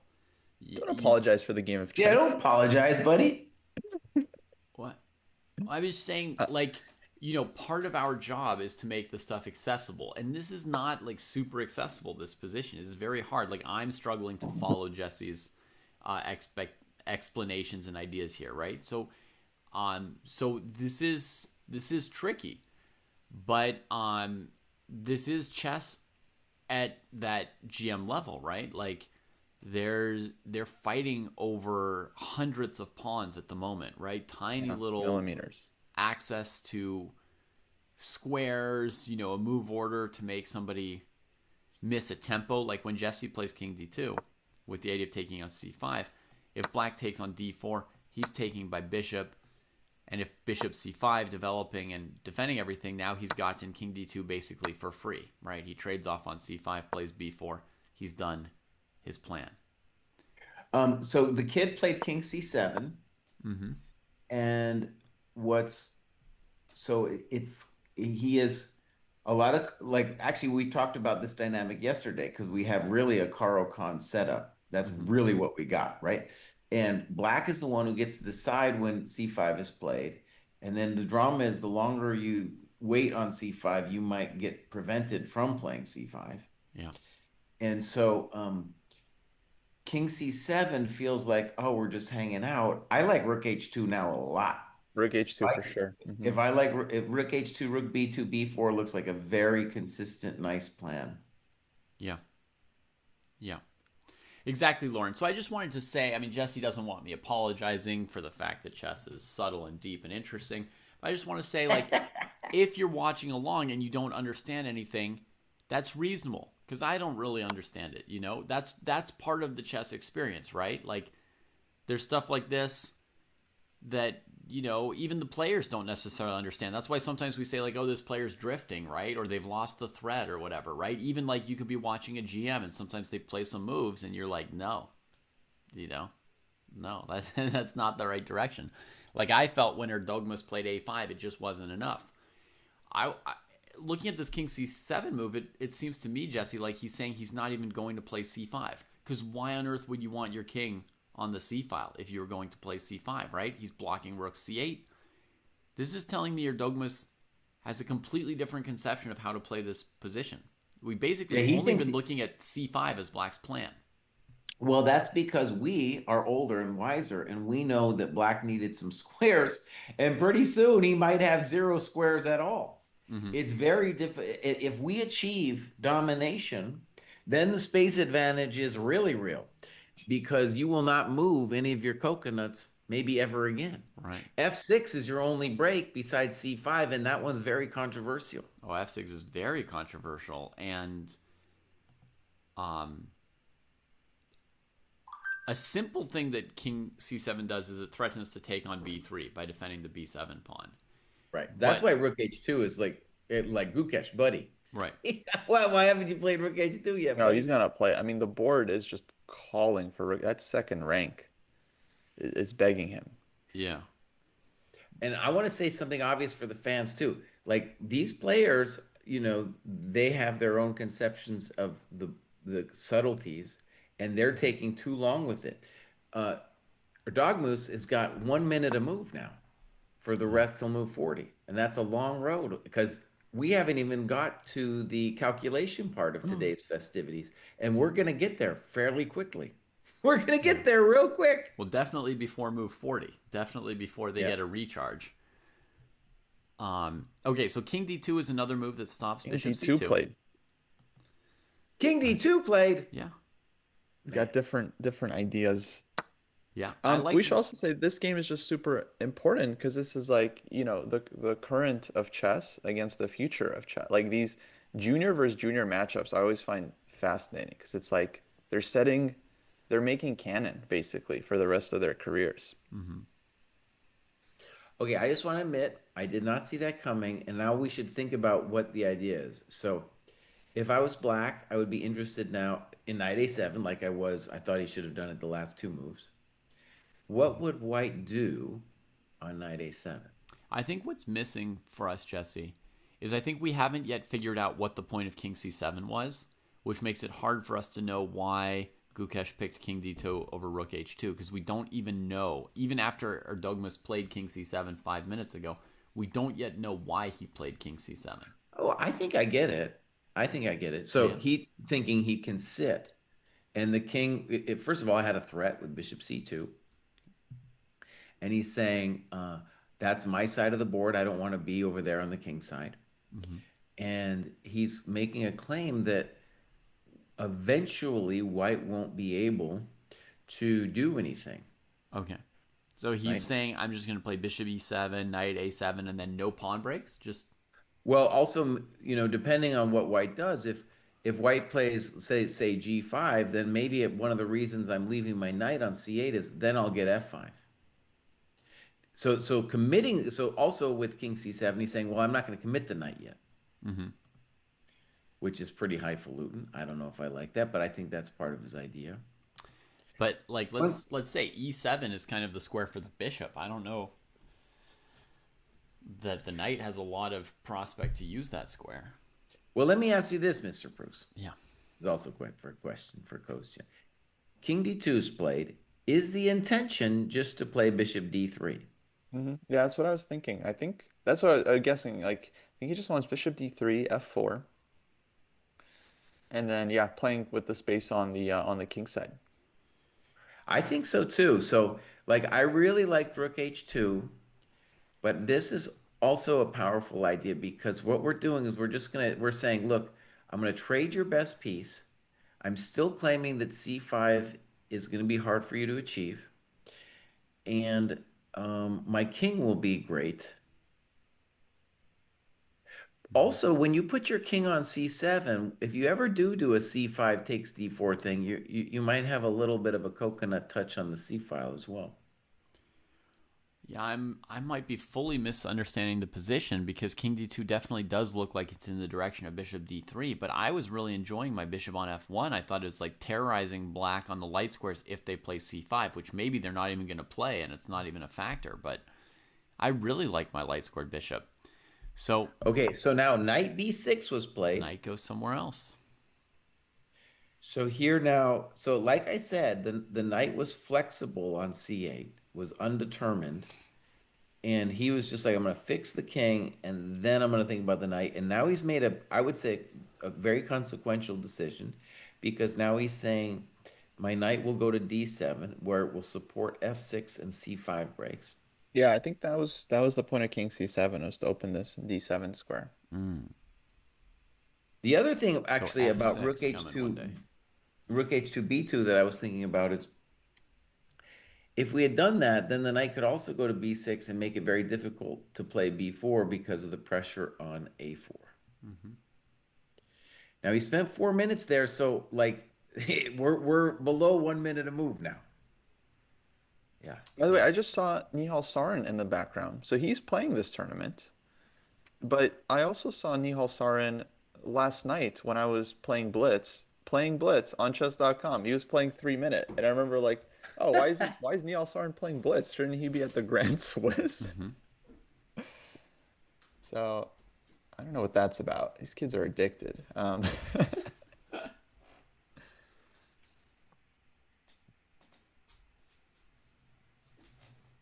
yeah, he's playing there. Okay.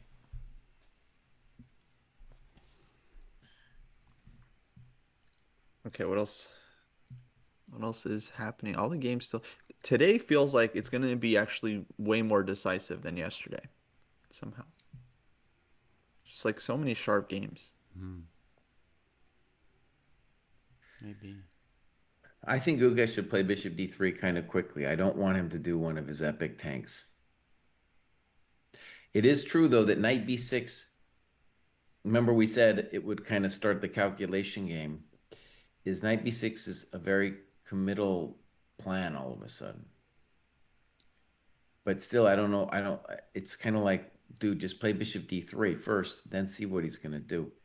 Um, I think bishop d3 will make it harder for black to fight on the king side with something like f6. Because the g6 square will be weak, and bishop d3 also helps white to play f4 without worrying about e4 and looking at f5.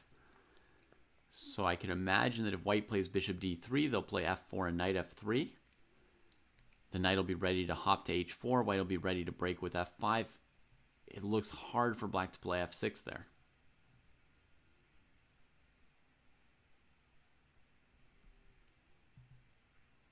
I think he's also looking at knight h3.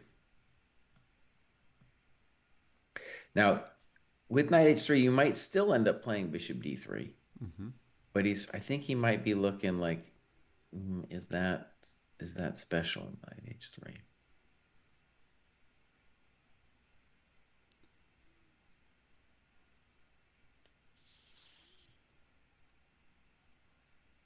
Yeah.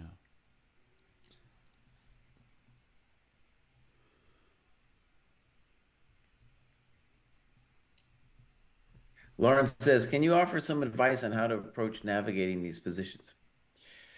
Okay, it's first of all, it's just good to admit that it's difficult. But I think a good way of thinking about it is we're dealing with a space advantage, and our goal, let's talk from White's perspective, is to control as many of the black minors as possible. And when we advance the pawns, we want to be thinking about the kinetic energy of the pawns. I know that's a big word, but I stole that from Korshnoy, by the way. So the idea is that by pushing the pawns forward, let's say with an eventual f4 or f5 or g5, I'm just getting them closer to the end of the board. So, right, it's like the space is there to dominate the black minors and also to increase the kinetic energy. Black, on the other hand, really wants to free his pieces. So like knight d7, c5, knight d7, f6. The problem with c5 though is not clear how much you wanted it. But anyways, Gukesh is looking at making c5 difficult. That's why he's spending a lot of time.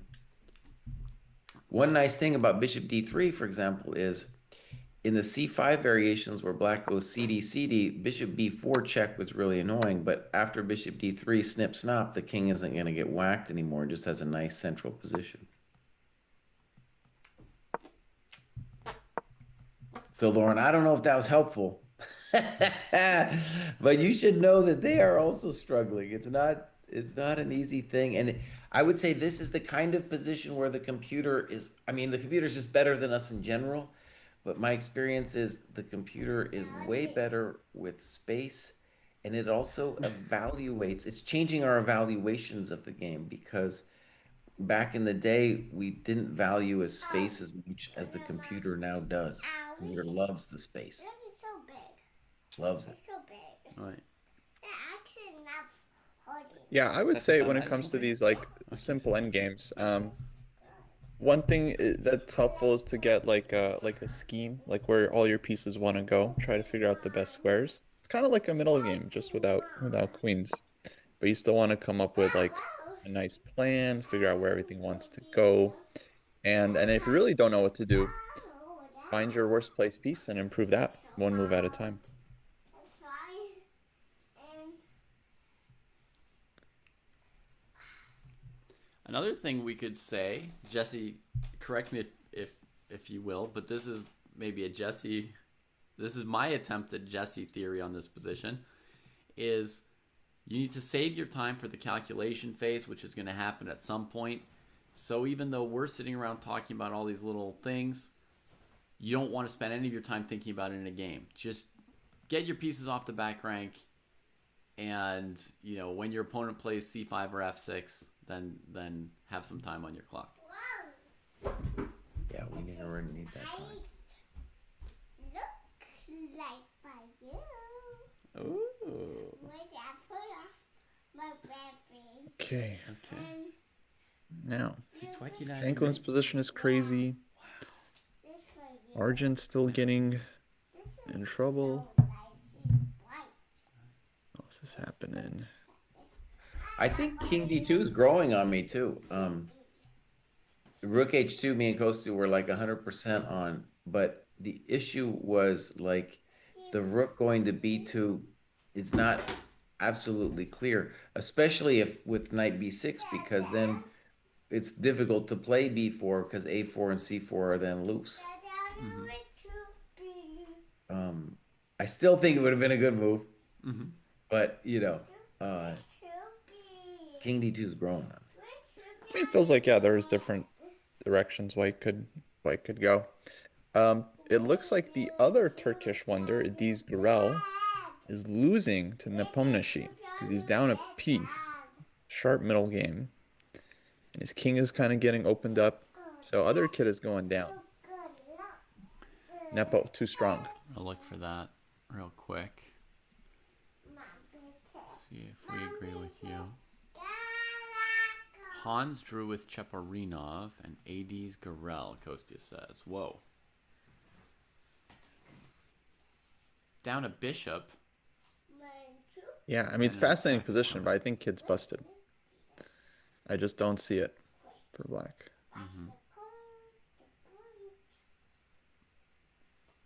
Yeah.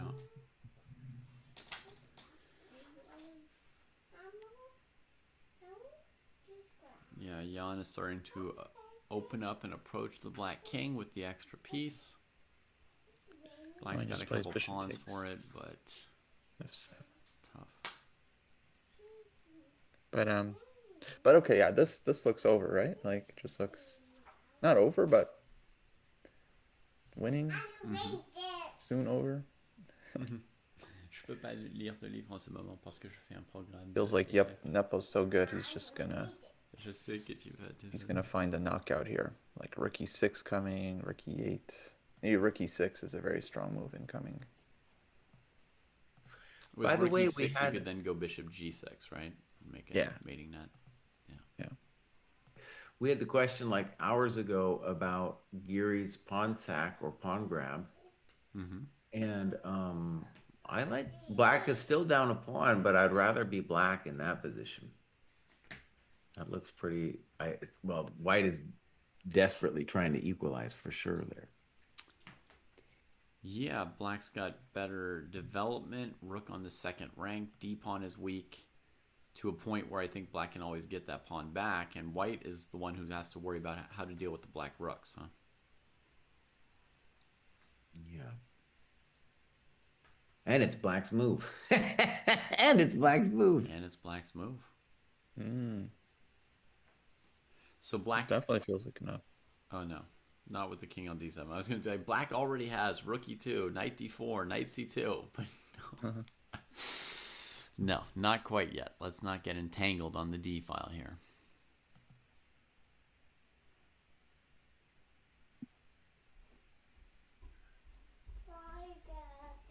Au revoir, chérie.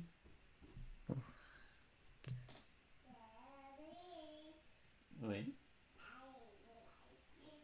Okay, DM Hoki says that we got a setup for the Samarkand promotion. So Nice. does that mean that if we go Samarkand, something's going to come up? I think the code is ready. I don't know about the command. You would have to set a command if you wanted. But DM's saying he can do it. Nice. Great. But folks, as you know, we often run deals during these big events. And if you would like to join the Dojo training program, we're giving 20% off if you join during the Grand Swiss using code Samarkand. I think capital S, Samarkand, because it's a city, guys. Okay, you have to capitalize the S. But great time to join the Dojo training pro. Got a new look too recently. New UI. Yeah. Super exciting. Gukesh is also providing us with a new look with the move F4, which he thought 10 minutes on. And it was not on my dance card. It allows bishop e4.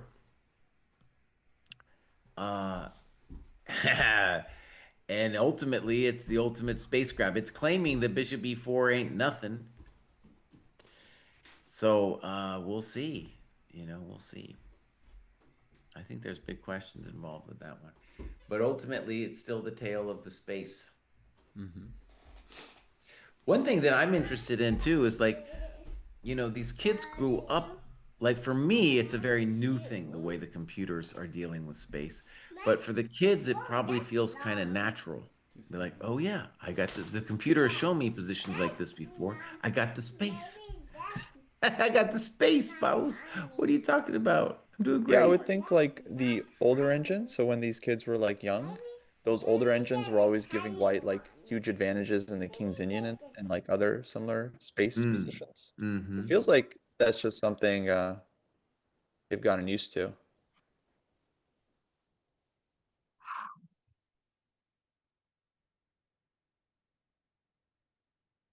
Maxime Rothstein against Farouj on board two also has a bunch of space and all the pieces on the board except for queens. So that's also a Mm-hmm. very interesting position to me. Um, One where I feel like black is fine, like the way Fallujah is set up.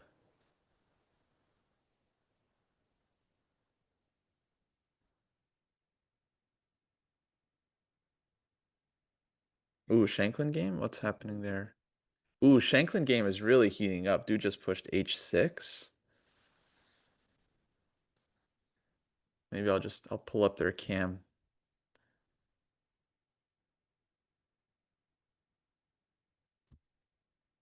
Here we go.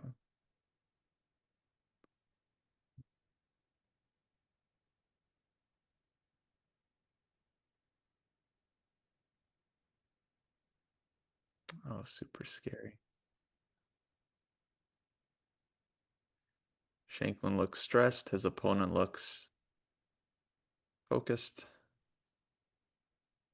Shanklin's muttering something to himself.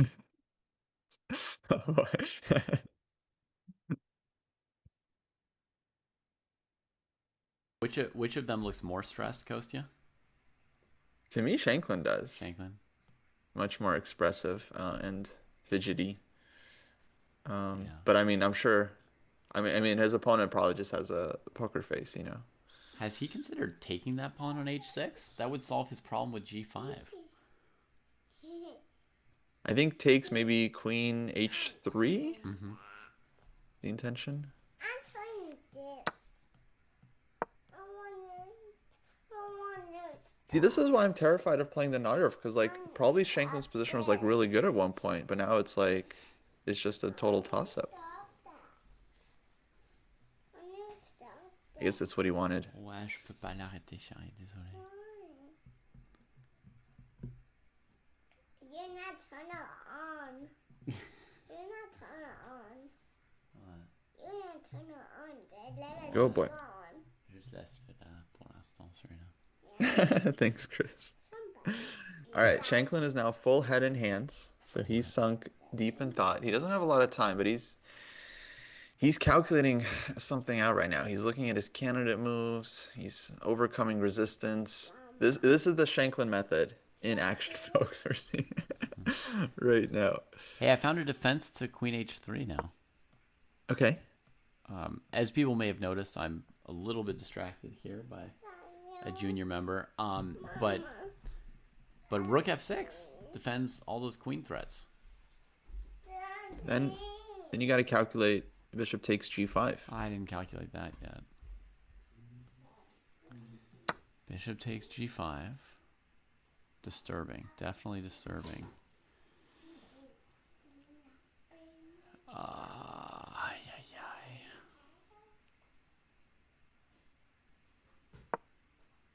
It looks nasty. It looks nasty indeed.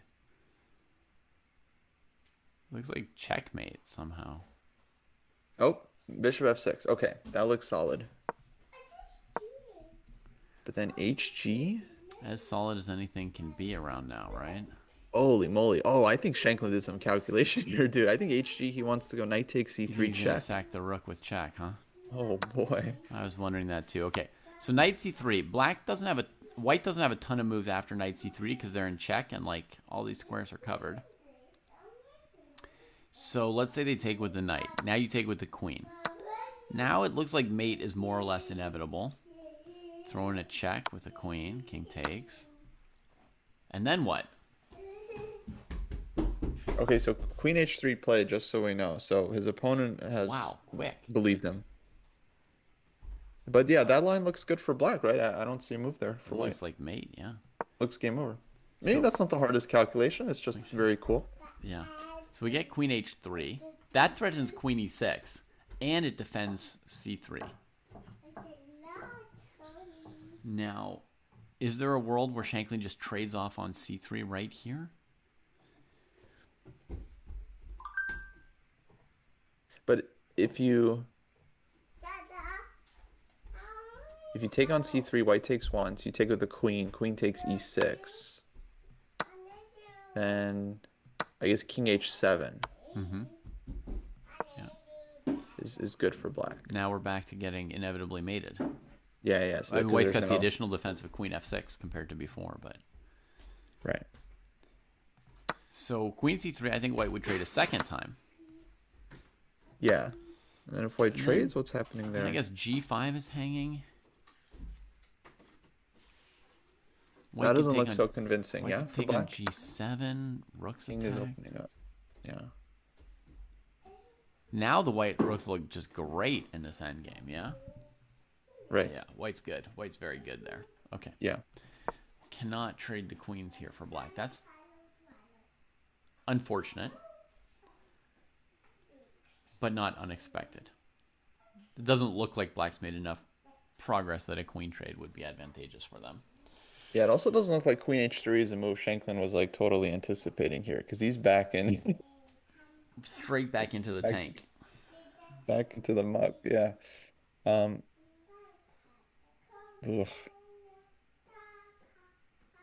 See, this is what Wesley So saw. You know, it's like this bishop on b3. It kind of defends like white's king a lot. Bishop Now on he c1. plays gh6, Kostya. What on earth? Go. Okay. Over here now. Takes. Come over here now. Not Papa. not with the most confidence, not with the least either, I would say. He was looking up at his opponent like, "Oh, did you see this? Daddy. Interesting." But Ay, ay. This is just a straight up calculation Okay, Papa. competition between these two. Like, yeah, he's begging him to take on h6. or e6, right? I mean, it's just straight crunching here. Often it'd be good to have your queen on e6, cutting off some diagonals and angles, and then you play rook h1, sack one rook on h6, bring the second rook. Yeah. I had this motif in that one Night Earth game you were looking at where I could h takes g6 with either hg or fg, and then went hg to keep e6 secure. Okay, so I think if white goes queen takes h6 right now, then we get knight c3 again. Yeah. Take, queen g6 check, bishop g7, queen takes e6 check, rook f7, queen e8 check, rook f8. That looks like a perp. Et dual. Because black's king, of course, can't come to h file. There will be a check on h1. Yeah.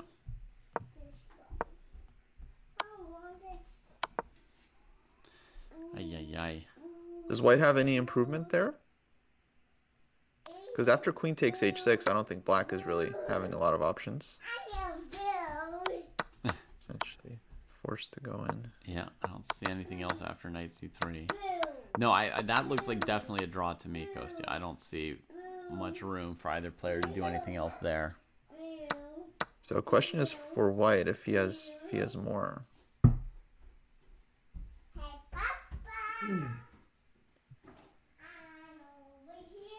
But I don't see more for white. I mean, queen e6, king g7,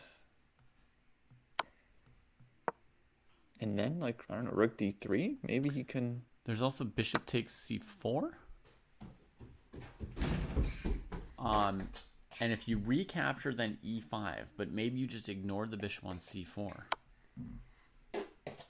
Uh-oh. And do knight c3. Okay, I'm starting to worry for Sam here. Why is that? I don't know. It looks like white has options other than the draw. Okay.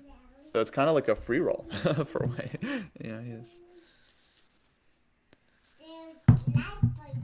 This is not light for you. Okay. Also, just thinking like queen e6 and then like rook takes d3 or rook to d3.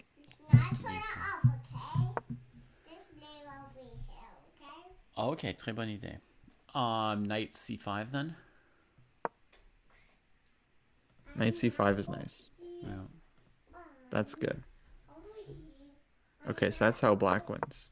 I just thought I would have a check against the surprising move. No check. Oh, it was rook f7 too. So then, okay, well, let's look at bishop takes c4. Okay, knight c3 check. Right. So But takes. I think maybe like so, Kostya. Instead of queen e6 check, you take on c4 first, right? Yeah. And your idea is that if black recaptures, then we're going to play either e5 or queen e6 followed by e5. Bishop takes first, yeah. B takes c, perhaps. And then e5.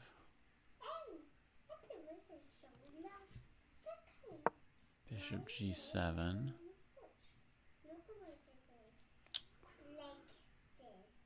Huh, that's not obvious. Yeah, I don't see how white gets mated there. A blindfold time is much easier, yeah.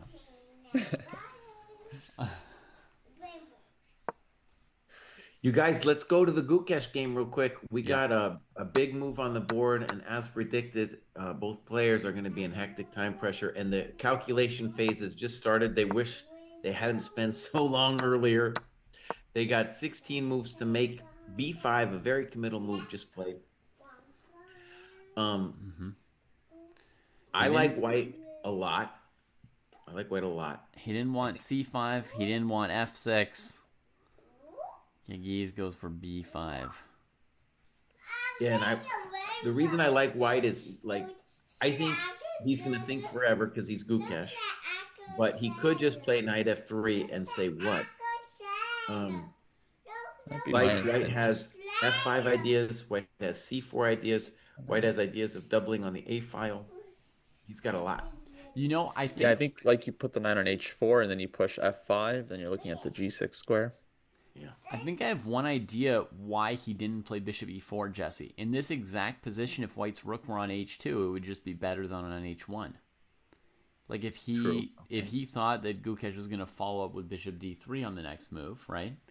Then if he'd thrown in bishop e4, rook h2, in a position like this, white plays f5. And we want to put the rook on the f-file as quickly as possible.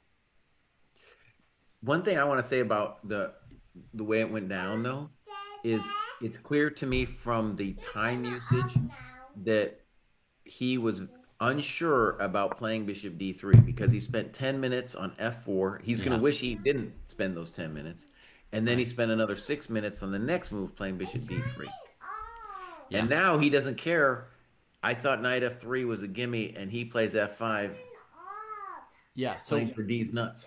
So certainly, I agree, Jesse. If he knew he wanted to play this bishop d3 f4 position, the move order didn't even matter really, right? Ooh, f5. I think f5, by the way, might actually. I'm beginning to see it. It took me a second, but it's very simple. Is instead of playing a chump move like knight f3, what f5 does is says, "Hey, buddy, I'm threatening fe, knight h3 to f4. Good night." Oh, let's go to f4. Yeah. Yeah. If I get that knight to f4, it's going to be very unpleasant for a peasant. Yeah. I was 100% expecting f5 here. Yeah, looking good for Guki.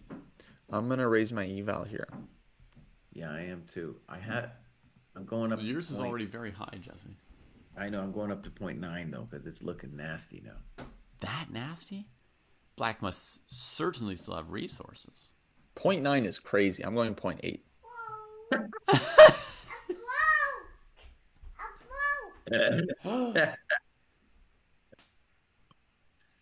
Oh, ça c'est très très cassé. Où est le livre, Zed?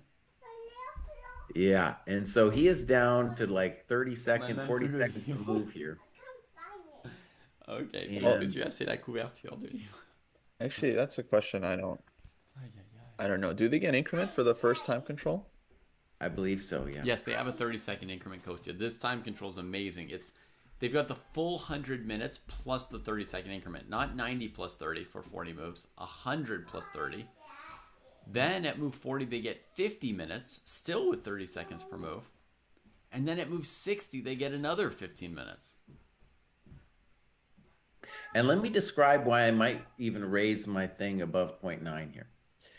A grief for black is that multiple pieces want to use f8. So imagine bishop e7, and then the knight wants to use f8 to guard f4 and g6, and the rook needs to use f8 to prevent our rook from body slamming him coming down to f7.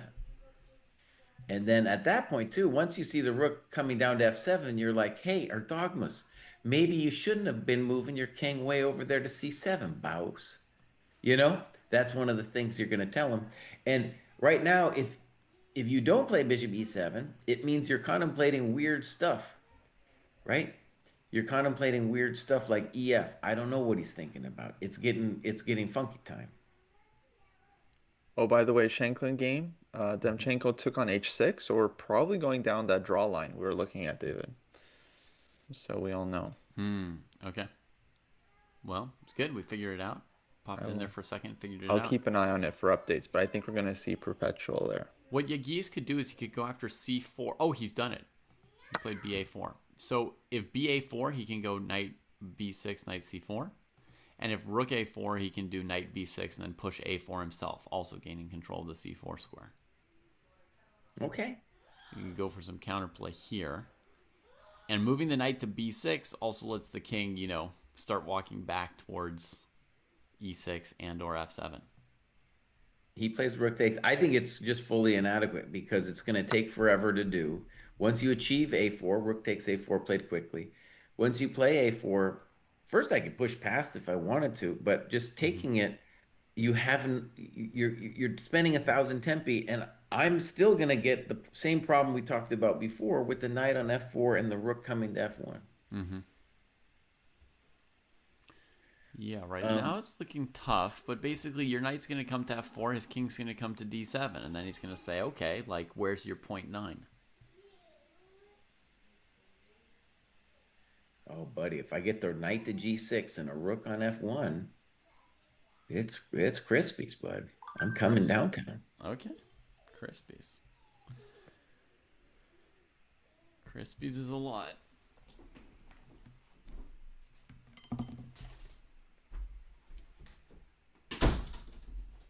David, while we're in this tense moment, I wanted to ask you a personal question.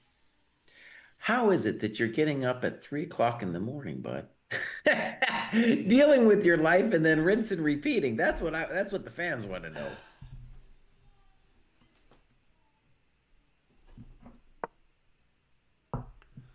Uh-oh, David was away. I'm back. Oh yeah, I think he took his headphones out right when you asked that.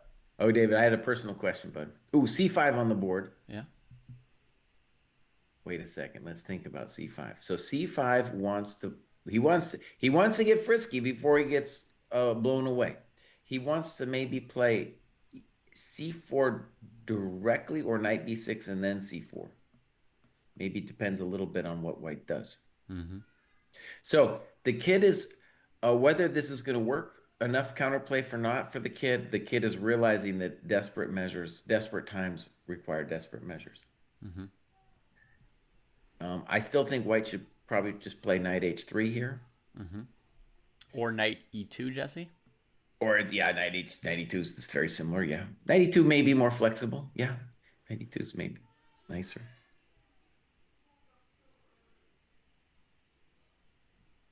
Yeah. Okay, so my personal question in this moment of tense drama is, how have you been waking up at 3 o'clock in the morning, boss, and then rinse and repeating day after day? It's only been 2 days. But I mean, did it feel normal this time waking up at 3? Actually, I guess if you do it long enough, it'll start feeling normal. But like, you probably did you get smacked from the wife and kids? Did you end up yelling at your kids later in the day because they were annoying and you were tired? Yes. Like, how did it go down, dude? Yesterday went okay. I was a little bit tired.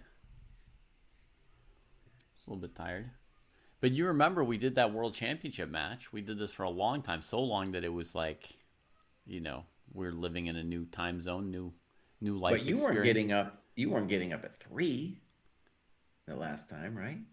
I don't know exactly when it was with Singapore. It was something like 4 a.m. maybe every day Right.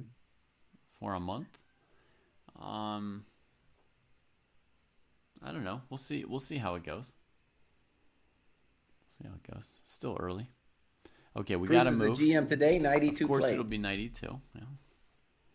Demchenko spent all his time and then he found a way to play on. Oh So no. Shanklin's game is back to total mess. Back to total mess. Queen h6. I'm going to Knight c3. 1.5 Queen for c3. Gukesh. Dang. e5. What the hecky heck?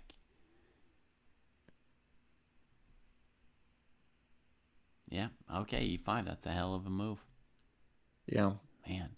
that's scary. You got to have such nerves, you know, to be under 5 minutes on the clock against, you know, other super GMs and not take a perpetual, right? Just play the madness with no time. Doesn't make the draw. Yeah. E5 looks really strong. Why You're just isn't shutting Black down the just diagonal. isn't he just okay after if we play Queen E5 and trade the queens? Mm. Is black okay? I mean, I mean, are- my guess would be yeah, but I mean, obviously Shanklin's going to look for other things. His opponent's got some deep time trouble. And White's going to be able to trade queens, take the G pawn. I mean, White's going to be the only one pressing in those positions, in those endgames for sure. I don't want to spend too long here, but Yeah. I felt like on King B1 that Rook takes C3 was probably fine, but that Knight C4, I'm going to call it that, the classical move, Mm-hmm. was just a very sweet position for Black. You know, it just felt so sweet to play Knight C4 and say, what? What? For folks who are too young for this, people used to just walk up to other people and just say very aggressively "what" in their faces. That was a thing. Well, it's a it's not a thing. thing anymore. I don't think it is anymore. No. Nobody's done that to me in a while.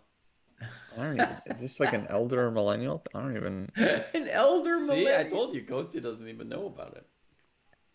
Kostya would be totally surprised if he were just sitting around in a coffee shop and somebody came up to him and said, "What?"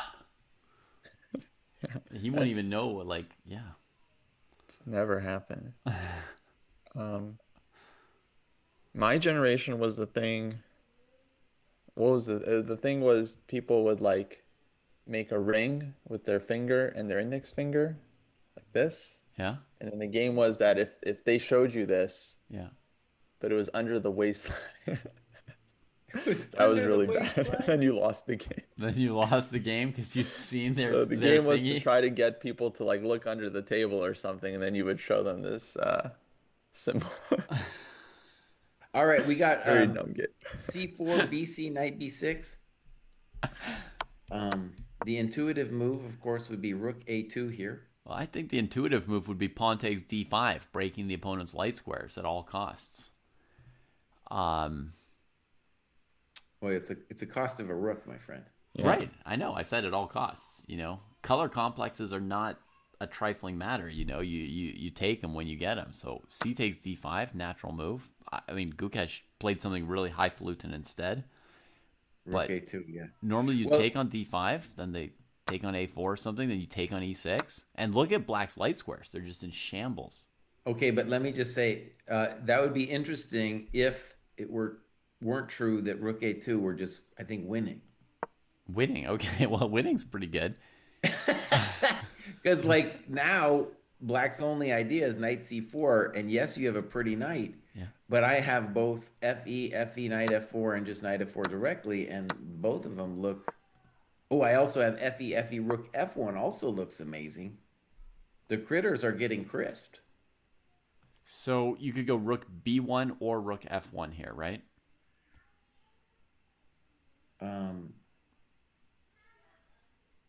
I mean, they both look really good, dude.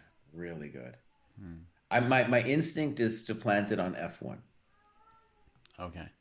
And But if I you think what play, chat would really like to see is like instead of this weird rook a2 move, I think chat would really like to see a lengthy analysis of c takes d5, f takes e6, taking the light squares in hand. Actually, I saw in the video feed, Erdogmus was shocked that Gukesh didn't sack his rook. Shocked when he moved the Shocked. rook away, right? He's like, Yeah. what? Like, you're just playing soft moves here, bro. You gonna respond to every threat you see? I now you thirst trapped me again, and now I'm looking like a jerk face. I know he didn't actually. That'd be so funny if somebody like moved their rook or queen out from attack in a game and then you did like the Hikaru surprise reaction. Like, what? Like, what the hell is that? Like, I've had opponents like that they look at you on like normal moves. okay. Hmm. And it's very I don't like it. I don't like it. I don't like It's it. weird. It's unnerving. Yeah. Maybe they've got something under the table they're waiting to show you, Kostya. They're trying to win the Yeah, game. you thirst trapped me, but he's not reacting to Rook A2. Oh, yeah, Um, no. It's a callback. Chess games, what's up? I've been keeping an eye on the Argaisi game. You know what? Knight c4 without fe might be more evil, Jesse, in the rook b1 line specifically, right? Because you go knight f4. Of course they can't take on e5. You've got on f5. You've got knight takes d5 check, right? And king takes c4. So you go knight f4, king d7 to defend that pawn. Then you go rook b1. You want to make him defend f7 as well when you go rook b7 check. No, I mean that's plus 10 million. well, I've been trying to tell you this is a bad situation. Honestly, I think there's Knight more than one c4, way. Knight c4 played. It's now Gukesh's turn, and I'm gonna crank up this eval because I agree that's just brutal. Like knight f4. What is Yeah, Black it's like doing no after good. knight f4, Kostya? Like, do we have a move My for friends, I Black? just want to note that today and yesterday, GM cry way ahead of the curve of these chump IMs who are like, ah, it's okay. And I'm like, no, look at the position. Look at the position.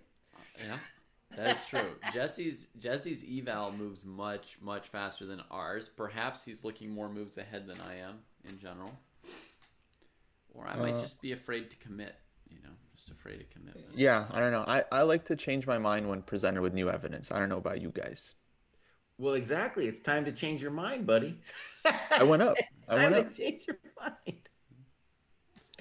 Yeah, yeah. But yeah, Jesse was way ahead. I mean, I tuned in like in the first 5 minutes of you guys covering the Bakro Gukesh game. Jesse was saying like, "Oh, Gukesh is better." So he was ahead of like Gukesh on that one. I don't think Gukesh even thought he was better at That was really that. early, yeah. Shockingly. Okay, here's a slightly better, slightly tougher defense for uh, Yagiz is rook a6. I'm not saying it's going to change the fate of the modern world, but it's a little tougher because king d7, rook b1. I mean, I'm I'm sort of ready to resign. So on Rook A6, but so this is after Knight F4, right? But Yeah, then still has time for taking on E6, Knight G6, Rook sure. F1, Rook F7. Yeah. Maybe even throwing knight g6 first to make sure they spend a move on rook g8, which is a pretty sad tempo. Hmm. Then rook f1. Oh, we got action in the game. Action on the field. Fe played. Oh, he takes. He took. But yeah, so I was going down this line: rook g8, rook f1, and then oh shoot, that bishop's kind of trapped. That's gnarly. Knight f4 played. Yeah, this is an R&R, bud. Wow. I'm surprised he threw an fe6 because knight f4. Because he sees, buddy, that knight G6 is the end of all your coconuts. I know, it just didn't seem like he had to commit to fe because That's true. No, your imagine move was Black fine. playing ef5, like Your move was fine too, but once you see that knight G6 is the end of your coconuts, just make it easy on yourself. okay, By the way, I think Shanklin is done. done, huh? I looked at it and, I was claiming that maybe he could survive the end game, but now I'm looking at it. I think King G7, Rook F1 now, and you're cut. I don't see how you live through that. I really don't. So I Dude have to traded sack. everything too. And like, yeah, rook f1. I don't think you can even play d4 because of rook f4. So the coconuts are crisp. Oh man, oh man. Yeah. Rook f1. If you can't play d4 and white just walks, yeah. Walks the king in. Uh-oh. Yeah, this is a very different endgame than uh what we were imagining. Oh no. Yeah. Brutality. Brutality. There's probably some heads that have rolled by now. You know, because this Gukesh Yagiz game was a little bit highfalutin. It was like some really Um, fancy posturing. Some yeah, people actually, I probably can already I can been look around the horn, but all the top games actually still going, still all going. of them in time trouble. Wow. Hmm. So it's very messy right now, actually. Like everyone is kind of in like how many moves? Yeah, like Rothstein and Ferrugia still have to make 16 moves with less than 10 minutes each. Probably they'll manage. Giri has, I think, I don't like, I feel like uh, Gary's opponent maybe let some stuff slip because Gary's kind of slowly consolidating his business here. Mm-hmm. Yeah, Yeah, Sam looks is like he's making toast. progress. Yeah, everything else, at least at the naked eye, is just complete madness. MVL, by the way, won his first game. He beat Volakitin. Okay. So he's breaking out.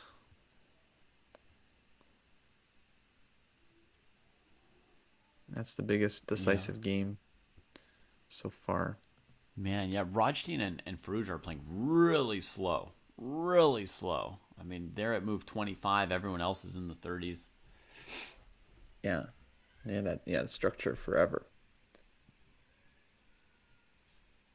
Okay. No, I think Erdogmus is going down. I mean, Hmm. he's very low on time. I think it's getting really hard for black there. Hans Yeah. drew his game, so he's got two draws. Mm-hmm. Solid. I'll say this, though, Jesse. Interestingly, Erdogmus never needed his time to calculate at the end because when they were done with the maneuvering, he was already done. Like, he could have 10 minutes to calculate here how he wants to defend e6, but as you said, it's just crispy. He got Yeah. outmaneuvered. Hmm. Yeah, you really underestimated this f4 f5 king king d2 bishop d3. Gukesh To was. me, it was like the whole King D7 C7 was underestimating the dangers in the position. And also, you could Yeah, complain that it wasn't clear that the king belonged on C7. It right. was clear that the knight and bishop needed to fix their junk, Yeah. and he took forever to do it. Yeah, it was a lot of time, right? Two king moves like that. It was a lot of time. Okay, rook e8. That's what I was expecting by now, since we'd Uh, refuted king d7 and rook a6 pretty handily. But Another bummer here too is you could go like knight G6, rook G8, rook F2, then with the idea that the other rook comes to B1. This is not going to be it's crispies, crispy Mhm. critters. Maybe on knight g6 he'll go rook h7 like MVL. oh no, reliving the great moments of chess history.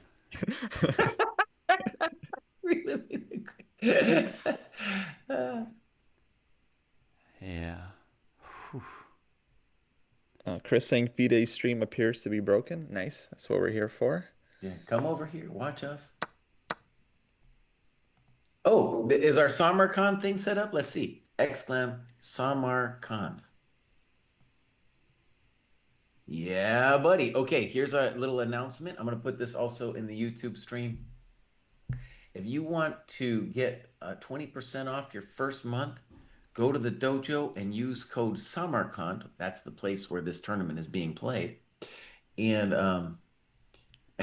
I put exclam Samarkand in the YouTube chat, not understanding that YouTube doesn't know what the exclam means. Right. But in any case, use that code when you go and sign up for the dojo. Get that 20% off, and boom, boom, boom. Bishop C1, a very slow move, saying, "Buddy, you got nothing." I'm not even going to let you trade the knight. Let me tell you something it does, Jesse. 'Cause Yeah. I know where this move comes from. Okay. So I was looking at knight g6, rook g8, rook f2, right? Or rook f1, whichever one you want, right? But you had said rook f2. So we come here. Yeah. So black's got this issue of the bishop on f8, right? Like you're going to play rook f7, rook f1, the bishop's hanging on f8, and it's not even really safe on e7. So I was thinking after rook f2, I would play bishop a3, just so my bishop's not hanging. You know, and then like rook f7, king c6. And then this position here, you still have to break black down, right? I mean, obviously the knight's great, g7, you've got access. They're defending these pawn weaknesses at g7 and e6 just based on how good white's pieces are. But pure evil, you take away the a3 square from that bishop, so now what's it supposed to do? Sit on e7. Then it's going to get targeted by knight g6, rook f7. Like the piece is going to be trapped there. Good. Yeah. King c6 okay, so played. King c6 played. So maybe with a dream, like once you go on your adventure to f7, maybe I'll just pretend that I can sit there, and maybe black can try to organize king b5, a4, a3 as a dream. If you People check the video now, the Turkish kid basically looks like he's like ready to resign. Like, Don't he's believe like- him, Jesse. Don't look. I just No, looked. I just looked again, and he looks fine. no. There's just Fine. back up like 2 seconds or like 10 seconds. He's like he's done. He's like literally just waiting for the execution. Dude, so I was at a tournament. I was at this DC International, and this one kid, I wasn't a kid. He was actually older. He was probably in his 20s, and he was defending a worse position. And like, as often happens when you're defending a worse position, he ends up blundering a piece or something. And dude, it was hardcore. He started bawling, dude. He started bawling right there, and I was like, God damn, I haven't seen that in a long time. And I am looking at Erdogmus here. He's not going to be balling, but there's like baby tears in there, not. And I think we've all done that. We've all been like the moment of like self-disgust and how did this happen? But it was a trip to see like a grown man crying at the board, bro. I was like, God damn, this is a rough game. This is an evil game we're playing, man. Whew.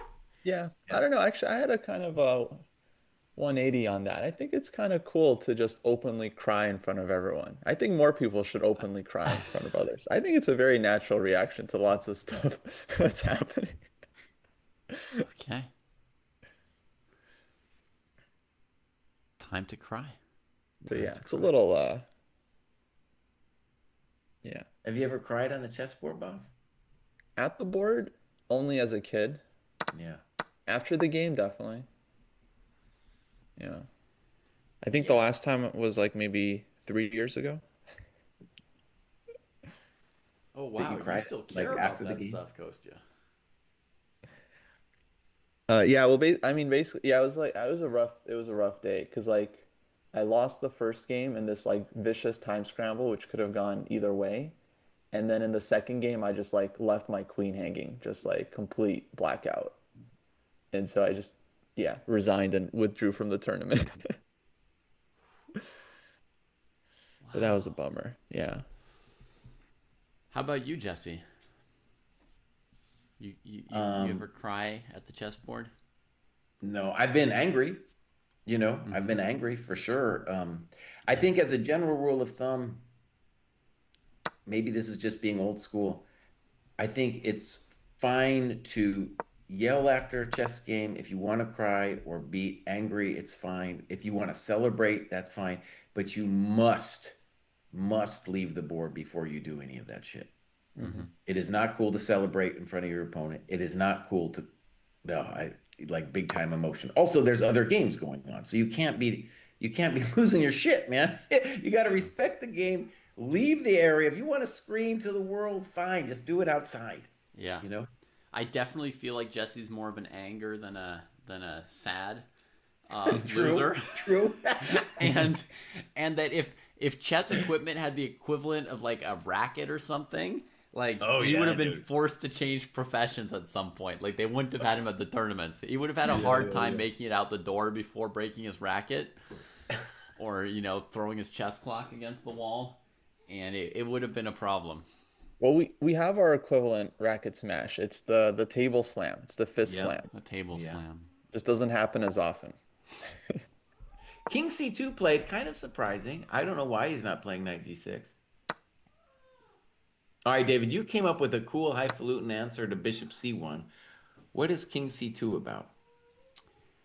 Um, what is King C2 about? I don't know. Seems really weird, right? It's also blocking our A2 rook from swinging. Mm-hmm. It's tempting black to think about playing G5 as a desperation move. Yeah, I mean, I think if we want to know where this move comes from, we should trace knight G6 and see what did he not like about knight G6. Right. Like, what was black's defense there? Maybe bishop e7, and he's not able to take on e6. So then rook F7, Yeah, let's take bishop g5. bishop to G5. So Okay, wait. I think whether he's right or wrong about King C2, I think Kostya's on it that it's just preventing bishop E7, and it's claiming that G5 isn't anything. It's also claiming though that King B5 intending A4 isn't anything. Which if I was black, I would want to think about that because if I can get my pawn to A3, then that's a minor wait, accomplishment. it's Zugzwang. That's what King C2 is. Bishop E7 played. Why couldn't he play King B5? He had 3 seconds when you play bishop e7. Yeah, because he was in Zugzwang, which is the worst thing to be in time trouble. Wait, but it wasn't so he just plays King B5. Yeah, there's something wrong with King B5.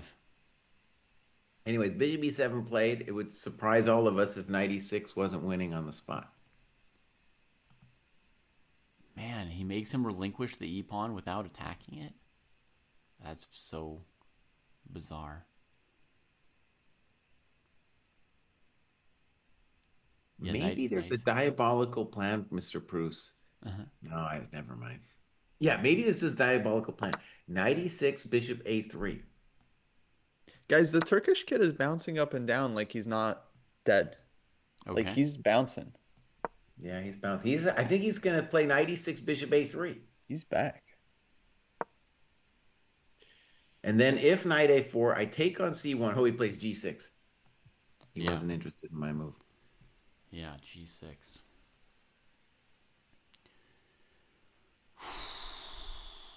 Oh, he's bouncing like a Carlson at the World Blitz Championship. He's on it. I think this is about to shift a bit, no? Okay, so let's talk about it. The knight is a beautiful piece, but its options for retreat are a little bit limited. And the rook on G8 is now suddenly active, and the king on C2 might be embarrassed. Mm-hmm.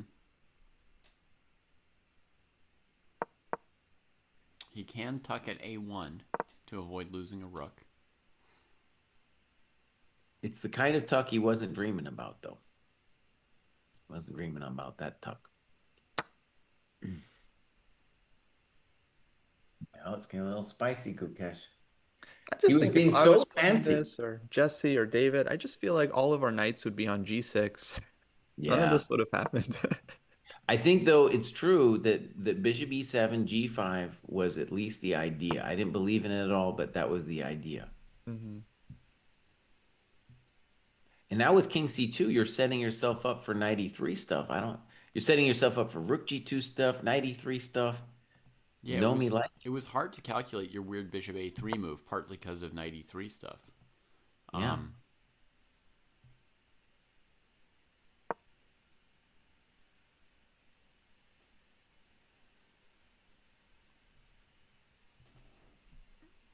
Okay. Yeah, I might have to adjust my little evaluation. Very hard to figure this out. Yeah, I brought mine down. Still seems like it's somehow good for white. I have faith in Gukesh. Figure this out. Okay, but what do we do, Kostya? What about knight F4, the most basic move? What Okay, happens then? GH, Right, GH. And then if and then GH... bishop G5. Okay, there's also rook EF8, right? Because F1's undefended. Yeah, Oh, but I was making my life simple with bishop g5 because now I might be threatening to play rook f8. And also I think bishop f4 is going to be a drug. so you go bishop g5, and now I try knight g6, where we always wanted our knight to be. Mhm. Okay. Yeah, now white's completely winning again, right? Maybe. All right, let's do knight f4, gh, rook ef8. Yeah. This is problem.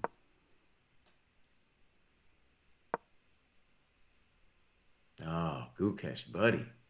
This is also the kind of thing it could even go wrong. Okay, so I try knight Mm-hmm. g6 now as well. Ooh, nice move, boss. But I think Rook you have takes I think g6. you have rook takes g6 there. Yep. Welcome to the dojo. Oof. I'm Rook already F8, part of Rook the G2. dojo. I go rook f8, Rook g2. king a2, A2? king b1. Sorry. King b1. I guess rook takes a2. Okay. Rook f7. But now we don't have any griefs anymore, but What do you mean? What do you do? Moment. Uh, probably rook h2. Okay. Rook e7.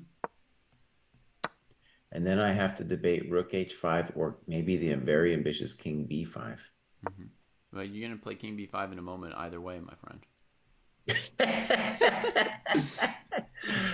Okay, king b5 now. Just a matter of when. All right, king b5.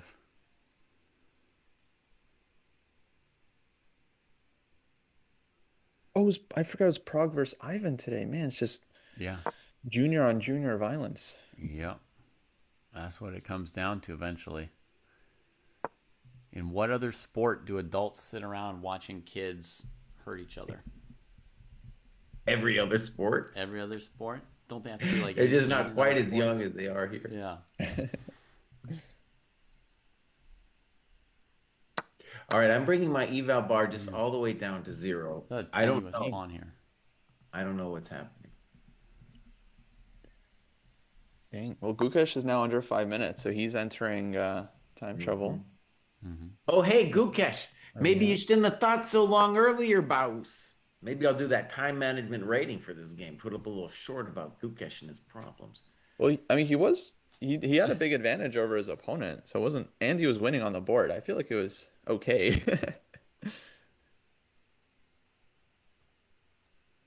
G6. No. All right, we got G5 on the board, which looks like an attempt to muddy the waters. Holy smokes.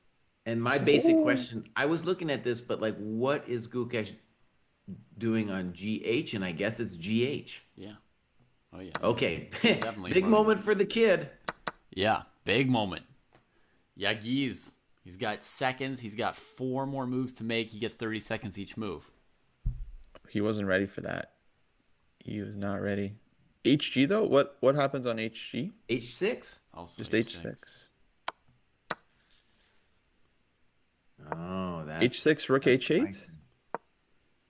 maybe. I mean, I have Rook H1 though. It's not over. The party's just beginning. Yeah. Okay, then we got King D7 played. Holy shit.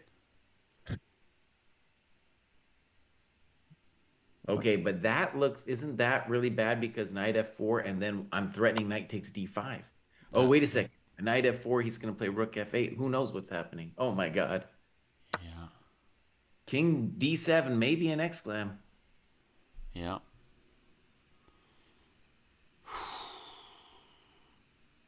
Okay, Oh, wait. boy. So knight F4, Wait.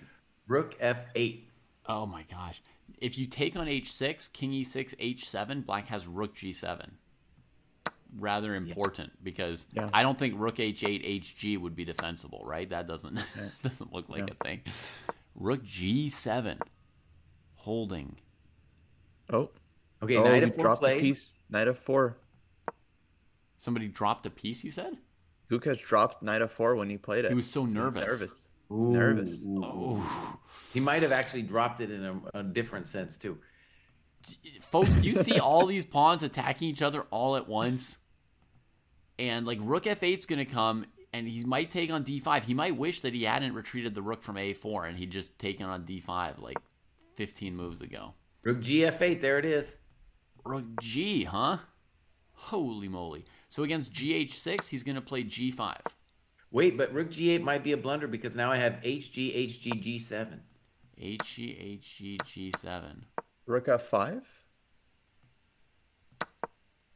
All right, let's go hg, hg, g7, rook f5. Oh, shit.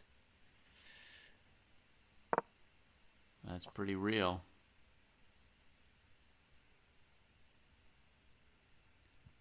Ay, ay, ay. Why was it the G rook? Folks want to know. We don't know either at this speed.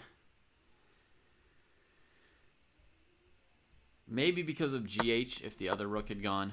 If the other rook had gone, maybe this kind of GH, G5, H7, rook H8, knight G6 kind of idea. Oh, Gukesh, buddy. Oh, Gukesh. Maybe Gukesh, this. get your rook defended.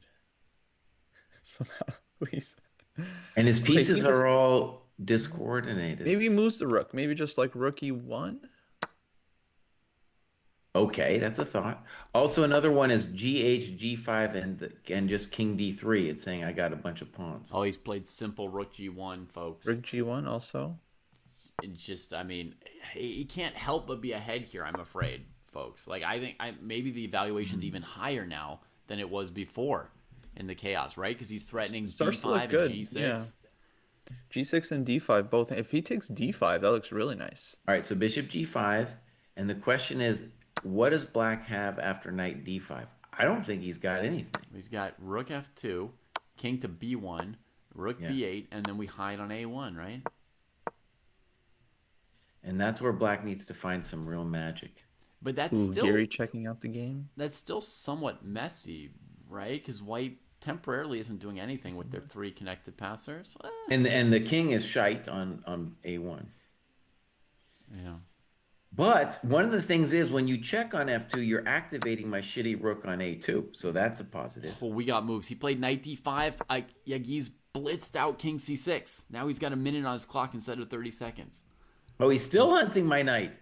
Still hunting the knight. I mean, you could always just go to knight F6, right? Knight F6, bishop F6, rook G6. Is that not But somewhat can you easy? take on g5 first? With Yeah, your... I take on G5 right now. bishop? Game over. Well, he's going to play king D5 there, right? Well, then I'll play bishop H6. Okay. Rook F2. King B1.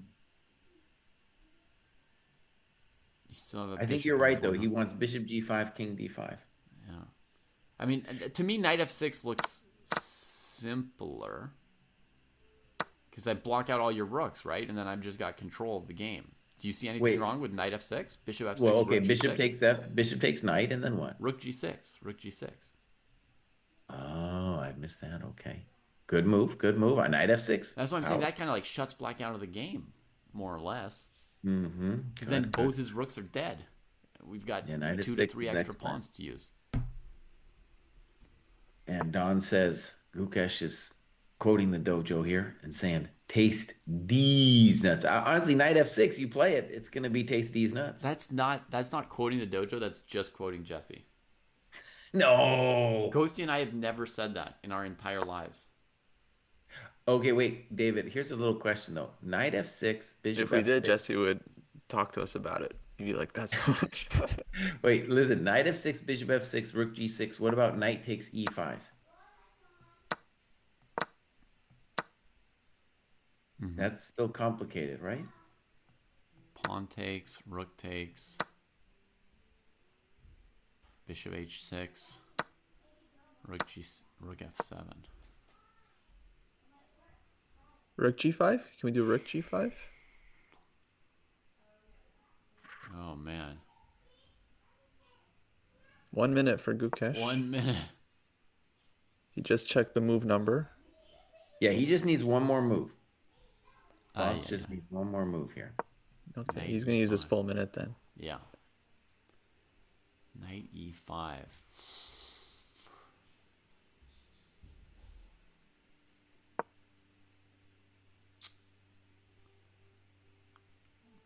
just What a assumed knight mess. e5 wouldn't work. It was like in my Page head reaching. vaguely, but He's gonna take on g5 with something. okay. Can I just say, when it was a move four, I said this was going to end in a time scramble where both players would have wished they had more time to calculate. Yep. I said it long ago, my friends. He said it, folks. It Did seemed say. like Gukesh was in control though, like for big chunk. All right, But chess bishop always gets g5 out of play. control. Always gets Yeah. out of control. All right. Now they'll move into the second time control. It's going to still be hectic for a few moves, but they'll have 50 minutes. And they'll be able to figure it out. So Now in he's Twitch, got a minute. someone's saying he didn't find it, but we were unclear about knight f6, honestly. Yeah. Yeah, we didn't solve that line.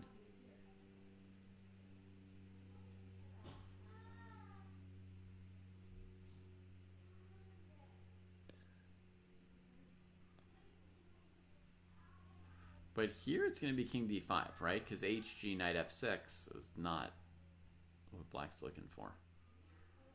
Yeah. So he plays king d5.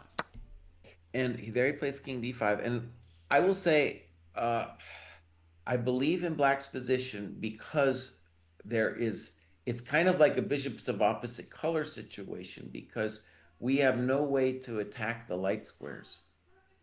And that's the only way we're going to crack black is if we got him to move the amazing knight and king. Yeah, 3 connected past pawns, but it's not clear what we're ever going to do with them. Crazy. Wow. Okay, I thought I was winning. Now I gotta go down again. Let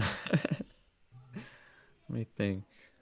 Also, isn't it true that there's a draw threat at the very least for black? So if we go HG, rook F2, king B1, knight D2, maybe that's even, well, yeah, that looks like a draw situation, like king A1, knight B3, knight D2. Sorry, so you're playing bishop takes h6? No, I was playing, what was I doing? No, I'm sorry. Never mind. Shanklin, I think, is basically resigning soon. Oh, what a bummer for Shanklin, dude. Should have just listened to Fischer and played knight c4. You didn't need that rook c3 thing, Bowers. I'm sure he was fine, by the way, with rook c3. It just seemed like knight c4 was El Clasico. Yeah. See, David, this is what Wesley So saw. This is what Wesley So saw. What did Wesley So say? He played So, this line as white on purpose, Jesse, even though it looks, challenging to handle from the white side. yeah, this is a weird line where, because and yeah, Demchenko also, just welcomed this rook c3 sack, but managed to figure it out. Um, wait, did Wesley So say something about Shanklin and not playing El Clasico, or what was the deal? The Shanklin was following a game between like So and Mishra from U.S. Championship from maybe 2 years ago, where Mishra also sacked on c3, but then misplayed the position and lost. Okay. And me and Dave were talking about how Wesley probably understood that even though it's like such a chaotic position, it's not that easy for Black to play either. Because normally we all think like don't allow rook c3 in the Sicilian. It's not very practical. But like Wesley So willingly went into it, won that game. Now Demchenko and Shanklin both go into it. White wins the game. So Wesley's strong. I'm going to show you guys quickly and chat as well how Prague defeated Ivan Zemlyansky. A rather clever little tactic here. So he'd given back his extra pawn. He's nursing his bishop pair. And in this position, he played c5, noting a problem with the black pieces on d6 and a5. The bishop on d6 is trapped. The knight on a5 is hanging. The b6 pawn is overworked, keeping both pieces alive. Very nice move. Bishop c5. He trades. Still, the b pawn can't take because the knight will drop. He lures the rook up, then hits it with b4. It's very rare to win with the bishop pair on the color squares of your opponent's bishop. Normally, somehow you win on your light squares that are unopposed. But there is a little light square detail to this tactic. There's rook c4 for black, right? Which Ivan resigned without playing. Very nice. ba. Very nice. defending the bishop on e4 with the rook on a4. And there's your light square touch, bishop c6. Nice. Yeah. But if I'm not mistaken, I think white could also win there with rook takes d8 and bishop d3. That was also looking good, I thought. Sorry, show me, Kostya. Instead of b takes a5, you could go rook takes d8 check and bishop d3. Rook check, king takes, bishop d3, and force the rook away, huh? Yeah, and then like rook d4, king e3, knight c6, bishop b5. Oh wait, I don't know if that works. Maybe it does. Okay, it's much more complicated. Bishop b5, rook d6. Or rook d6, yeah. No, you're way easier.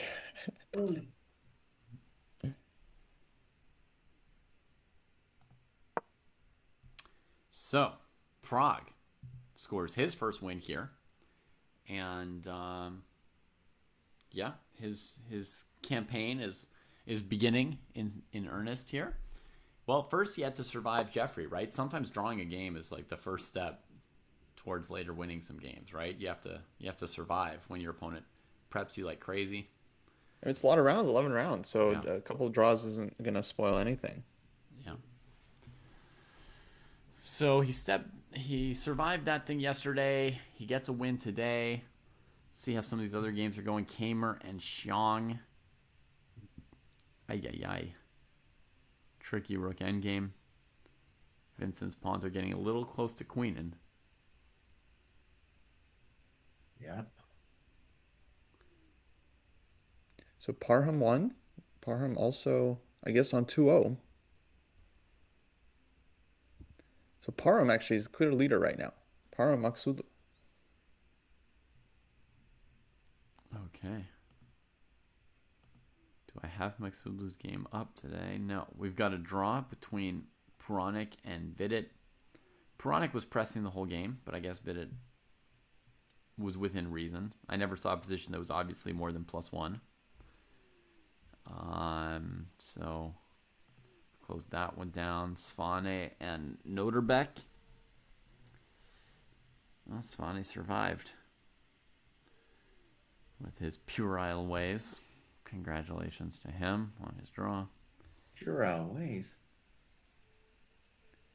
And another rook ending. Giri versus Salem.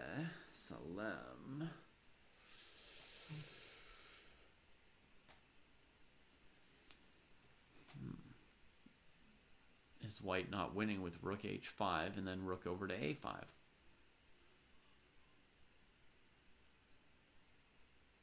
I think we have video of this game.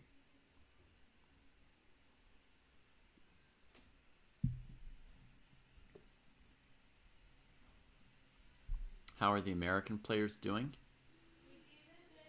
Gukesh looks a little bit like he might cry. What's that? Gukesh looks like he might cry. Oh yeah, this is where I have to pass the baton right here. No, I'm coming. You got to leave, buddy? Yeah, this is where I'm going to pass the baton to you too. Does one of you want to take over the stream? I can't last that much longer, so I think if Kostya, I'm also kind of almost out here too. I can host. Just give me a sec. Okay. And David, as a special request, dude, you should join. We got to do our meeting today later. You come back for our meeting, Bows. Yes. Yeah, normally I might be scheduled to sleep then. I might catch a few minutes of it. I don't know. We'll see. Yeah. It's at 10/1, right? Uh-huh. Oh, Gukesh is pissed. He's not even looking at the board. He's just staring into space, contemplating his cruel fate. I think Giri's going to go 2-0, folks. That's one of the last things I'm going to tell you as Kostya's taking over. Yeah, we got a good comment, Eduardo, in chat saying maybe f5 could be played. And then against rook h6, maybe a5. Oh, maybe it's not over yet. Okay, I spoke soon for this rook ending. Demchenko won.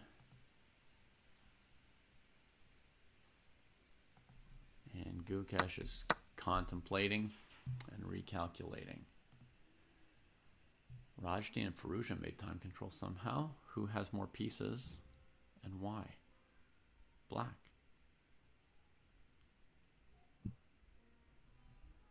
Extra pawn and a dark square bishop. Looking good for Faruja at the moment.